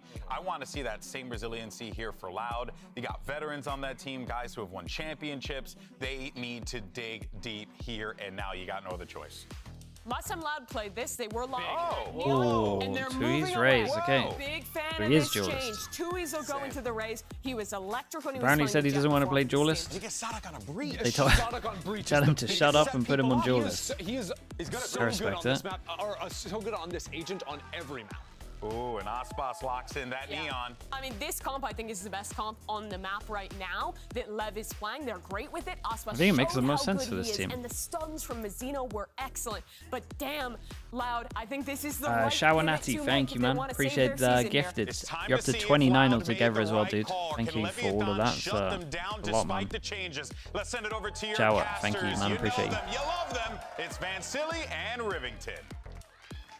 Thank you so much, Golden. Indeed, this is going to be a very fun game now for Loud and Leviathan, Riv, because at the desk, they've prefaced this before. Think he doesn't want to play Neon? Leviathan has always been a loss for Lev, but likes today, playing Jet and Raze. this is also a refreshed Leviathan that has been making waves in I mean, the I think stage. that's But fair. Loud It's hasn't doable. been looking too great with this lack of duelists that everybody's been talking about. So much kind of timidness, this lack of strength from Loud that we know the innovation that they usually have seems to have almost kind of taken them back a bit. And now they're rethinking things. And yeah, Leviathan, you heard Aspas today. He's saying, you know, anything can happen, but it was so comfortable. Loud on defense, Lev on attack. Like Hakeem said, No it was raid so boss. calm, Tui's collected, and they're like, yeah, well, duelist. it's a few seconds It's a until we sheriff get out. on the map. It'll be fine. So we'll have to see what they have. Leviathan will start on an attack here. 7-1 is their record right now. Nice Looking like one of fadeaway. the best teams in the Americas. And Wait, they did he are hit- going to did he start hit off 2 in one? aggressive. Oh, no, Of course, Nate, this okay. A-Rubble Van's making a lot of noise here at door to start. But Tui's is the one that makes the first noise, changing into the role back to the duelist and gets the first headshot onto Tex. Meanwhile, though, Leviathan has also come out with a different composition. Aspas on this Neon, less. on Lotus, and by losing on that first blood, they have to reassess how they want to work the map, especially now that Les has flanked from behind. We'll have to see how Tui's continues on the raise. good from him, though. Like That's a lot of pressure. Showstoppers going is going to be a very big boom Just for stand the out of side them. of Loud, and as well this push here by Les, just so much information being relayed over to the team. Loud don't even have to move that much, and they've already taken control of the tree area anyways. Just by doing that fault line and keeping I mean, look King at this setup inserted from at Loud. his spot, it really How did they rotates lose Loud this? around and weaken up the defenses Badak for a in a bit. position But to now the full trip gets util this. broken. You have Loud getting ready to set up here for the crossfire, and Kawazima is trying to get contact. Aspas is down to 34. Now Aftershock, he avoids it for now. As he pushed through though, 2 scores that second on the board, but Calm answers right back here at the store step. Oh, that's another step, bro. Assist and avenge his teammates, Did but not the just advantage do goes that. back to Leviathan. You did not just let him go all the way through B. So the 3v2 chip damage everywhere right now, Vansili. Nobody looking good for this fight.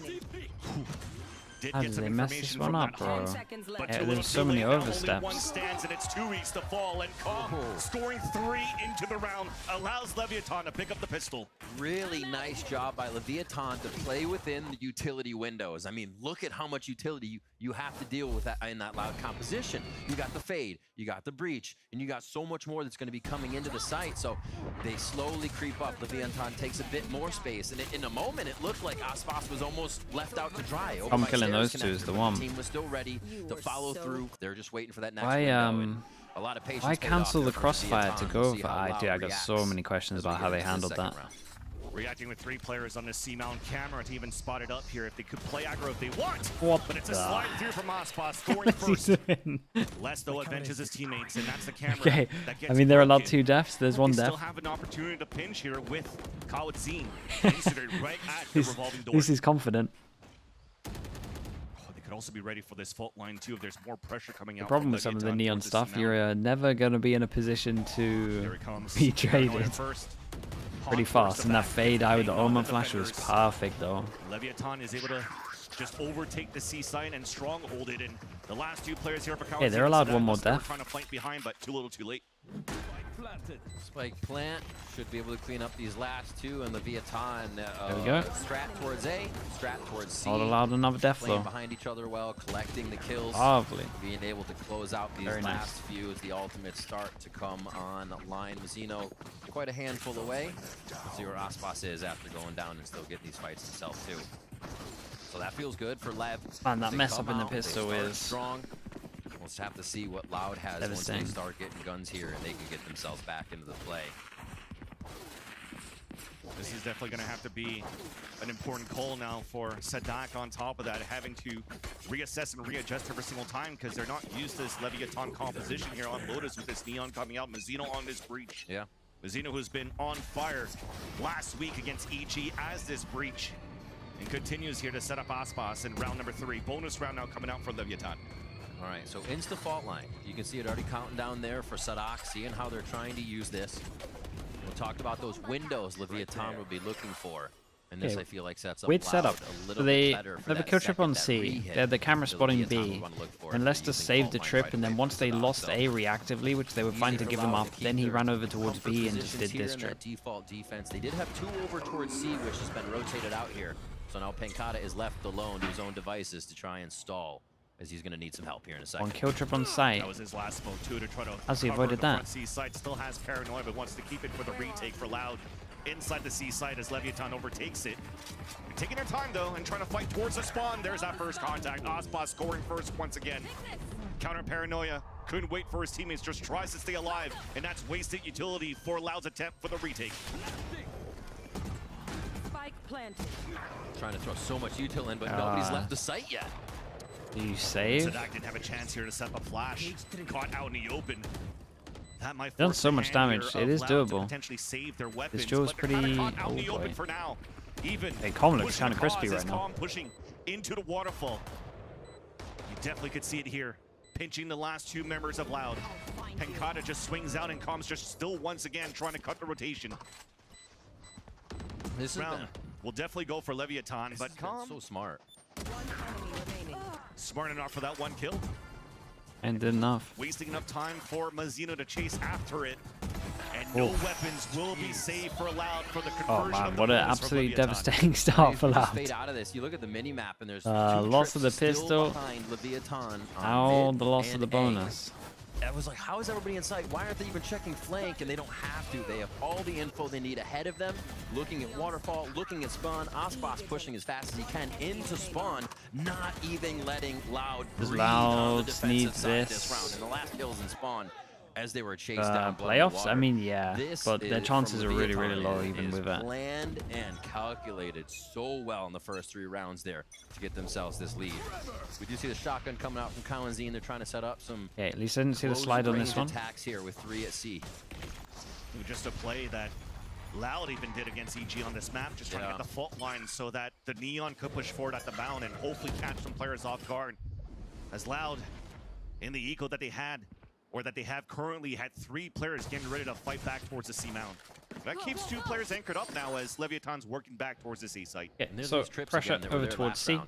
Kind of clearing that now. To keep pushing forward, not even have to leave the pressure flank, at which least. means you have more on the swing. Prowler went over towards B as well. Okay, yeah, so they double cleared both the question marks that was created here, so they could actually get 3 people over towards A in time for them to hit. 5 to a site, leaving the rounds to come. Aspas, what's going on there? Lurk, but it's not gonna matter. 2 kills with the Bucky, and that forces the rolling Yeah, thunder out. and they got 2 trips here though, that might wreck them. Now concussed, trying to stay alive. Actually, legit wrecked him. They got a trip kill. And Lev need to relax themselves a little bit. Shout out to Loud, like they double clear over towards CB so the rotate can come in. They get 3 people on site. Kawanzine does incredible. Less's setup on A is lovely. Back into VCT Americas, and a little bit of that peppered in from both of those players picks up a very, very nice. That's the 3rd trip kill this year. Lev was not expecting. Everything has been working so clean for Leviathan, so I think they may even you get a kill with a trip. That's what we said. Just enough for Loud to sneak in. Kawanzine. Nightfall there. Less ultimate as well. Com is going to be able to answer back here. Sending out some nightmares on round 5 if they want. So this is now where they start to insert the lurk, right? Tex is away from the team. They're not playing a ball of 5 anymore on the side. 1000% been more than 3 trip kills? Nah, I think it's only 3 this year. What they've been doing for the first few rounds here to keep. I mean, only in VCT, unless you're including other leagues. What is that bounce, dude? Adds a little bit of hope here for them to keep the game close. Upgraded with so many weapons. Economy is good so far, but Leviathan still has their own bias and converted the bonus round in round number 3. So an important gun round for both of these teams. Nightfall activated to China? start on the attack. Or there might have been some in China. You're right. To hit towards his B side. Tex gets one through the smoke, and that's the star player of Kawanzine dropping first. Omen Flash. So a new strat in the book that they have. King still has Omen Flash. If they want with that kill, there's no take Nightfall some map control. from the defending side. Tex now fighting back towards the revolving door. Bro, it's so fast paced. Forced to reopen that sliding door, and actually both Loud players on the extremities of the B side winning their own battles. And they got all the positions that forcing now Leviathan to push out towards the spawn. King even wins the fight. Really helped them too much. Now Pancada, the second one to come through, and as they flood win 1 by 1, the fault line nicely done from Loud. If I was to be critical of Lev here, they didn't high prioritize this position, which is like what you got to do with this plant.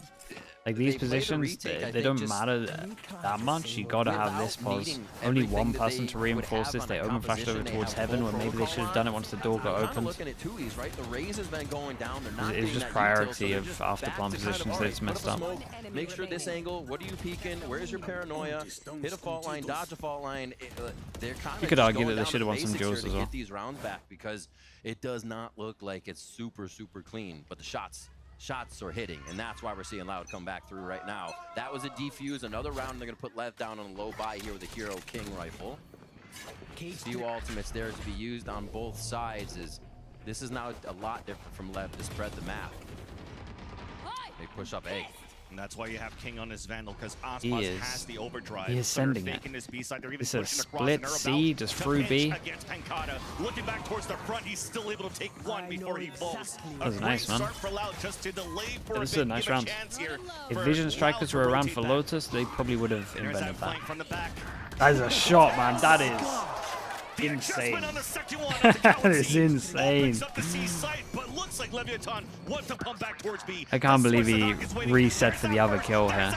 Dude, it's so fast paced and it's so sick right now. Even the situation and gives a chance for Loud to fight. These are some hot shots, man. What the hell was that from Tex? Then the answer from Sadak under pressure of everybody rushing the front side of B. Everyone on their toes now here for round 6. This is going to be a big swing in the economy. Spike planted. If anybody can grab it and start to push down with these ultimates, Lord, this is down to the left, Joel. I think we're going to get a swing in the whole game. And zero utility for Leviathan. Unless open up the door, you know he's going to be good for that fight. What a stacked round for shots. What a stacked round. Sneak through from Hobbit door and allows here Loud to tie the game 3-3 on the defensive side. All right, so Loud are stacked with cash. This should be a buy. One more time here from Lev that Loud should be able to go really for the good throat on the defensive side and break it and start to take the lead. But we'll have to see. Oh my. Teams that they have answered so well at this combination. Leviathan's been throwing. That time it was kind of 3 towards B with a few towards the C side. Yeah, he did very good to reposition as well.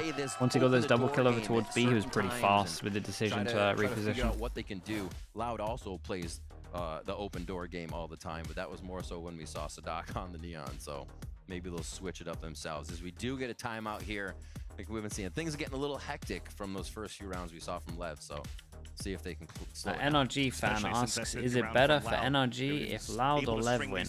I imagine if Lev win. I imagine this can't actually affect them. But it seems like Leviathan understood that there was going to be a heavy rotate towards the C site, and they could trust. I guess just Lev, because back into B, then but they were missing a little bit of that protocol where they takes Loud out of it. And they fell in front of the utility better for them if Loud win. Wait, really? Side, so you need now to calm the situation. Leviathan, they only need this single victory to push the top 2 spot going into playoffs, so they really want this as much as Loud wants to stay alive here for playoff possibilities on the Brazilian team.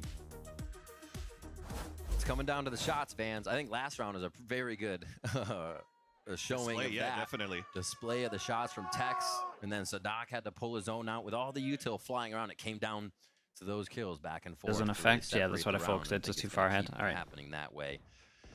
Loud doing a nice job though, being able to cycle through these. Tell me this isn't a timeout into attack pause. And like we said, this is the round they want to go for the throat. 2,900 credits going over to the side of Lev does not really get them all. A nice timeout though, because this round is pretty important, and you got 3 ults to kind of secure it. We'll say 2 ults because Ancardo's ult's a little bit situational. Try to take a little bit of control of this C mound to start, as Leviathan looks like they want the same there. The trips go back to the same setup though for Leviathan. They knew that was working for them, where they could just focus forward and not have to worry about someone that's pushing, someone that's getting info from Loud on an extremity.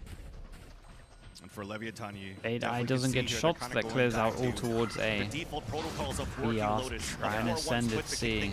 Trying to create some noise, but actually not really inserting text towards the A side. He's actually trying to work up towards the middle, where Loud still looks pretty decent on these positions. 2-2-1 set up on the defensive side, and you have the line of sight on 2Es with the operators, so they could play this 2-2-1 comfortably. God, with how fast Sadak has how'd you gone push from this guy off? The left side is like he's still playing Neon, like back and forth on this map to try and get the fault line or the flash points in the right spot to deny the play. Yeah, that's how. A little bit of they died to confirm it as well. Just in reaction, they want to see if anyone's over towards C. A touch from Lev almost on every part of the map right now, as they still know C mound is hit. I mean, Loud have won this round, right? Double, trip, 4 people here. Who would the people have their ults? With so many and Breach. Breach. Well for Loud to deny There's a world where they overuse util, scare them off, and they pivot to B, but... And it starts with the Rolling Thunder. That stops everybody in their tracks. They have to open the door. They use a lot of util, they scare them off. They pivot to B, but they got a kill. Duelist down for Leviathan. Wait, what's going on? Zeno, though, is able to walk through and get his own kill back onto Kawadzin. Even things up on a 4v4, but there's only 18 seconds left. So now Leviathan have to commit towards the C side. There's that haunt to come through. It does get a ping once again, so nobody's breaking it. An opportunity now for Leviathan to turn it around. 6 seconds. Les is still holding his ground inside C. There's a 1-for-1, but there's Mankata getting 2. Right outside the smoke. There's no time left. And Loud will take the lead now on this first map. Bro, they gotta make a decision here. Back and forth, and then nobody's shooting the haunt. You shoot it. Oh, you're gonna shoot it. I'm gonna shoot it. That cannot Yeah, someone's gotta make a call here. You have to have Are we going B? Are we going C? They went for 2 going in, 1 prodding over towards B, 1 staying at mounds. On the site and allowed so confident on the play. They took down a bunch of members of LEV on the entry, then the chip damage. I don't think they were feeling the pressure too much there. The fans are loving that. And they said that's the round that was going to really hurt. LEV scraped together one more with low by armor. They're not missing stuff in the pocket there. Now we're juggling the offer. Yeah, they actually don't miss too much. Hands of Pencada. They only miss breach Knowing damage. here that you have no more of that showstopper from Tui's from a couple of rounds ago, they probably want to leverage him a bit. Yeah, and it looks like they're just going to do this thing where they set up the op back over towards A. This time the op has been shifted over to Pencada. Luis did a really good job last round. Holding the angle, Fade Eye goes in, retook the angle back. It's going to be quiet once they get in there. Honestly, that might be even more scary to not know where the members of LOUD are coming from. Oh my god, nice trades. Oh, this was nice, man. Dude, the tether that went default to enable the spam of the trade here was really cool. Thrown in, Les breaks it, but that gives the Yodio cue. Why does this feel like a Pacific game with how fast paced it is? It's nuts. For Leviathan, at least they have map control, but they want to work together to smother Les. There's that first peek, and there's that second one. Both denied by Les with incredible anchor play. The anchor play and the shots right now are so good for LOUD, and I say that because the 11 need a timeout, they almost look and they need to go A. They got to go A. They got to insert someone. And one was reloading as they backed up, but they're still hitting it. They're still able to cover each other.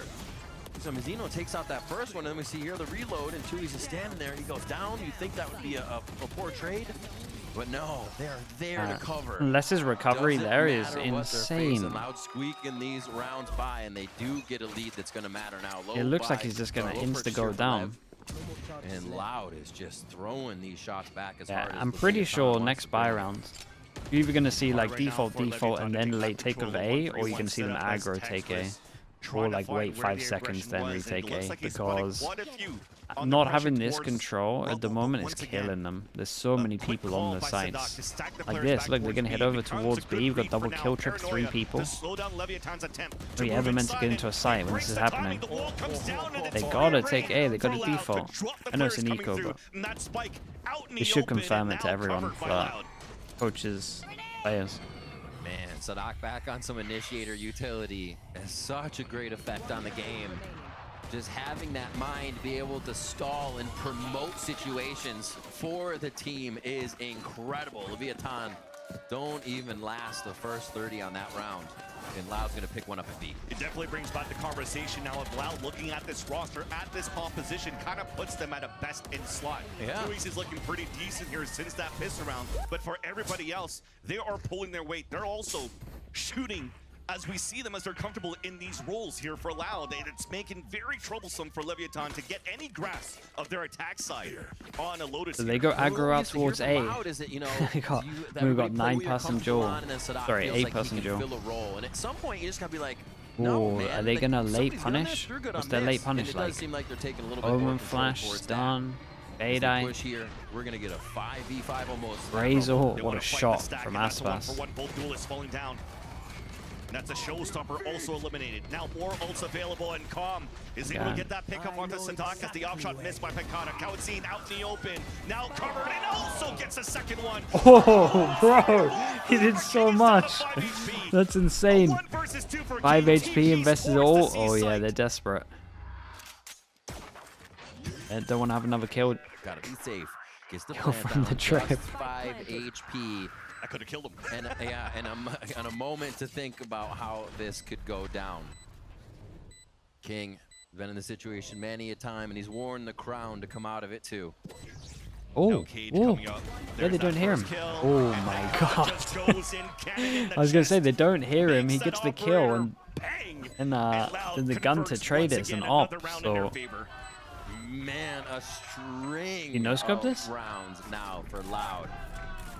Feeling very good on their pick here of Lotus.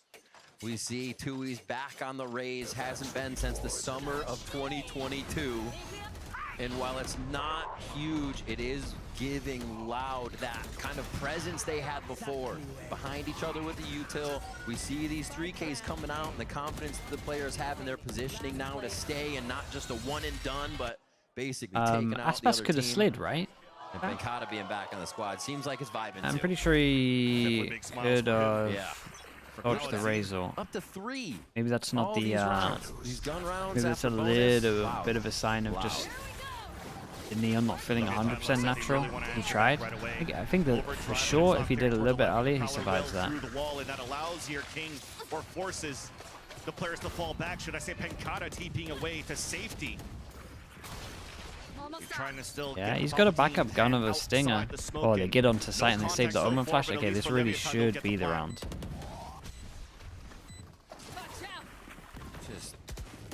They can't find any kills right here. Loud's doing such a good job at backing up a bit to absorb, and while they don't have positioning, they'll have some util to get back in. I feel like this one could be Lev's though. Exactly, especially after losing Kawadzine. There's no block for the retake, but at least that util from Sadak still there. Pencata really used his Omen Flash early.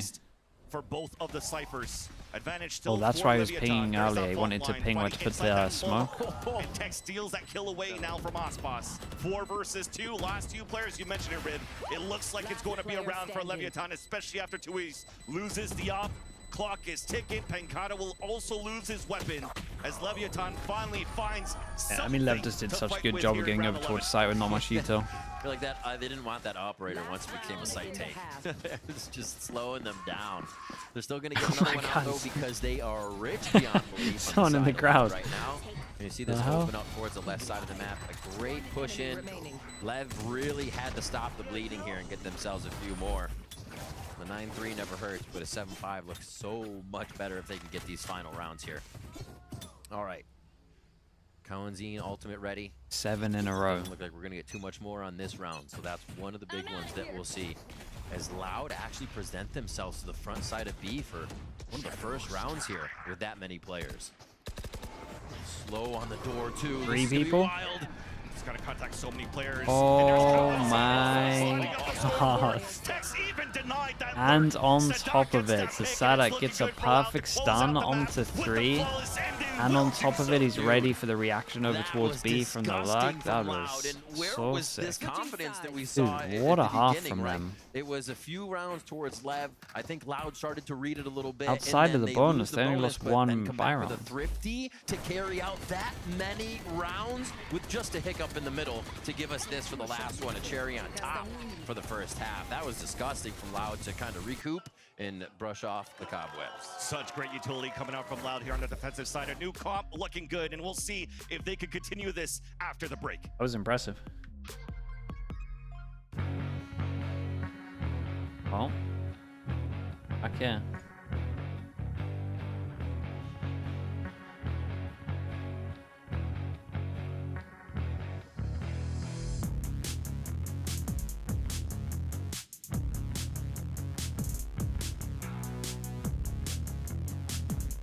Loud should have won the pistol too. That's very true.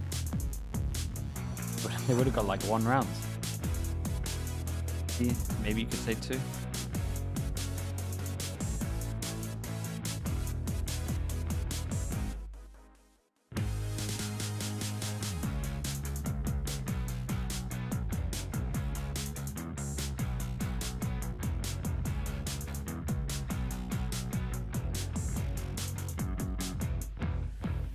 Any games you should be checking out this past week?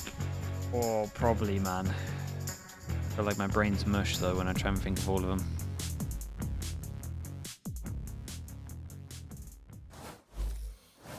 Welcome back, everyone. In a situation we certainly didn't think we'd find ourselves in the half. Loud are up, but they're not just up. They are playing phenomenally, shutting down Leviathan at every corner, every turn. There's probably some Haven stuff. But we have one of the rounds here, Mimi, that you really could do right now to dive into and talk about. I mean, this is the turning point, this eco round win for Loud. And I mean, man, this team looks night and day compared to what we were seeing through the rest of stage 2. Tuis looks confident on the raise, had some good moments throughout. I think the team's coordination was on point, especially when they're playing these flood retakes. EG Neon games, that's very true. From Sadak on that breach. And honestly, some that sunset can definitely happen. From Tuis as well. Isn't it what crazy, like what happens when like the rolls are actually like right for when the rolls are good? Like look at what can happen. But also a good note that we all made a point of is that Loud are like they know how to shut down Aspas. Sure. Yeah. And we heard it in the interview from Pencata. It's like, how do we stop this guy from getting any type of momentum? It's crazy. I mean, It honestly feels like the Loud with Sadak on Neon was some horrible fever dream, and we've woken up and things are reasonable again. Great breach utility, a great start. 8-4 on defense is excellent. It really did feel like some Mirrorverse type of action there, but now let's go ahead and send it back over to your casters for the second half. Definitely here, we've woken up from that fever dream and definitely looking like a Loud roster that looks like that championship roster from the past 1-0 few for years, Pistols. Doesn't look like it from the score, but that's... Oh my god. As we do have Leviathan trying to fight aggressively at the beginning towards his C-mount. This guy gets opening kill on both pistols. They're able to even things up on a 3-3 Oh no, the spike. low on HP. Only a sheriff in hand. How did he survive for so long on 15 HP? Leviathan takes the advantage. 3v5 into This lurk coming through 2v3. from last is crazy. Well, he's all the way in spawn already. And they're going to know. There's like, wait, there's no timing anywhere on the map now. We just have to Mazzino? think every angle is dangerous. Last player Yeah, they get him quick. Yeah. And now the double face. Hey, nice nice reaction from Lev. Nice reaction. People that were going for the original push come back, open the door, deal with this. Spike down. See if they can keep it after the bonus. Double pistol. Only one round out of those first 3 was able to come in at 11. They have the weapons to play it strong.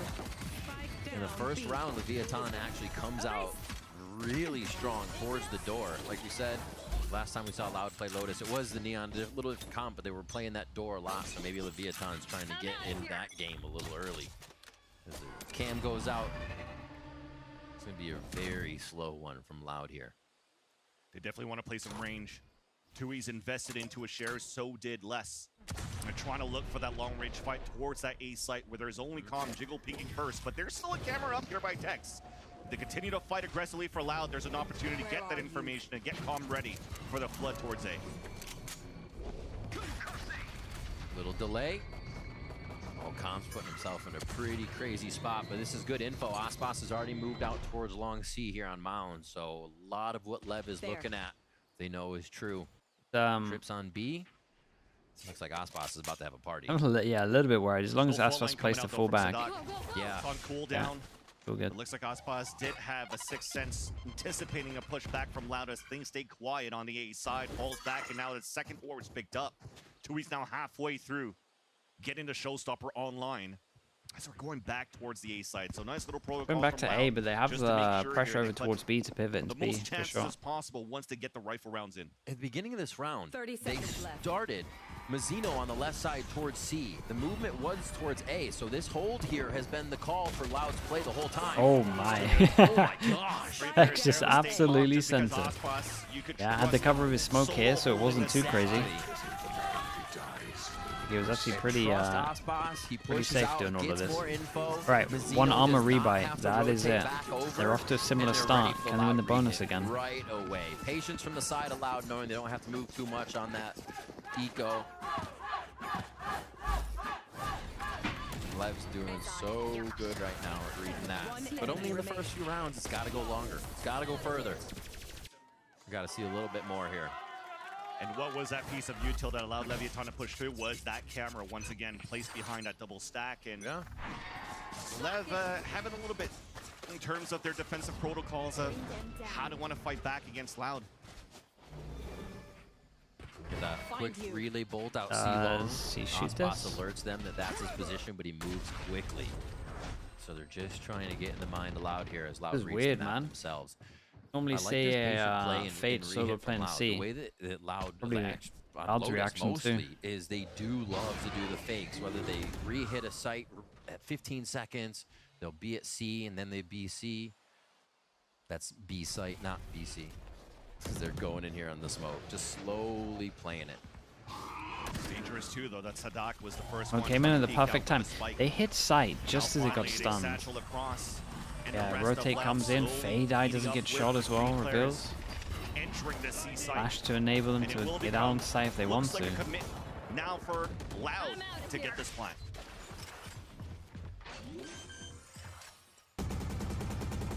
All spawn almost. Oh, they saved Omen Flash and they checked everywhere from Waterfall. Maybe Loud, sorry, maybe Lev knew about this because they insta-grouped 3 people heaven. Their Omen Flash hits 3. That stun made sure that no one could push in. What is that? On the other end here, the car comes down towards the waterfall. A nice pincer maneuver for Leviathan to retake this C site. They're also on their bonus round looking to convert it once again. As now Penkata now sits alone on the top of the mound. Spike sort of plan it for him here. Smoke, and then do you go right side? He went to the most common spot. Oi, nice shots from Pancada. Yeah, I was thinking he's going to try like defuse right side of that. Most likely he's going to always get spammed on the left end. I don't understand how Penkata continuously gets these clutches. Yeah, he still just looks insane, doesn't he? The situations he's put in, the transfers the whole he year has out, to do basically. with his aim and the crosshair placement is incredible. Every time, it's always some extravagant clutch, not just someone's defusing the spike, I have to shoot them clutch. Penkata has been working miracles since being back on the squad here. They get that Heretics plant high on the spot, it's going to help kill King, and then Penkata just absolutely closes on the round. Dude, it's manic over there. Oh my god, that looks sick. One-way smoke keeping Loud at bay. And a second smoke already comes out here on the defensive side in front B. Nice haunt being thrown at least though on the attack side from Kalanzine, so you can't play as aggressively for Leviathan towards the C entrance. Slow walk towards A. They win the rounds. Not many people survive. Their money's low, so they decide to eco. Situation where they always have Fade and the Breach util to keep getting in. They Their retakes should be so good. Kind of accepting they're going to lose this round, but then they ult. And just from behind the execution behind the box. And Leviathan are just anchoring towards this B side with so many players, a 3-player stack. No chance now for that's the ultimate like mixed signal here. It's a save so that we can focus on the next round. We can have loads of money on it, and then we ult into the rounds. It's like Tui's didn't get the memo. Yeah, in theory they were so fine for this to happen, and then they're going to reset them on this one. Like you said, a very healthy go great. Leviathan after that round. And yeah, you know, fault line and forward, who's really going to be there, right? Somebody behind the box, that's who. Ooh, 5 people surviving as well, man. Lev, and now Leviathan. Lev could be feeling real confident about this. And Carter got to take the hit because obviously he saved the gun into it, only got 1,000. And then get a push out. Yeah, they've been switching out how they've been playing this from the defensive side almost every time. Now it's King in Aspas to go off that left side instead of Mazzino. So really making Loud have to kind of do a little fact-finding missions to see where's the Breach playing, where's the Fade playing, where's the util coming from in the beginning of each one of these rounds, slowing it down ever so slightly. Aspas avoiding the fault line, and a Boombot now definitely shows that Leviathan are not afraid to fight once again towards the C control at Mound, so pivoting all of Loud towards the very nice. And do they now switch and then we get the fast rotate? Yeah, they do. This is a nice setup from Lev. A lot of as soon as they stop the initial hit over towards here and realize they're going back out towards A, have the rotate in. Tech still got a capes to hide in. Oh, what a fade eye. Why have both of these teams just got unbelievable defense offs at the moment? It's pretty cool. Oh, this guy is so dead.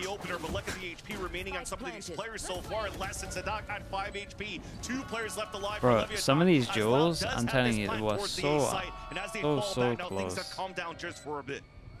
That's the Loud back and forth we were just talking about a few rounds ago. Quite a bit committed to the front to see the fault line, a smoke, a bit of the util, defense sides. Now, honestly, this was still a good round from Lev. Just the duels were slightly off. Doesn't matter if there's a smoke coming in front of that in front of that spike. Rather, there's that fault line that's going to stun both players of Leviathan, and Loud are just slowly clumping into this TA site rather, but you definitely do see it here that Leviathan cannot get can you get some extra kills on this? Trying to do at least some damage as King gets that pick before he falls, but Loud will get that round. Armor rebuys will have to come around, but Loud's not going to really worry about that too much. Aspas comes through with a Vandal for himself, and it should be a buy there. Really great push into the site. Seeing the fault line and all the util used over towards C made me wonder how they were going to get in. Then you saw the Paranoia go right through the middle of the site. The Prowler checked the right side, and the Aftershock clear. Oh, let's think. Defense would get 2, 4, so this guy could buy. These guys can buy. Nobody would be able to hide. Yeah, so maybe whoever loses this forces this. I could see Loud ecoing it. Inside. Very spread out for a default here, as it looks like an orb grab start for Loud. And pretty big push from Lev here on their buy round to try and stick a fork in something that Loud's doing here. Just put an end to these rounds. Nice default at the moment. They're doing what Loud were having a lot of success at, but they're only putting, I say only, they're putting 2 people here. It was a weak side, a good call by the IGL Sadat. Has his all. They have Omen Flash, they have Stun, they have everything. Off the top of the plant. Aftershock at least trying to keep them at bay. Did they? Dumble their util too early here. Coming through. They're slide in from Aspas, hit by the Paranoia at the same time. Tex does manage to get This slide accuracy is just the most mental thing ever. Why did they think that was the one? Real cool right now. Loving these retakes. Leviathan there just said, screw your utility. We're pushing through the site. That was impressive. We will be there. Even I felt like it was even a little off when we saw the flash go in and then the wall go up. I was like, all right, so that flash kind of just allows them into the right side of sight. And then when we did switch observers, we're just in smokes because there's so much util in sight. And then you see Aspas slide out, and it's like everybody was attached to him by a cord. And you see all the kills start to come in. Just absolute chaos that Lev's trying to create here with this Neon play as the retake. Basically playing chain together. Yeah. And making it work for the retake for Leviathan. Good thing we're not on Abyss. Oh, man. All right, towards mid, a little bit of a B play here from Loud as they try to put a little bit of strength on that B site. You could actually see Sadak was looking over towards A for a fault line if they had less find any fight. So thinking about the whole map still as Loud. A lot of pressure over towards it. In a touch and go just to get. I think there was a cage right that got popped up, so they pressure here. In their starting spots. Loud has had a hard time here getting their economy right, despite these rounds that they're getting in their favor for a bit on their attack side. Definitely see the best weapon that they have currently in round number 19 is this Guardian in the hands of Les, working together with Kawadzin just to try to see if Leviathan really wants to try to push out. And now off the camera that got thrown out and instantly broken here, Loud are just going to continue to be patient and hold towards the spawn. Loud just as worried about a Bucky. And they're like, they could do the same thing. Waiting for a low buy sneak. With the hero gun, it's really, on an island. Wanting to figure out where Loud's coming from. Not too much sneaky stuff is actually set up here. 20 seconds, got to pivot over towards B. We've got an Omen Flash from King. And that stops that. That does pull the rotate off and hits over. Means they can hit over towards C though. They're not going to get the plan, right? Being an anchor at this pillar becomes once again another strong. They got the plan, but at what cost? Yeah, this is very nicely handled. Yeah, Loud got a timeout, man. It is big. Coming in strong, and I think that's a huge one. Actually, feels a little bit similar to what was happening at the beginning. They like, with Lev, they need to go out and take A control. And actually, like, insert one more. Really just about hitting the headshots anyways, right? So let's see what they can do coming into this next round. Khan, 18 and 13. Said he's been feeling like the best he has ever right now. World champion man, feeling like the best. I mean, what he had, like 8 2Ks in the previous series? Just, you know, you get 2, your job is done. You can say, I've done my job that round, and he has been absolutely getting paid for these rounds right now. Let's see this timeout coming in from Loud, I believe, as they discuss the hemorrhaging of these past few rounds here in the second half. Love the handshake, at least between Calm and King, that we just saw the exchange there before this timeout was called. So the vibes are definitely good for Leviathan, despite it looking pretty labored on how Loud looked good on their defensive side. Both of these teams actually looking quite good, holding the defensive end here of Lotus. This timeout, it is definitely going to mean a lot. This is a full buy for both of these teams. Problem is, them talking about A here is so obvious that Lev just not going to go aggro with like 3-4. This rolling thunder that's available for Sadat, but they're still falling or have a late punish. Ults that Leviathan has. They are, absolutely. And to see Loud come through here, we got to get Tui's going. He's not having a bad game, but to get that raise pressure in, Make sure they're focusing that orb still. We see them close towards C. Got the 4 here. Time, maybe Loud thought it was too obvious. So maybe next round Loud go out towards A. Position. I feel like I would imagine they're probably just going to CB default and then retake A now. Timeout. Definitely put something in the mix. We'll see what they have. We're also in mind. waiting for something they're gonna aggro. have to work against the Rolling Thunder, but also have their own here. Does Leviathan go back to taking this A pressure? At least to insert. Bring them down. Or make believe that they did, as the rest of the map is worked here by Loud towards C. I think Astro will be played in Abyss and Pro Play. Yeah, I think you might see a good amount of like Omen, Viper, but I think Omen Astro as well. So they go for the instant one? It's plays a little bit similar, well, the Astra, just because the long rotates mean that the Astra suck is insane, and then the fact that middle is pretty much only going to be used for Lux. So attack Astra and play it similar to how Genji plays Astra on Breeze is probably what I see happening. You're hearing Harbor is needed on Abyss? See, I think the complete opposite. I think Harbor is awful on that map. Is it going to be enough time, though? Who knows? They're calling the rotation, but they're just one side away right now. They'll be on the heels of Loud for this take, and Loud are trying to take back the economy and take back the flow of the game right here. And Nightfall confirms now that Tex is playing passively in the back of the A site. These two Rolling Thunders on both ends are going to be so important. And it Oh goes my out god, Cowan's just getting hit by the double ult. He's getting knocked about. They'll be able to do so now for Loud, holding back on the outside of the A site. 3 players of Leviathan are already towards that back, dropping down. Tex again! The drive on 2 players of Loud gets dude, I love this hold where you just hold back the site, and when they take no map control, so hard. King, I think can... Overdrive, though, denied right away. And there's that last player, finally spotted. It's 2Es. Tests it now as his role as a duelist. Double swing. Look at how good they are handling situations. Man, Tex is so strong right now. It's ridiculous. His setups are good as well, man. They got such a good understanding right now. Communication between those two as well. Calm might have just been able to hold back the player, right? And then the defuse happens from a distance, but no. Teamwork, bring them both out, go for the double face, just get the kill. Both teams, I think, are playing for the for sure strategies right now. Pays off there for the Leviathan again. Another back and forth from Loud. Fans, you keep doing the back and forth. Why do you think Harbor is bad on Abyss? Dude, if I played against a Harbor on that map, and I see where the Harbor util comes from, and it's either going to be A or B, I just hit that site every single round, and I just don't believe you can hold it. Then you got 15 seconds for the actual good agents to get there. I just don't see how you ever hold a site with Harbor in that map. Both teams so comfortable on the Like if I played against Harbor on Abyss, I would just, that's the site I would go for. That would be my game plan. As soon as you see that util, stack, go for it. This time it's not Ospas, because Ospas has the shadows traveling. Oh man, King is out there right now. Okay, double smokes go down. Not going to be a problem there at Mound. And you're right, that operator is out and waiting just behind the smokes at C. So how good is it going to be for a retake at A as we start to push back across?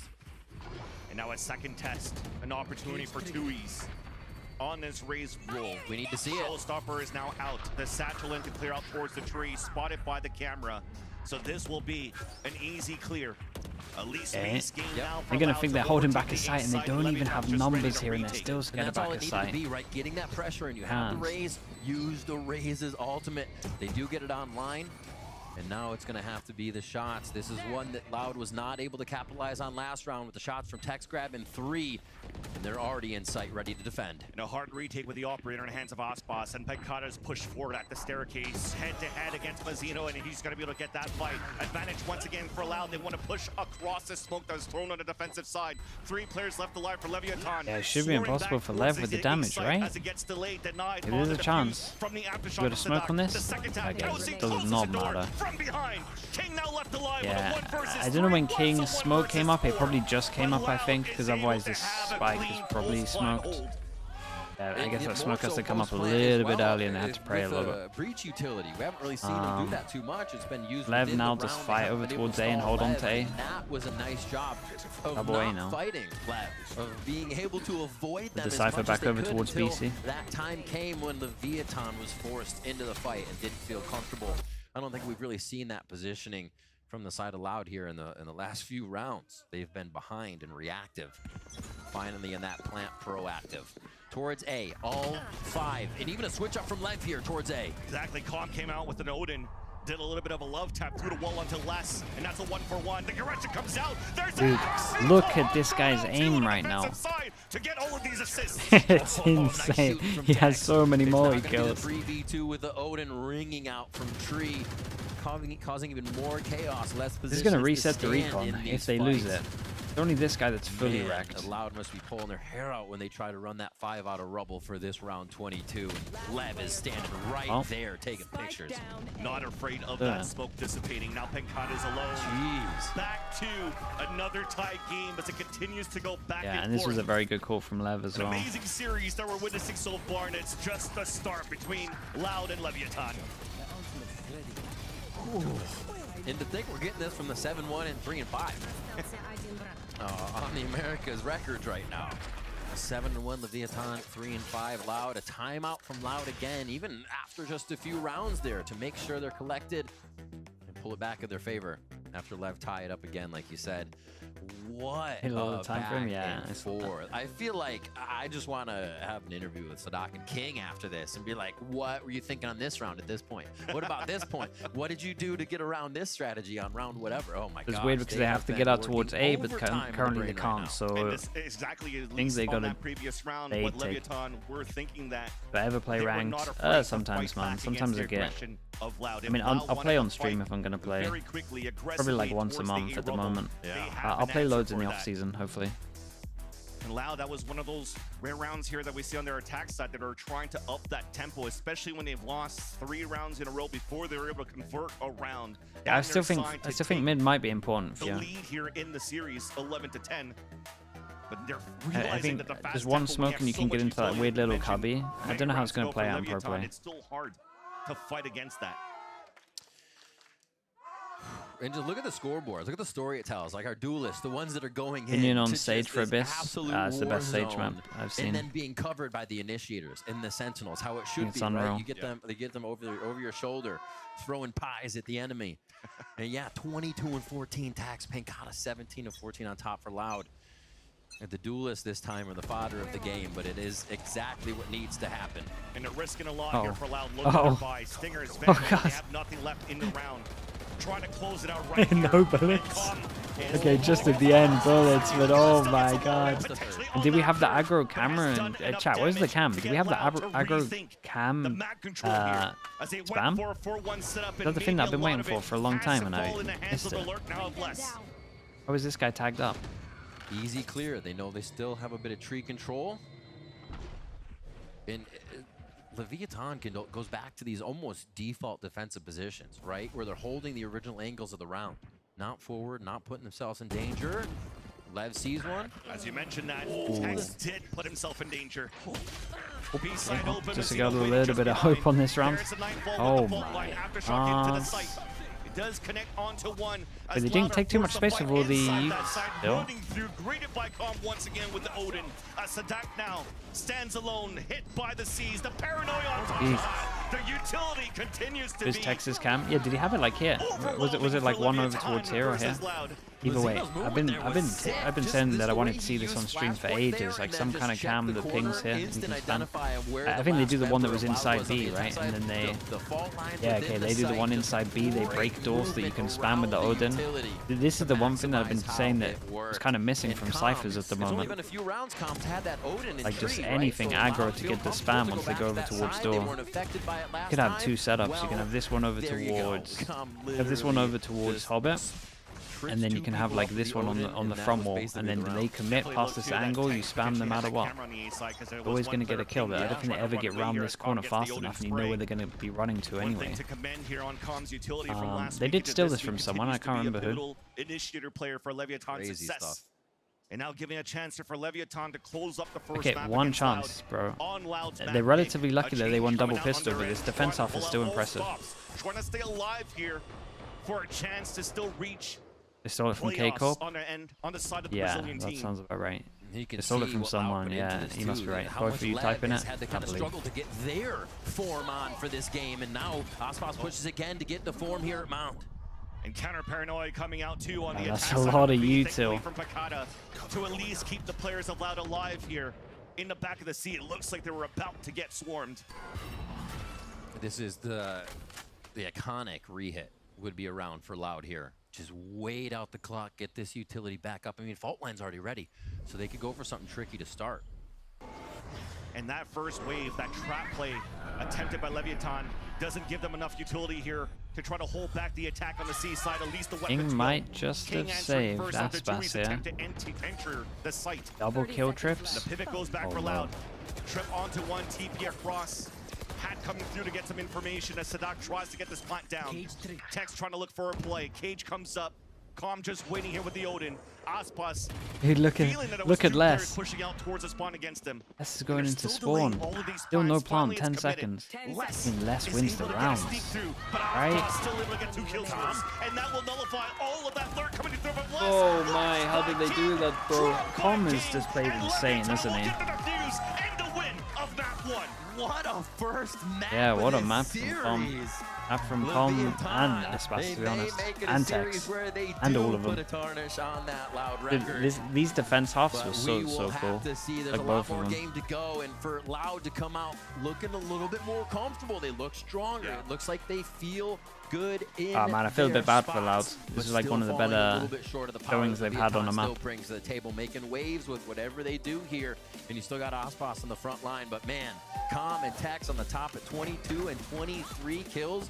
Those two overall for both stages have been showing up. Yeah, especially when they were questioned so many times, where it's always the Aspas King or Mazina show and the other one's falling behind. They're definitely stepping up to the plate here to give a chance for Leviathan to close the series. Next map coming up will be Icebox to see if they can close it with a 2-0.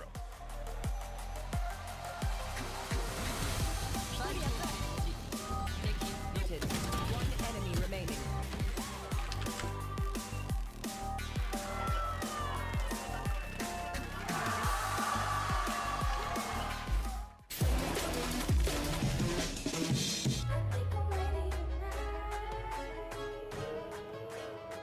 Hey guys, it's Jimmy Lin. In this series, I'm going to walk you through attack on Pearl.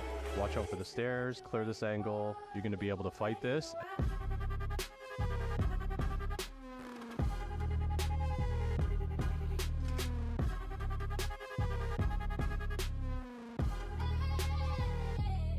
Okay, I will be back in a little bit.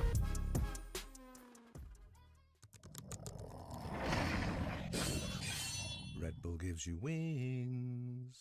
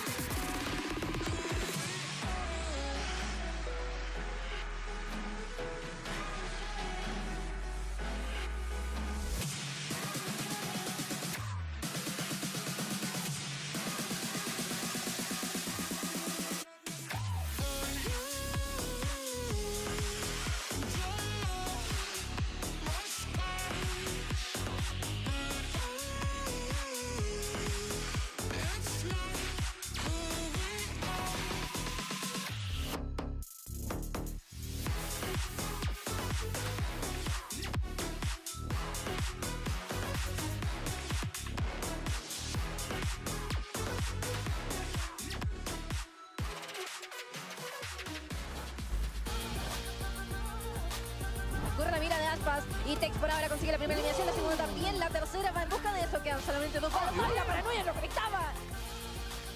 Na defesa, tem informação da câmera, o LED vai abrindo mira, são os dois jogadores, tá preso no fio.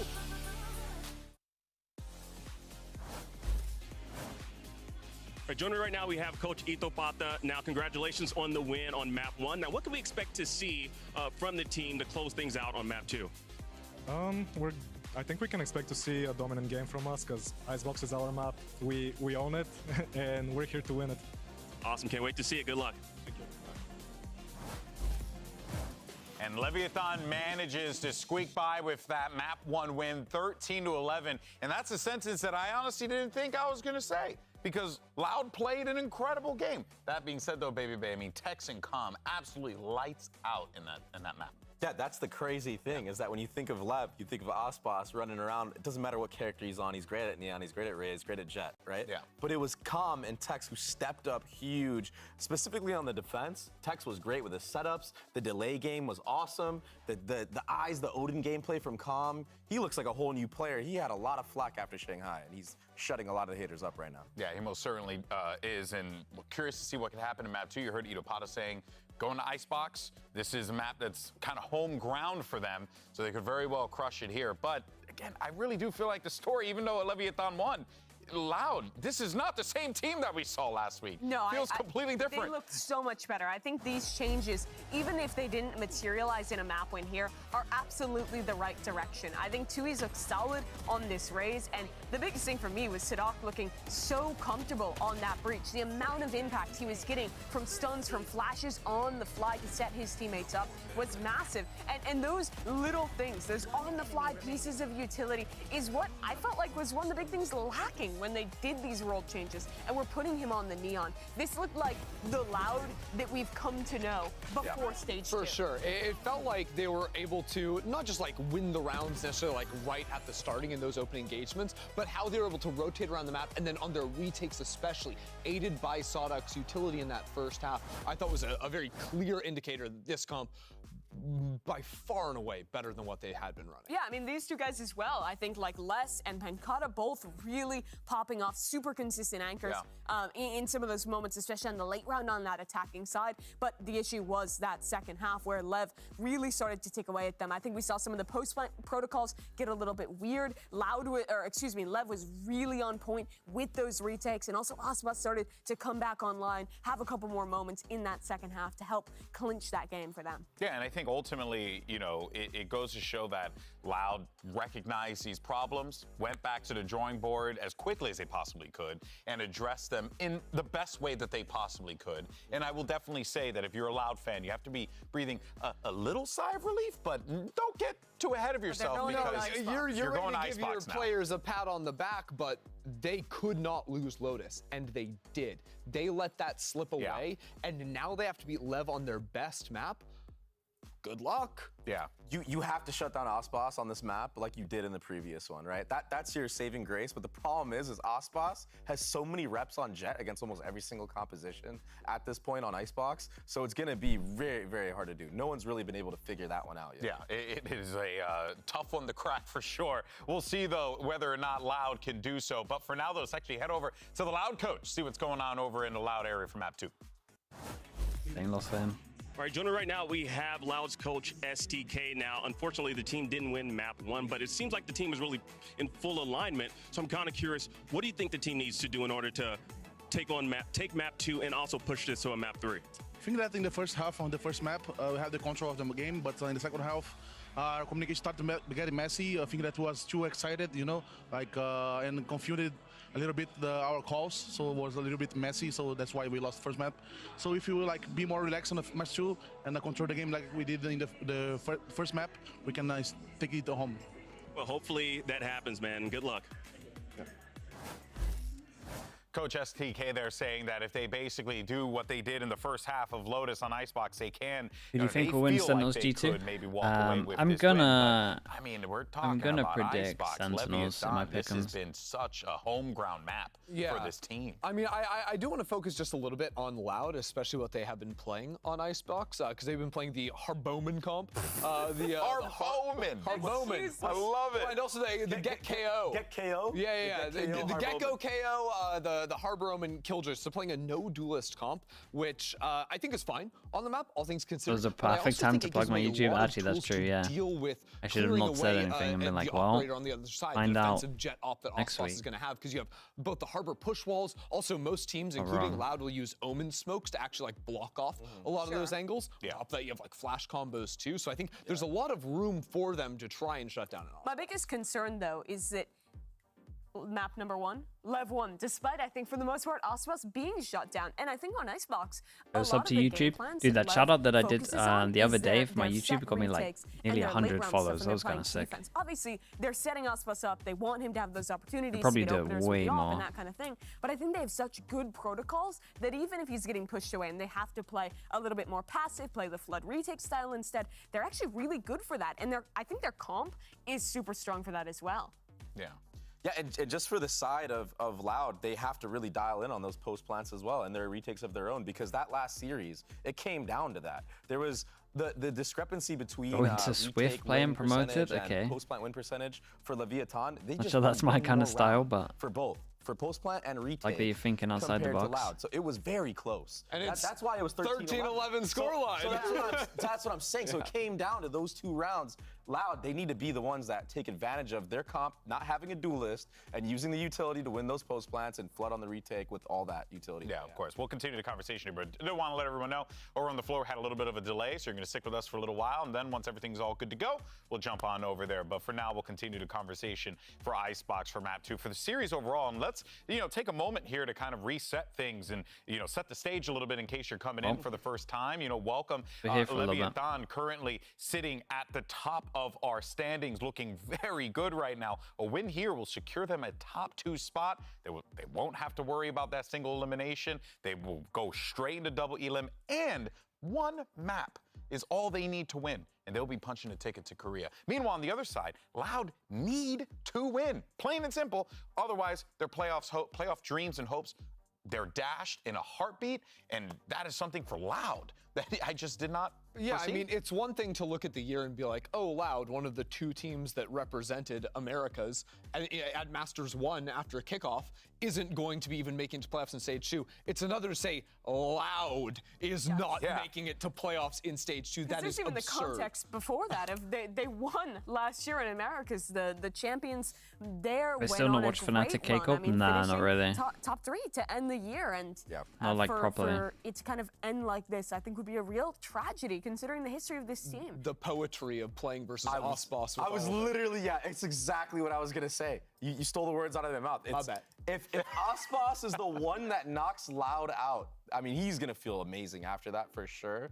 But also from the side of Loud, you're gonna be like, damn, you really let him slip away like that? The one that got away. For real. So Loud has made both of the last 2 champions we've had, won one of them in the top 4 at the other one. Yeah, and that's losing here would guarantee that they don't go to a champions this year. That's brutal. That is. Didn't think about that one, and that one is that's a gut wrencher, 100%. Especially for all the Brazilian fans that are out there, considering the situation with MIBR and with Furia as well. It's been a little difficult. Tough year for Brazil. Yeah, tough year for Brazilian Valorant, excuse me. But we'll see though whether or not. Literally the big slip up. I mean, look, it's something that I think we gotta reiterate. It's still Loud. Right? Still like a team of 5. Need to get in his own fine. Who can clutch up when they need to. We saw that happen in that first map. We're like, guys, it's still Loud. The issue. They did have control for the most part. I felt like it just slipped away. Go ahead, Mimi. The issue I was going to say is that Leviathan also have 5 great aimers and 5 great players, but they have a team that I think has had a better time to form an identity. And when you talk about Leviathan's identity, it has really been defined on this map. Icebox, they've looked incredible this year here. We have a change of a character, so it's not going to be the Get KO. We're going to have to find find a new name. So KO or Double harbor. Double harbor, but they have KO for the flashes. But either way, I think the Sova will be better because I feel like the Gecko, they weren't really getting much value from it. All right, well, this is it. Loud need to win this or else their playoff dreams are done. Meanwhile, Leviathan can lock top 2. Let's send it back over to your casters. It's Vansili and Riv for the call. Backs now against the wall are Loud, trailing behind by 1 in this series, and now have to play against Leviathan's map pick on Icebox, where the desk mentioned here. Probably, the king of what? The Frost is what Lev have been pretty unreal on this. Unless Loud have been cracking hard. And they got loads of good stuff with the Sova. I'll always remember it just against C9 to be honest, recently when I do think that Loud's comp is better for what's going on here. Having a flash when you've got 2 double controls. Doing more things like, man, there's sides to the map. Maybe that. He just doesn't feel that way. He plays either side. Yeah, for us, the same. It's what's in front of him. It's the whole But playground. I mean, they have. We'll see what they have this guy. Quite a bit towards B for Leviathan. All right, so Lev on defense, Loud on attack. They're gonna go ahead and just get the cascade game going over towards A with some of these walls. Quick bit of pressure over towards A. As we would. Do a knife, they do a wall to block. To start off this pressure mark created. That is momentum on this game. Losing their map. probably This was not on the cards. From rotate. And already a headshot to count seen through a wall. And he started off at a spot where he loves to play in his pistol rounds, but this time with the Sheriff, yes, Up dash there's a before lot you of do it, damage on or? the Cowadzine. But Loud are all grouped up together. Okay, so the knife's gonna hit him. That comes back. Dash still available for Ospas. There's that recon to come down. The flash too to get yellow control, but he's getting walled through it. And that's first blood now for Loud. An opportunity to move inside this B site. But remember, they don't have a Gecko to play now for Loud. They have to That's a nice flash, man. Site, Dude, king, savior. Waiting just there behind the B site. Text from the top, gets that pick, and Les is now alone in a 1 versus 2. Who better than Les now in a clutch situation that can turn it back around for Loud? As he picks up the spike, he's looking to fall back. All right. 65 on that. The problem for him is pretty healthy on the side of Tex the fact here. that the Cove is going to be here for the retake on A. Together. Gonna have to try and play close sight. There's gonna have to be some running soon here. The fact he has a molly, he might try and play off sight. Right. I think he knows he'll have the sight at least for this moment. The molly could also counter the Cove if they play it right. Try to push forward, right? But I don't think he'll have time. Tries to go safe. There's a nanoswarm there. Boom, hits him. Down to 6. Whoopsies, that timing. What is that timing? Yeah, that was unbelievable from Tex. Timing on that. Yeah, he has to fight close because of the Cove. There's a frenzy herd. Oh. Now the high tide across, and that blocks the vision. Dang. Bold players of Leviathan walking behind the site, unless potentially was looking to wrap around, but he's trying to play it safe instead. Yeah, Tex with that timing on it too. Start getting the taps on the spike and pull less out. While Bezino still has the Cove, very much difficult to get in. That's no way.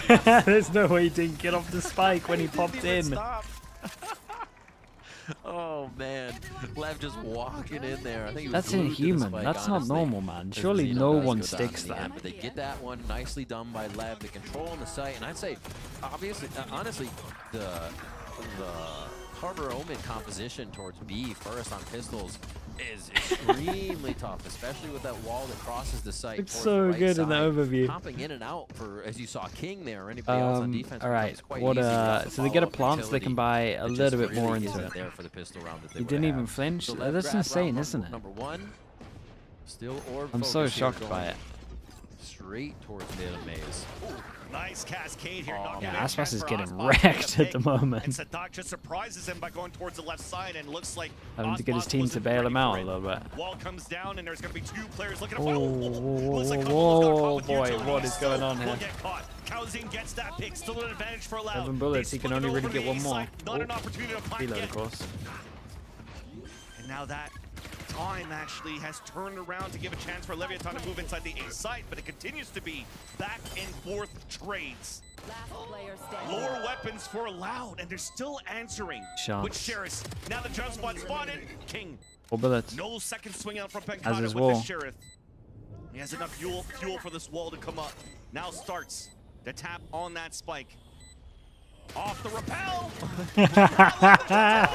It's so stupid.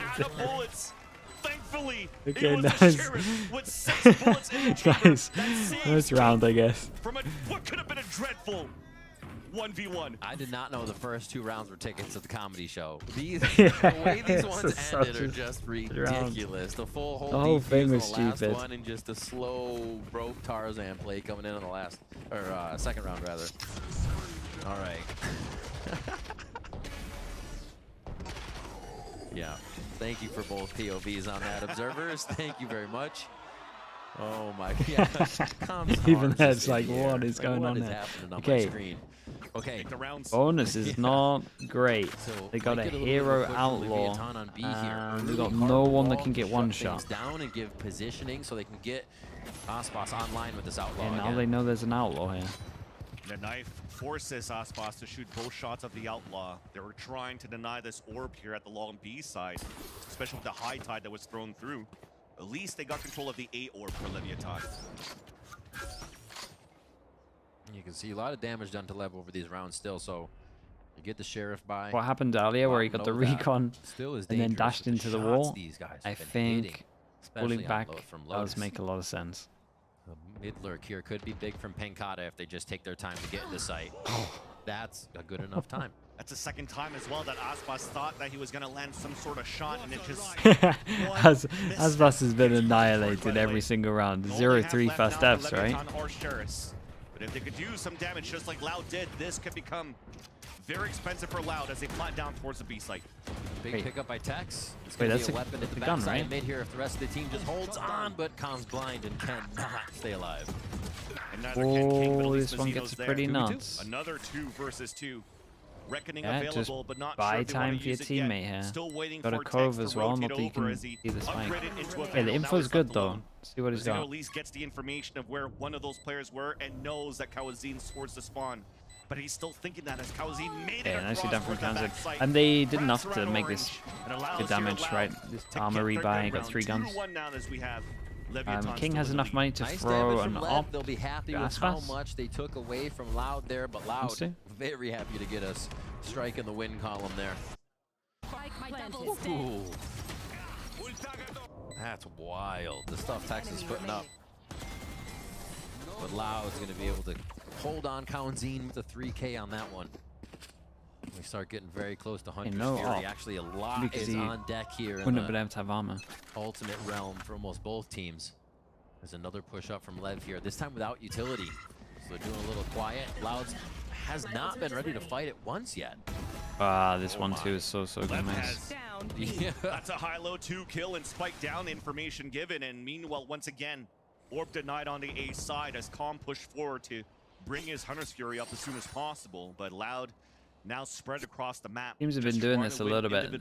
They're hovering to here and then hovering to here at the beginning, right? So when the And you gotta barrier think goes of down, they implications can't. of what Lev is doing They at don't B, realize right? that they're If on top of Loud the higher even want ground. that space anymore, it's going to cost them util. They can no longer walk into that. They're going to have to use early util, which won't allow them to clear yellow as much if they don't have a bolt or the. And they were planning drone ahead as well. They use. took the orb over And it's towards just- A. Lev is getting at the in beginning of Loud's this. face so much to cause problems here. We'll just have to see how much it matters, because Lev can figure out a way around this with the brain of Sadak. Alert towards mid and still this B re-hit to come into play, but they're staring down 5 barrels of Lev. Yeah, as you're mentioning here, the calls from Sadak over at Loud, and they are trying to commit here on some sort of B control. But they do know that there's probably players watching every single angle. Not an opportunity for Les to be the first one to activate. Nice reckoning too. That gets information on 2 players, and they'll identify this late lurk, but Les still is able to commit and win that fight against Calm. Meanwhile, though, at least both players just stuck at yellow, and with no time left, that wall comes up just to help Penkata escape if he can. The tap onto the spike as well, committed to run through. Questionable plays across, and that's the round for Leviathan. Yeah, it's just Great nice hold. from Lev, just the Honestly, shutdown the over slowdown towards at B, and has then just shut Lev down so much, and with the then fact it's that like Loud they didn't committed really have so much of a to B, they didn't option know to do what the anything. A game was at Pipes, which has been pushed almost every round by Lev for the alt orb. So they had to consider somebody who was very far up there too. And just Aspas and King able to work this position. I mean, it was Aspas and Com or Tex a few rounds ago, or Mazzino. They've been switching up what that combination is, and it's just been working. And now switched up so much, they go away from it. Aspas will be pushing down mid with the help of Com's utility. So what can Loud do? How do they get back into this? It's going to be a low buy, but we still saw these low buys. But the hero Bucky, the hero rifle and Pangarda. The Al drone to push Tex away, and that is the pick coming out from King towards his A site. The shot ult, alarm bot goes, or alarm bot triggers, and that's when you pop the ult. As the call finally comes up to commit to the plant. King just trying to get the spray shot. Oh, nice shock. Yeah, they're so ready because it's pretty much how most teams handle the shot ult. They try and plant above it. An answer to everything right now for Leviathan. Right here. See the spams run here as well. They have to go to no man's land to get this. There's no way he gets out. I was going to say, nicely handled from King. It's the shorty out and just sprays it through. Here for Leviathan. Outlaw knowing it's a lower buy. The cape out of the movement. Carrying spike. Crazy angle for the shock. They would have done it, I think, just prepped from this ult. But I'll tell you, most teams in practice, when you do this ult, will just try and plant up here. Almost you wanted to upgrade the Outlaw to the Bucky. Especially when it's like a alarm bot, or normally what teams used to do was like a turret here. You would then do this. You would then do this ult, and then they would just try and like rush the plant basically. On the rafters? Instead of just canceling. Oh, that's so cool. Easy entry for the team. They don't have to worry about being covered. You can go out either side of the smoke, but also look below. Really cheeky stuff ults. there. 5 ults ready here for Loud. Surely this gets around. Right? Gotta be around. Right? Into the server ult. As this tags, it's normally an ult. Oh, and they're all in the same place.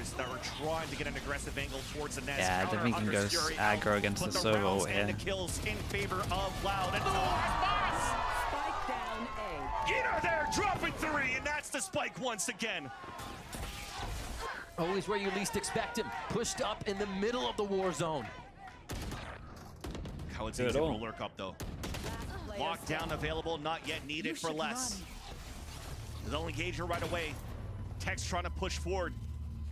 He knows here that the players are just around the corner. He could break it, but this was forced to swing. There is that break of the lockdown, and here's both sets of footsteps. Gives him a chance to reset. 12 bullets in the chamber. Looking back on the first swing. Yeah, it's a nice try though. He should be happy he got that extra ult out of them. At pipes from Aspas. Loud still able to figure a way around that round. And 3 ults. It was a nice round from Council. Dude, it was a nice round from Aspas. Honestly, I thought they knew he was here because there was a harbor ults that were splashing, but I guess they just thought it was the other 2 that ran away. Has that option to slow it down, rethink the situation, and get a different idea going. Really nicely done there to slow it down. Kind of funny off that replay that Pankata realizing he's caught with utility stance. The only thing he could do as the last man standing against Aspas was Hadouken that paranoia. But that was the Hadouken that allowed Kawadzis to start entering in and opening things up for Loud to save that round against Leviathan, who in this round still has another healthy buy. This time, no more outlaws for Aspas. It's an operator out, and they were looking for this LEV setup. 4-1. One is a Killjoy who is having an alarm bot so far back B, so I guess they have some kind of ult. And the idea that they can protect it from the back, the mollies, the utility they have. Either that or a read into this play from Loud on this round, because they have all the space they need. But they're going to have to work with the lockdown coming in from Lev in just a second. And all of them looking to flood back from the back of the spawn are Leviathan. The code thrown out first. All this to protect the lockdown to start things off and push Loud away here at pipes. So they pushed him far away. Mazzino has his... That's really needs to get his mollies involved, but he's lurking. Yeah, Mazzino has his Cove, and I think they might have messed up a little bit, unless Les can get here in time. But the turret's gonna spot him no matter what. So Aspas on top of the screens, easy pick.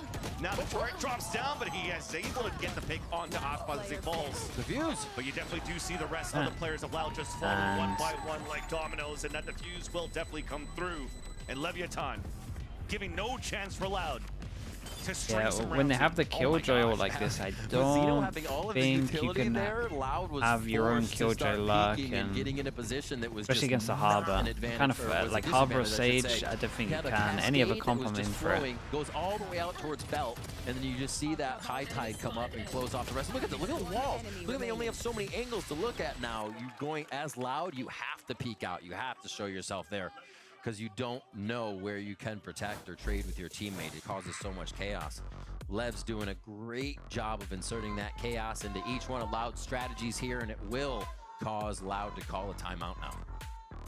When you're looking at the state of the game here, released from map 1, and something that the desk mentioned was it seems like Loud really had an answer onto how Aspas. Yeah, that's why I thought it was some kind of read Matix, that like maybe with the KO ult they only go heavy over towards sites. For some points on the side of Leviathan, actually even at the bottom of the scoreboard. Every single KO, maybe they just map number 1, but this time don't even try and go middle. Other than starts luck. at the right spots to do a lot of damage onto Lao's attempt to get any type of map control. So some great reads coming out so far as well from both Aspas and King at the forefront to call these positions. Oh, that look did not fill me with confidence. We have Aspas. He pulls out. They opt now. Round 8, 9, 6, and 1. Blaze Storm actually there for protection if he does get himself into a crazy spot. I was gonna say, is he pushing down? Potentially, yeah. Tube with the op. All right. I mean he's got protection there from Com a little bit, as much as you'll get from the dart and the Vandal. And the high tide that they could throw through. True. Yeah, the protection there is good. Yeah, Mazzino just set up towards mid, so they have a lot of protection for this operator walk down. Okay, change up on this one. All right, Aspas. Switch of the Killjoy over towards A. So no recon. Viper with the one-way, I think, over towards B. To set up 2 players to fight through the smoke of days. They're expecting to see a turret here. Loud, but nobody through, so now Aspas can be anchored and cut the rotates, and that's exactly where Loud and Com after picking up this recon early to clear this.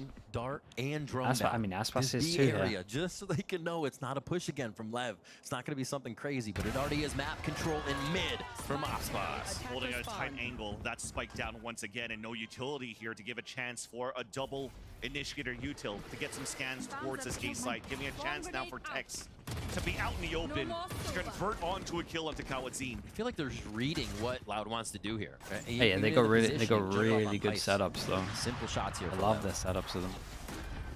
All right, spikes planted. That high tide goes down.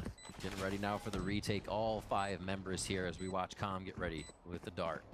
Definitely some saving grace now for Loud as they get the plant down. That's 300 credits across the board for the next round, on top of the bonus that we get from losing, unless...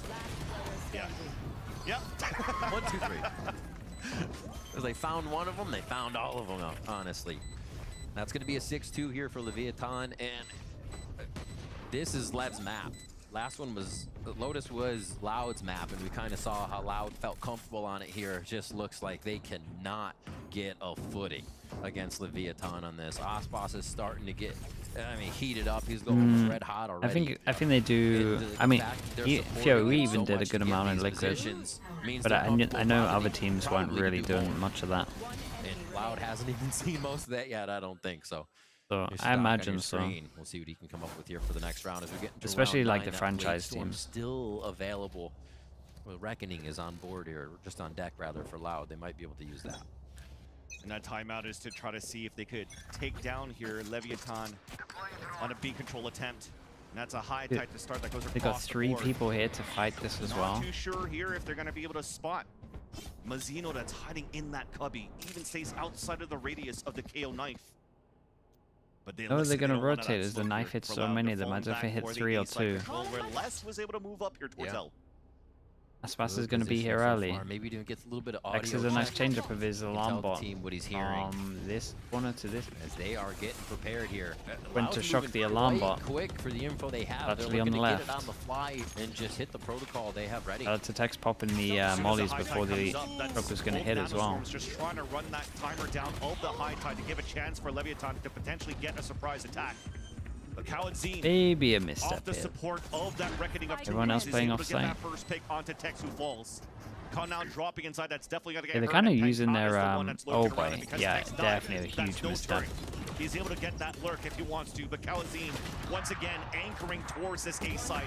There's that lurk finally from Penkata. The blade Storndol from Aspas now left on the 1 versus 2. Don't steal this from them. Clutch this against the whole remaining roster of Loud.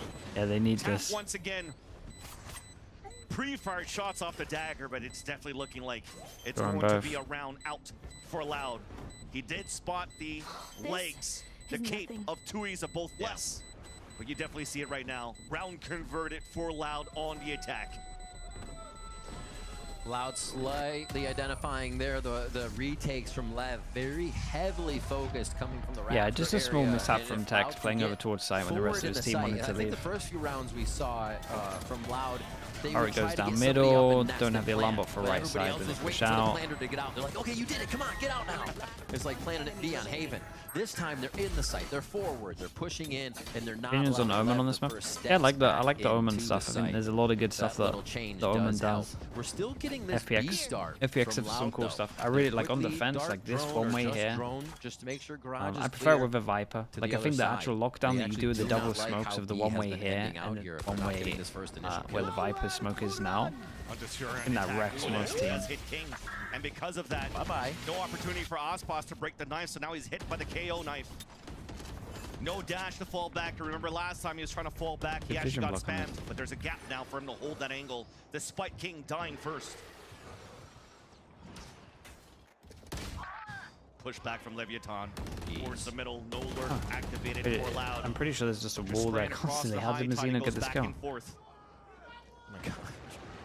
Surprised to see all the Vandal gamers with this much spamming Vans. Crazy stuff here. High Tide finally goes down. And we get these angles back for Aspas, but man, Loud and they're cutting sounds like they rotated off. How long do Lev stick this one out? Good. Try to hit this so far. Cove in for plant. Someone uses recon. Possibility. This knife can tell them where a few are if they can get a good shot on it, but I don't think you got to line up from that spot. Just a waiting game. There is now the High Tide. Yeah, both of them being prepped up here. Tom's recon through this wall is going to be everything, right? There's shocks as well. 30 seconds left. Lands now on the top of B. Does activate and find information on the two players, but Tex is still able to get that pick from the back of the side onto Penkata. Attempt of a plant. You mentioned that Cove. The pop across, but Tex is still ready. There's no way, man. In the round. He went inside it as that went off. Disgusting. Dude, Tex is hitting some shots, yeah. Give me this replay. Aspas still with the operator as they continue to protect that. It's kind of an all cost here, right? King's just like running around. Aspas like, sorry man, I can't do anything for you in this situation. And this push mid to regain control of the map. Now more than once that mid control has paid off heavily for Leviathan. We saw Aspas get pushed up there and then a double team coming in from Leviathan. They're working the map so well right now, just shoveling Loud into whatever position Lev wants to be 13 and 5, Tex, Tex, man. Here. We talked about that lockdown, but Reckoning is also available here for Leviathan to make it. He's definitely hitting his peak individually. He actually had a really good Shanghai as well. Like he actually looked like their best player in Shanghai, in my opinion. And Kaladzine, of course, the range will now help against Aspas with a classic will. Now he moves in, lockdown activated onto the defense. Penkata on the top of pipes, a jump spot from Mazino. Now they know, at least for Leviathan, there's going to be a late lurk once again. Reckoning forced out on top of the lockdown, pushing everybody back towards A main. And here's the important boy, fight. does Because of that jump spot, though, at least Mazino has fallen check towards above. the site. This gives a chance now for King to get that kill under pipes. You never heard him fall. 3v5. It was right there after the shots. 3v3. Another one to clear this, and Loud has to rethink the round once again. Just under a minute left.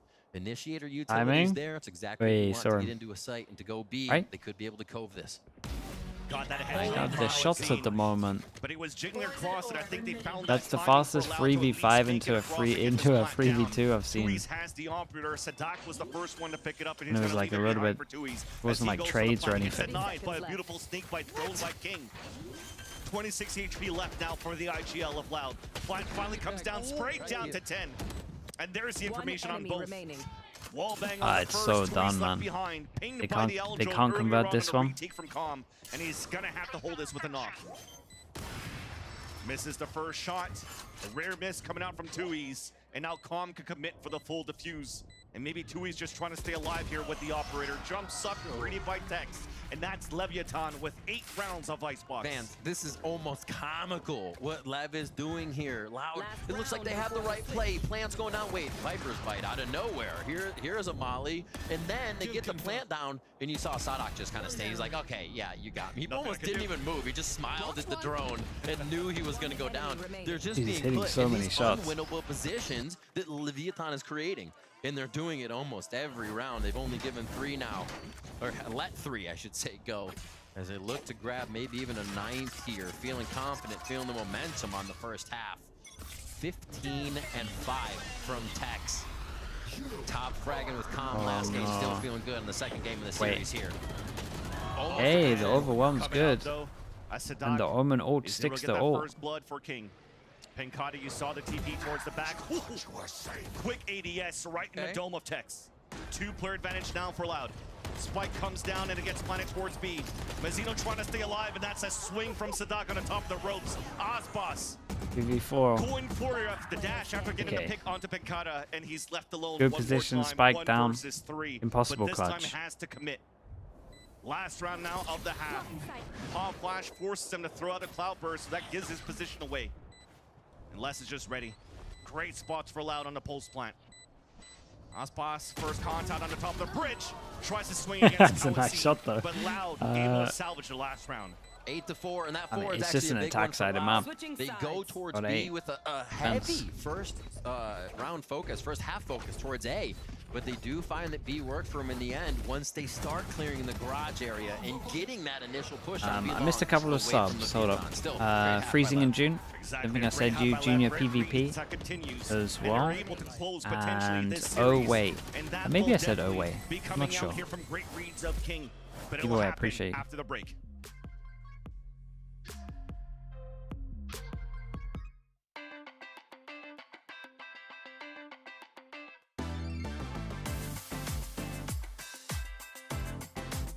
Missed a sub during the sponsor stream. Did that actually improvise?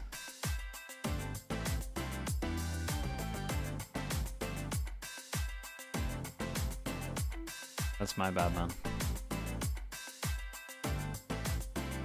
There's too much going on, dude. I mean, yeah.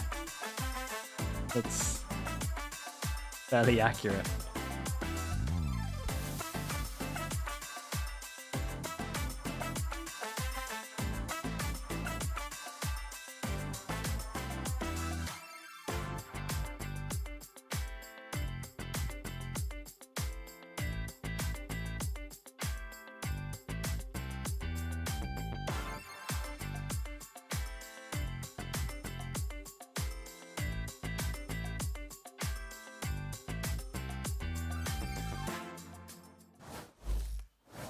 Welcome back, everyone. Leviathan currently up in this map. Icebox, a strong map for them that we knew going into it. But now we're flipping sides here, and overall, I would say Leviathan. Estiferios, thank you with the 40. Sorry, thank you with the Prime, man.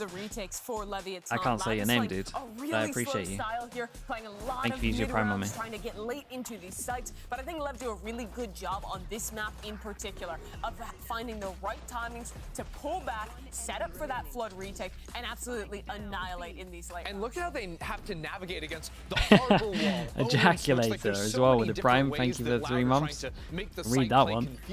But Leviathan Thank you for your Prime. Clearing the right side as they go back into site, clearing away the left as well. And then Loud are sort of stuck coming back into their own angles. They use a great job of using the harbor wall too to isolate those angles and make it very easy to take those fights one by one. Did I say that one? I mean, it was more the fact that I knew that I could pronounce it. This map has continued to be the home ground. I think their defensive side has always been super strong. But what's scary here for Loud is that this loss would mean a guaranteed out for playoffs, guaranteed not even making it to champions. That's right. You got only a few more rounds if you're Leviathan to secure that top 2 placement in the stage going into playoffs. But Loud need to find a way to survive. Let's send it back over to the casters.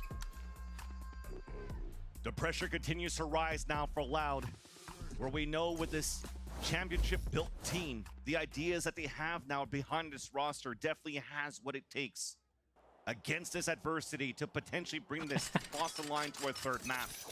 But Leviathan have other things to say. the double. With how the reads have been since Double sheriff. this second map here of Icebox, it's Kind of scary when they're both got like, what, 15, 16 kills each or something. Towards the end, as now on the attack side, Leviathan looking for this early B control, and there's walls on walls just to keep these players isolated on yellow. Yeah, double wall. I like that call from them. As Loud is double wall pressure. Who they Wait have for site, though. then just double contact up with the sheriff. Well, a retake round, I think. A push already happening from LEV here, and they've avoided the util, but not less. And by taking down less, they'll avoid the util at least. Now they will. Looks like Loud wants to fight very quickly. Early util being thrown out denies. Yeah, can they delay enough? Now, all of the players I mean, the delay is so big that they're going all the way back over towards B. And at one point, Loud are going to be like, hold up, why the hell have they not planted? To lurk around. Players are watching it passively. Looks like they're ready for it, though. Yeah, that's crazy. And that's, yeah, that's why they haven't planted. There on the stabs. Now we'll see if LEV worked it out. Waiting to move that spike back over as rotates Osmos good. Just holds to now They put expect the same the double luck.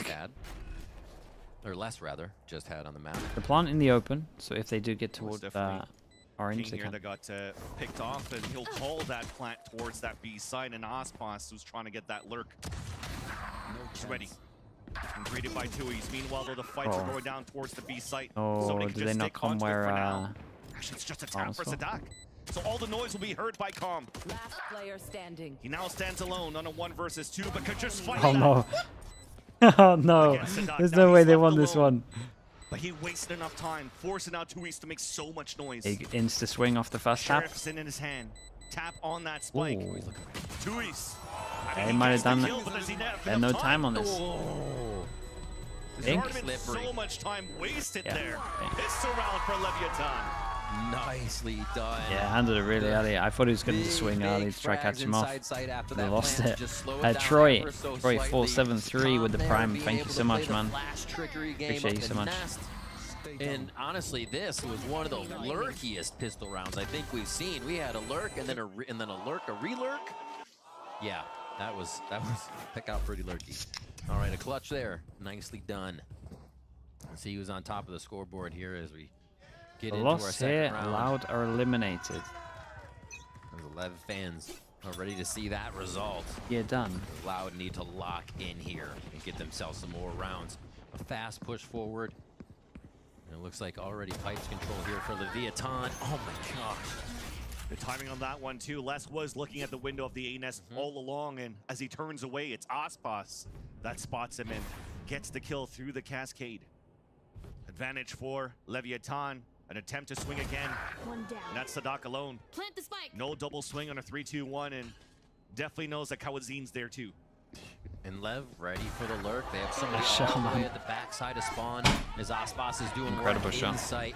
I think that's one of the biggest things we have to re-recognize or again look at for LEV is how much Ospas is given this space with utility, how much he's getting from the team to be facilitated to get these kills and move forward in safe positions. It's incredible. And how good he is just at shooting heads. Exactly. You have to be the one to shoot once you get up there if you get all that util, and man, does he produce results. You can hear it. The crowd just wants another iBuyPower PC. But Loud, looks like they're just looking to die to spike, and that's going to be no ace as Tex picks up that kill towards the back. Consolation at least, or 4K for Osmos. Yeah, even a dart there at the end too. Fast, it's never fast buy for Loud. See how many they can get in a row. Else there along with it. He's the one who gets to have his cake and eat it too. It's crazy. 20-9 for Osmos right now. Again, Tex still having an amazing series there as they just continue to be some Bass Brothers at the top of the list. And I think we That's such a savage replay. At Shanghai as well. Really went for the 4 deaths. Just how well they continue, or how well His Prius is having fun. Osmos and Tex played A site in anchoring. Rather. All right, they go towards B. I mean, the knife got a lot of info. That's 3 players now pinged out. And Lau will know both the potential lurks from Leviathan are towards middle and A site. But the early knife that comes out, knowing that it's a bonus round from Leviathan, they might want to commit into this with the lower weapons to just fight back towards yellow. And that's where Loud is choosing to attempt their first stand. 3 players grouped up in that area. Let's just work in that map. So that shot missed here from Tex. No Marshall. Shots coming through as Aspas dies towards that B site. Pancada. We're just trying to stay quiet across, and there you go. Any type of alert that you're trying to do here Way from too Leviathan on both extremities, both got denied. Last 3 players committed to fight towards this A site where, again, you have better weaponry for Loud. We just saw the 0 point as well, used over here by the side of Loud, so they're just trying to clear space and get an idea. As I say better weaponry for Loud, there's still some good rifles in the hands of Leviathan. Mazzino finding the timing behind. Unfortunately, his teammate falls, so he's going to have to go in a clutch. There's that first pick, but Sadat swings out to get the trade. Loud's able to convert here to good round. 1 armor, double gun rebuy. That's slow. Still touch and go, right? Lev's taking a round right now, and Lev just tear that round away from Loud. Loud get around, and it feels like they're tempered in the things that they're doing. 30 seconds. I'm not too confident that that's going to be the right play. Alon? Here, good hold on A. Good call around this one, though. I mean, it's not a comp thing. We see a little bit of life from that defensive side here from Loud on that bonus. So let's see if they can keep it going. I mean, we'll never know. They made it convincing enough. Reckoning is up. If that is the case. And Loud are actually going to stack towards A. We'll keep an eye on that for the rest of the rounds to see if they actually change this towards B. They're pretty in sight and not able to trade each other right now, though. Just looking at Loud spots. Whoa, that was close. It's interesting. I kind of wanted Lev to hit it to see what Loud's defense there was. They seem very, very confident in playing forward in the site, which is unusual. We see a lot of Loud retake. Pop flash always ready here from Sadak. That's true. By screens on that aggression that could come out now from Leviathan. And now the Owl drone does spot the Viper. I'm not too sure if it actually did see Mazzino in that corner tucked up. But Leviathan still doesn't want to continue to try to sell some sort of fake here towards this B site. They're working in grouping together towards Garage, where Tui's is pretty much at a one and done. Tui's just so dead. Tom still has Owl drone. Relax. Jiggles out. Relax for your team. Cannot have the Owl drone anymore. But you're definitely seeing Leviathan looking to trade it instantly back towards the B site to avenge his teammate. Avenge their teammate, rather, as the Reckoning now puts Tui's just jumping around towards the site. Forced to give that away. Getting out of there. Plant will now come down from Mazzino under the cove. Oh. Very chipped down for Lev here. It's going to be tough if they try to play this one out in the open and Loud. Like we said, the retakes are where they come in strong. Always good on those retakes. Yeah, this should be relatively. I mean, if they don't have a Reese has the cove as well. In 10 and as a group to fight back now against the post plant. Leviathan, only 3 players make that 2, and one of them heavily wounded is Mazzino. There's that wide swing first before they actually break the dome. And now it's halfway. It disappears. Tex gets a second kill.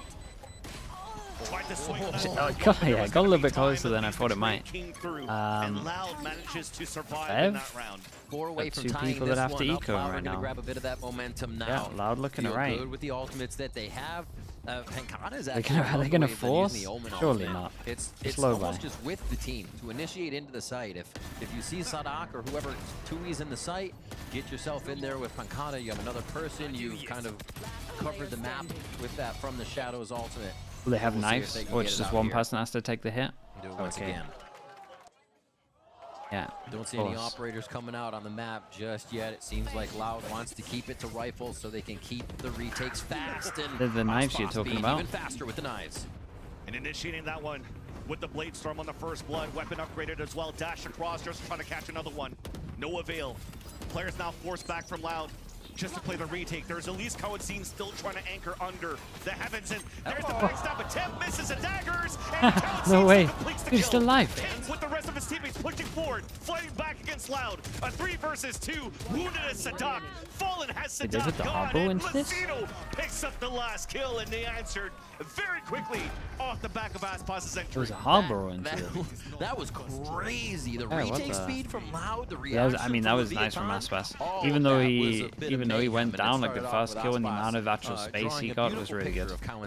He distracted for everyone to go right side of sight and win the round. Oh my word. Just the back and forth. I mean, look how fast LEV is trying to put themselves in the back of the site. Just get in Loud's face so they can't get themselves in the site that easily. It looks like they might do it again right towards A. Almost everybody on that belt side to start off here. Especially with the economy that Loud currently has. They understand here that they could add that pressure. But with the Guardians ringing across the side on the defensive side, shot by Sadak. Leviathan now knows that this is a force buy coming through. Aldrone, no punishment, but at least they get the punish on the Kawadzin. Both players falling back, another ping coming through. And that's King trying to find the opener. 2 players swinging out from the back of the dice. And that drops Sadak. Hard to play a site without the Viper wall, really. At least he'll be a Cypher camera temporarily to see how many players are working towards the back of the site. We'll only identify Calm for now. Under the rafters. Cascade blocking vision to give an opportunity for Loud to catch players off the rotate, trying to fall back here as the spikes planted for Leviathan, and you can definitely see it here. Chances are not for the side of Loud. Only a share for Tui's. Vandal for less, trying to do some damage, and they lose that rifle in the process. And Leviathan are looking well positioned. Now positioned at map and series point. Yeah, never Six letting chances. up fans. Even if they had a blip in a round, like they're gonna miss out on champs. And they have just put the pressure on Loud constantly in these rounds. Loud's gonna go ahead and call a timeout here as we get back into this replay. So they'll be discussing what they can do next, but just continuously pushing through. And we kind of got to see what it looked like. That was a lower buy, but what Loud's trying to do in sight there, you know? They can cover each other a little bit. There's the flashes, there's the paranoias, but it still is mayhem. And it's almost like they're forced into this position to play chaotic because the retakes are almost too hard against LEV right now. We did see playing in sight with a lower buy work on Lotus. It's one of the reasons Loud was able to come back after the shoddy round. But this time, LEV's shots are hitting. The one and dones that Loud's trying to play are not one dones, they're just dones. Firepower? That's actually very true, yeah. Right now, LEV is absolutely a train on the tracks, and they are moving quick. And that was a round where you mentioned overall when the utility was so good for Aspas. They got an Aldrone ping, they got a recon dart ping, allowing this push forward now from Leviathan to just overtake the A site. Again, it's looking like a map of Icebox here that's controlled from A to Z. Defense to the attack in favor of Leviathan on their map pick. Loud thinks or thought that they had an answer so far against Leviathan by letting this map go through. And by going back to their tried and true of what they tried to gotta get an orb. In the past year of Icebox with no duelist. Gonna see Shock Can't Molly find or the answer, unfortunately. Oh no, they got Off the this early timeout, you see they here, got the early ult, so all they need to do is drone it. Only 2 Vandals. Trying to fight back with He the plays aggression far on the back side just in while case the they rest do of the knife. Leviathan, if it ain't broke, They don't far fix back. it. A little Broke bit that A far side back. again. Keep it going. Yeah, no I knife think even if goes it does close. have a chip in it, you just super glue it and say it still works. It looks good, fans. It looks good. They're looking to make it 8-1 on the VCT Americas record here. With You know someone's on site though. If To they make can the get by the sound. lower by Loud here. And 3 players towards Loud on B just to try to once again. And then they don't hear any of the Hunter's Fury in the sounds. hands of Kawadzin. And that may be Killjoy able to fight ult back against the lockdown about available to for happen. Leviathan on the Got post Sova flank. ult to break the High Killjoy ult. coming out on With the the Sova retake. ult to There kill the is that Sova, lockdown. breaking the There's a Killjoy double ult. Hunter's Fury that's about to come out. One to break the lockdown on the defensive side. It gets broken. And the one on the attack trying to get some kills, but it works out in the favor of Loud. Trying to stay alive in this game, they'll be able to do so. Lockdown available on the done defensive this? side, but it's a 4-on-2 in favor of Loud. Got- Aspas still holding got- his ground at the generator. 2 more kills needed. Dashes away as the spike is still ticking. Up towards the A site. Smokes dissipate. There's that 3rd one. 1 more kill to go. As less. Oh my god.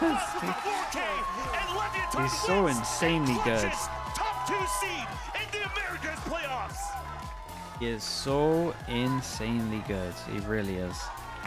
and in a fashion that teams better be watching. Really nice consistency out of the team, despite and he knocks his no old matter team who out. you're looking at on the squad, honestly. And yeah, they may have gone against kind of a wounded Loud right now, trying to figure out positions. LEV get their win. They get that win. They create history for themselves, taking down Loud. Aspas said, maybe today. Yeah, we saw the calmness in his voice. It was today. Aspas went nuclear here. 25-12 as we got into Icebox. It was Tex and Calm on the first map. And they are looking poised for success. And I could understand that from Loud's POV when you look at what they pulled out on their first map of Lotus, shutting down Aspas on every single one of these opportunities. Now on Icebox, they mentioned on the desk, this was Aspas's playground on Icebox, and maybe Loud had a way to answer on how Aspas was playing the defensive side with this operator, but this man was all over the place and just landing every single one of these shots on both the attack and the defense. And the game plan that you had built up, unfortunately, does not come true for Loud, and also their chances to reach playoffs for Loud have now crumbled. It does seem like Loud has found themselves in from a position of being innovators, something that everybody looks at to play this and that. But then and they avoid they have to and they avoid one singular thing. limb. It's So almost like a default composition very good chance they are outside the box for them, and the teams have them figured out right now. I don't think Loud is feeling too low. They must have a very good teams have them figured out, and we will see Loud again, right? They're still going to they must have a pretty good champ points, like best out of third best, I guess, champ point wise. After Sen and 100 Thieves. It's a catch-up moment, right? Exactly. And at this point, though, I do agree with you. They do have what it takes, the Ben? leadership that they had, the firepower that they also brought in. Tui's had some good moments, at least. Wait, don't they get an extra for missing some chances here to see don't they what get Loud could look only like on 11 in the because they next skipped year the on partnership, and first that's the bit of crazy single part. Willem? They're unfortunately out of playoffs going into this one. Yeah, it is absolutely wild to think of that, a team of this caliber, but it just takes having the wrong flow, the wrong moment. I mean, they're in a really good, like really good spot. Well, now let's send it back to Geek Heavy down at the stage for the Verizon post-match interview. Everybody, give it up for Leviathan! Yes, Tex! Congratulations, man. How are you feeling right now? Good, feels really good for sure. Yeah, this is unbelievable. Y'all are 2-0 champions here at stage 2. Y'all haven't dropped a map yet. Now I gotta ask you, like, what do you attribute that to? Hard work, amazing teammates, amazing coaches. We just feel like our family right now. It feels really good. Yeah. Now let's kind of walk it back a little bit, because it was close on Lotus. Now, what was the pivotal moment though that you noticed in which you all knew that y'all had Loud on the ropes? Well, I wouldn't say we always knew we had him on the ropes. It was definitely a tough game, but honestly, once we calmed down, we were a little hectic in the start, and then after the first half, we really brought it together, just being calm. Yeah, I mean, honestly, calm is, I think, that's something that you definitely need to have, and it shows that y'all definitely were very calm, cool, and collected. Now, conversely, y'all ran away. I would say y'all ran away with a little bit on map 2. What was the different play style that you noticed from Loud that kind of like tipped things in your favor? Well, they changed comp, and we just kind of analyzed their comp, and we just really thought about what they can do, and that's really it. We just really talked about it. Once we loaded in, we saw it, we talked about what they're going to do and how we counter it, and that was it. Yeah, and Icebox, I would say that is LEV's map. There was something that I noticed at the end of stage 1, like LEV's been really consistent on Icebox. So would you describe this as the playground other teams need to kind of be afraid of as it pertains to LEV? Yeah, I mean, when you have Aspas on your team, it's, he just runs around and just kills everyone. It's honestly insane. That is true. That's absolutely true. Now, how about you cheer for Tex? Got Tex right here. They were. Okay, all right. I'm just making sure. I'm making sure you're getting your flowers. That's all right. That's love. Now, LEV has a seat at the playoffs. Now, do you think Champion Soul is in sight for Leviathan? I think they do. I would say it's in sight, but until we actually see it, until we're qualified for sure, I don't think we're happy yet. We're really motivated, really dedicated to actually make it to champs. We're happy, but we're not there yet. Yeah. Well, and y'all also have one more match against Furia. What are your thoughts? You worried, or like how are you feeling going? In 6 days time. They definitely been playing better. They definitely improved, you know, beating 100 Thieves, etc. So I wouldn't say we're worried, but we prepare for every teammate or every team the same. Doesn't matter who we're playing. Doesn't matter if they're 0 wins in the league or if they're first. You know, we prepare the same for everyone, and we're just gonna stay as focused as we can. Well, you want to know something, Tex? The reason I love you, man, because you are very humble. You are very humble. Everyone, please give it up for Tex and Leviathan. Now we're going to send things over to the post show with the analysts who are standing by with King. Okay, chat.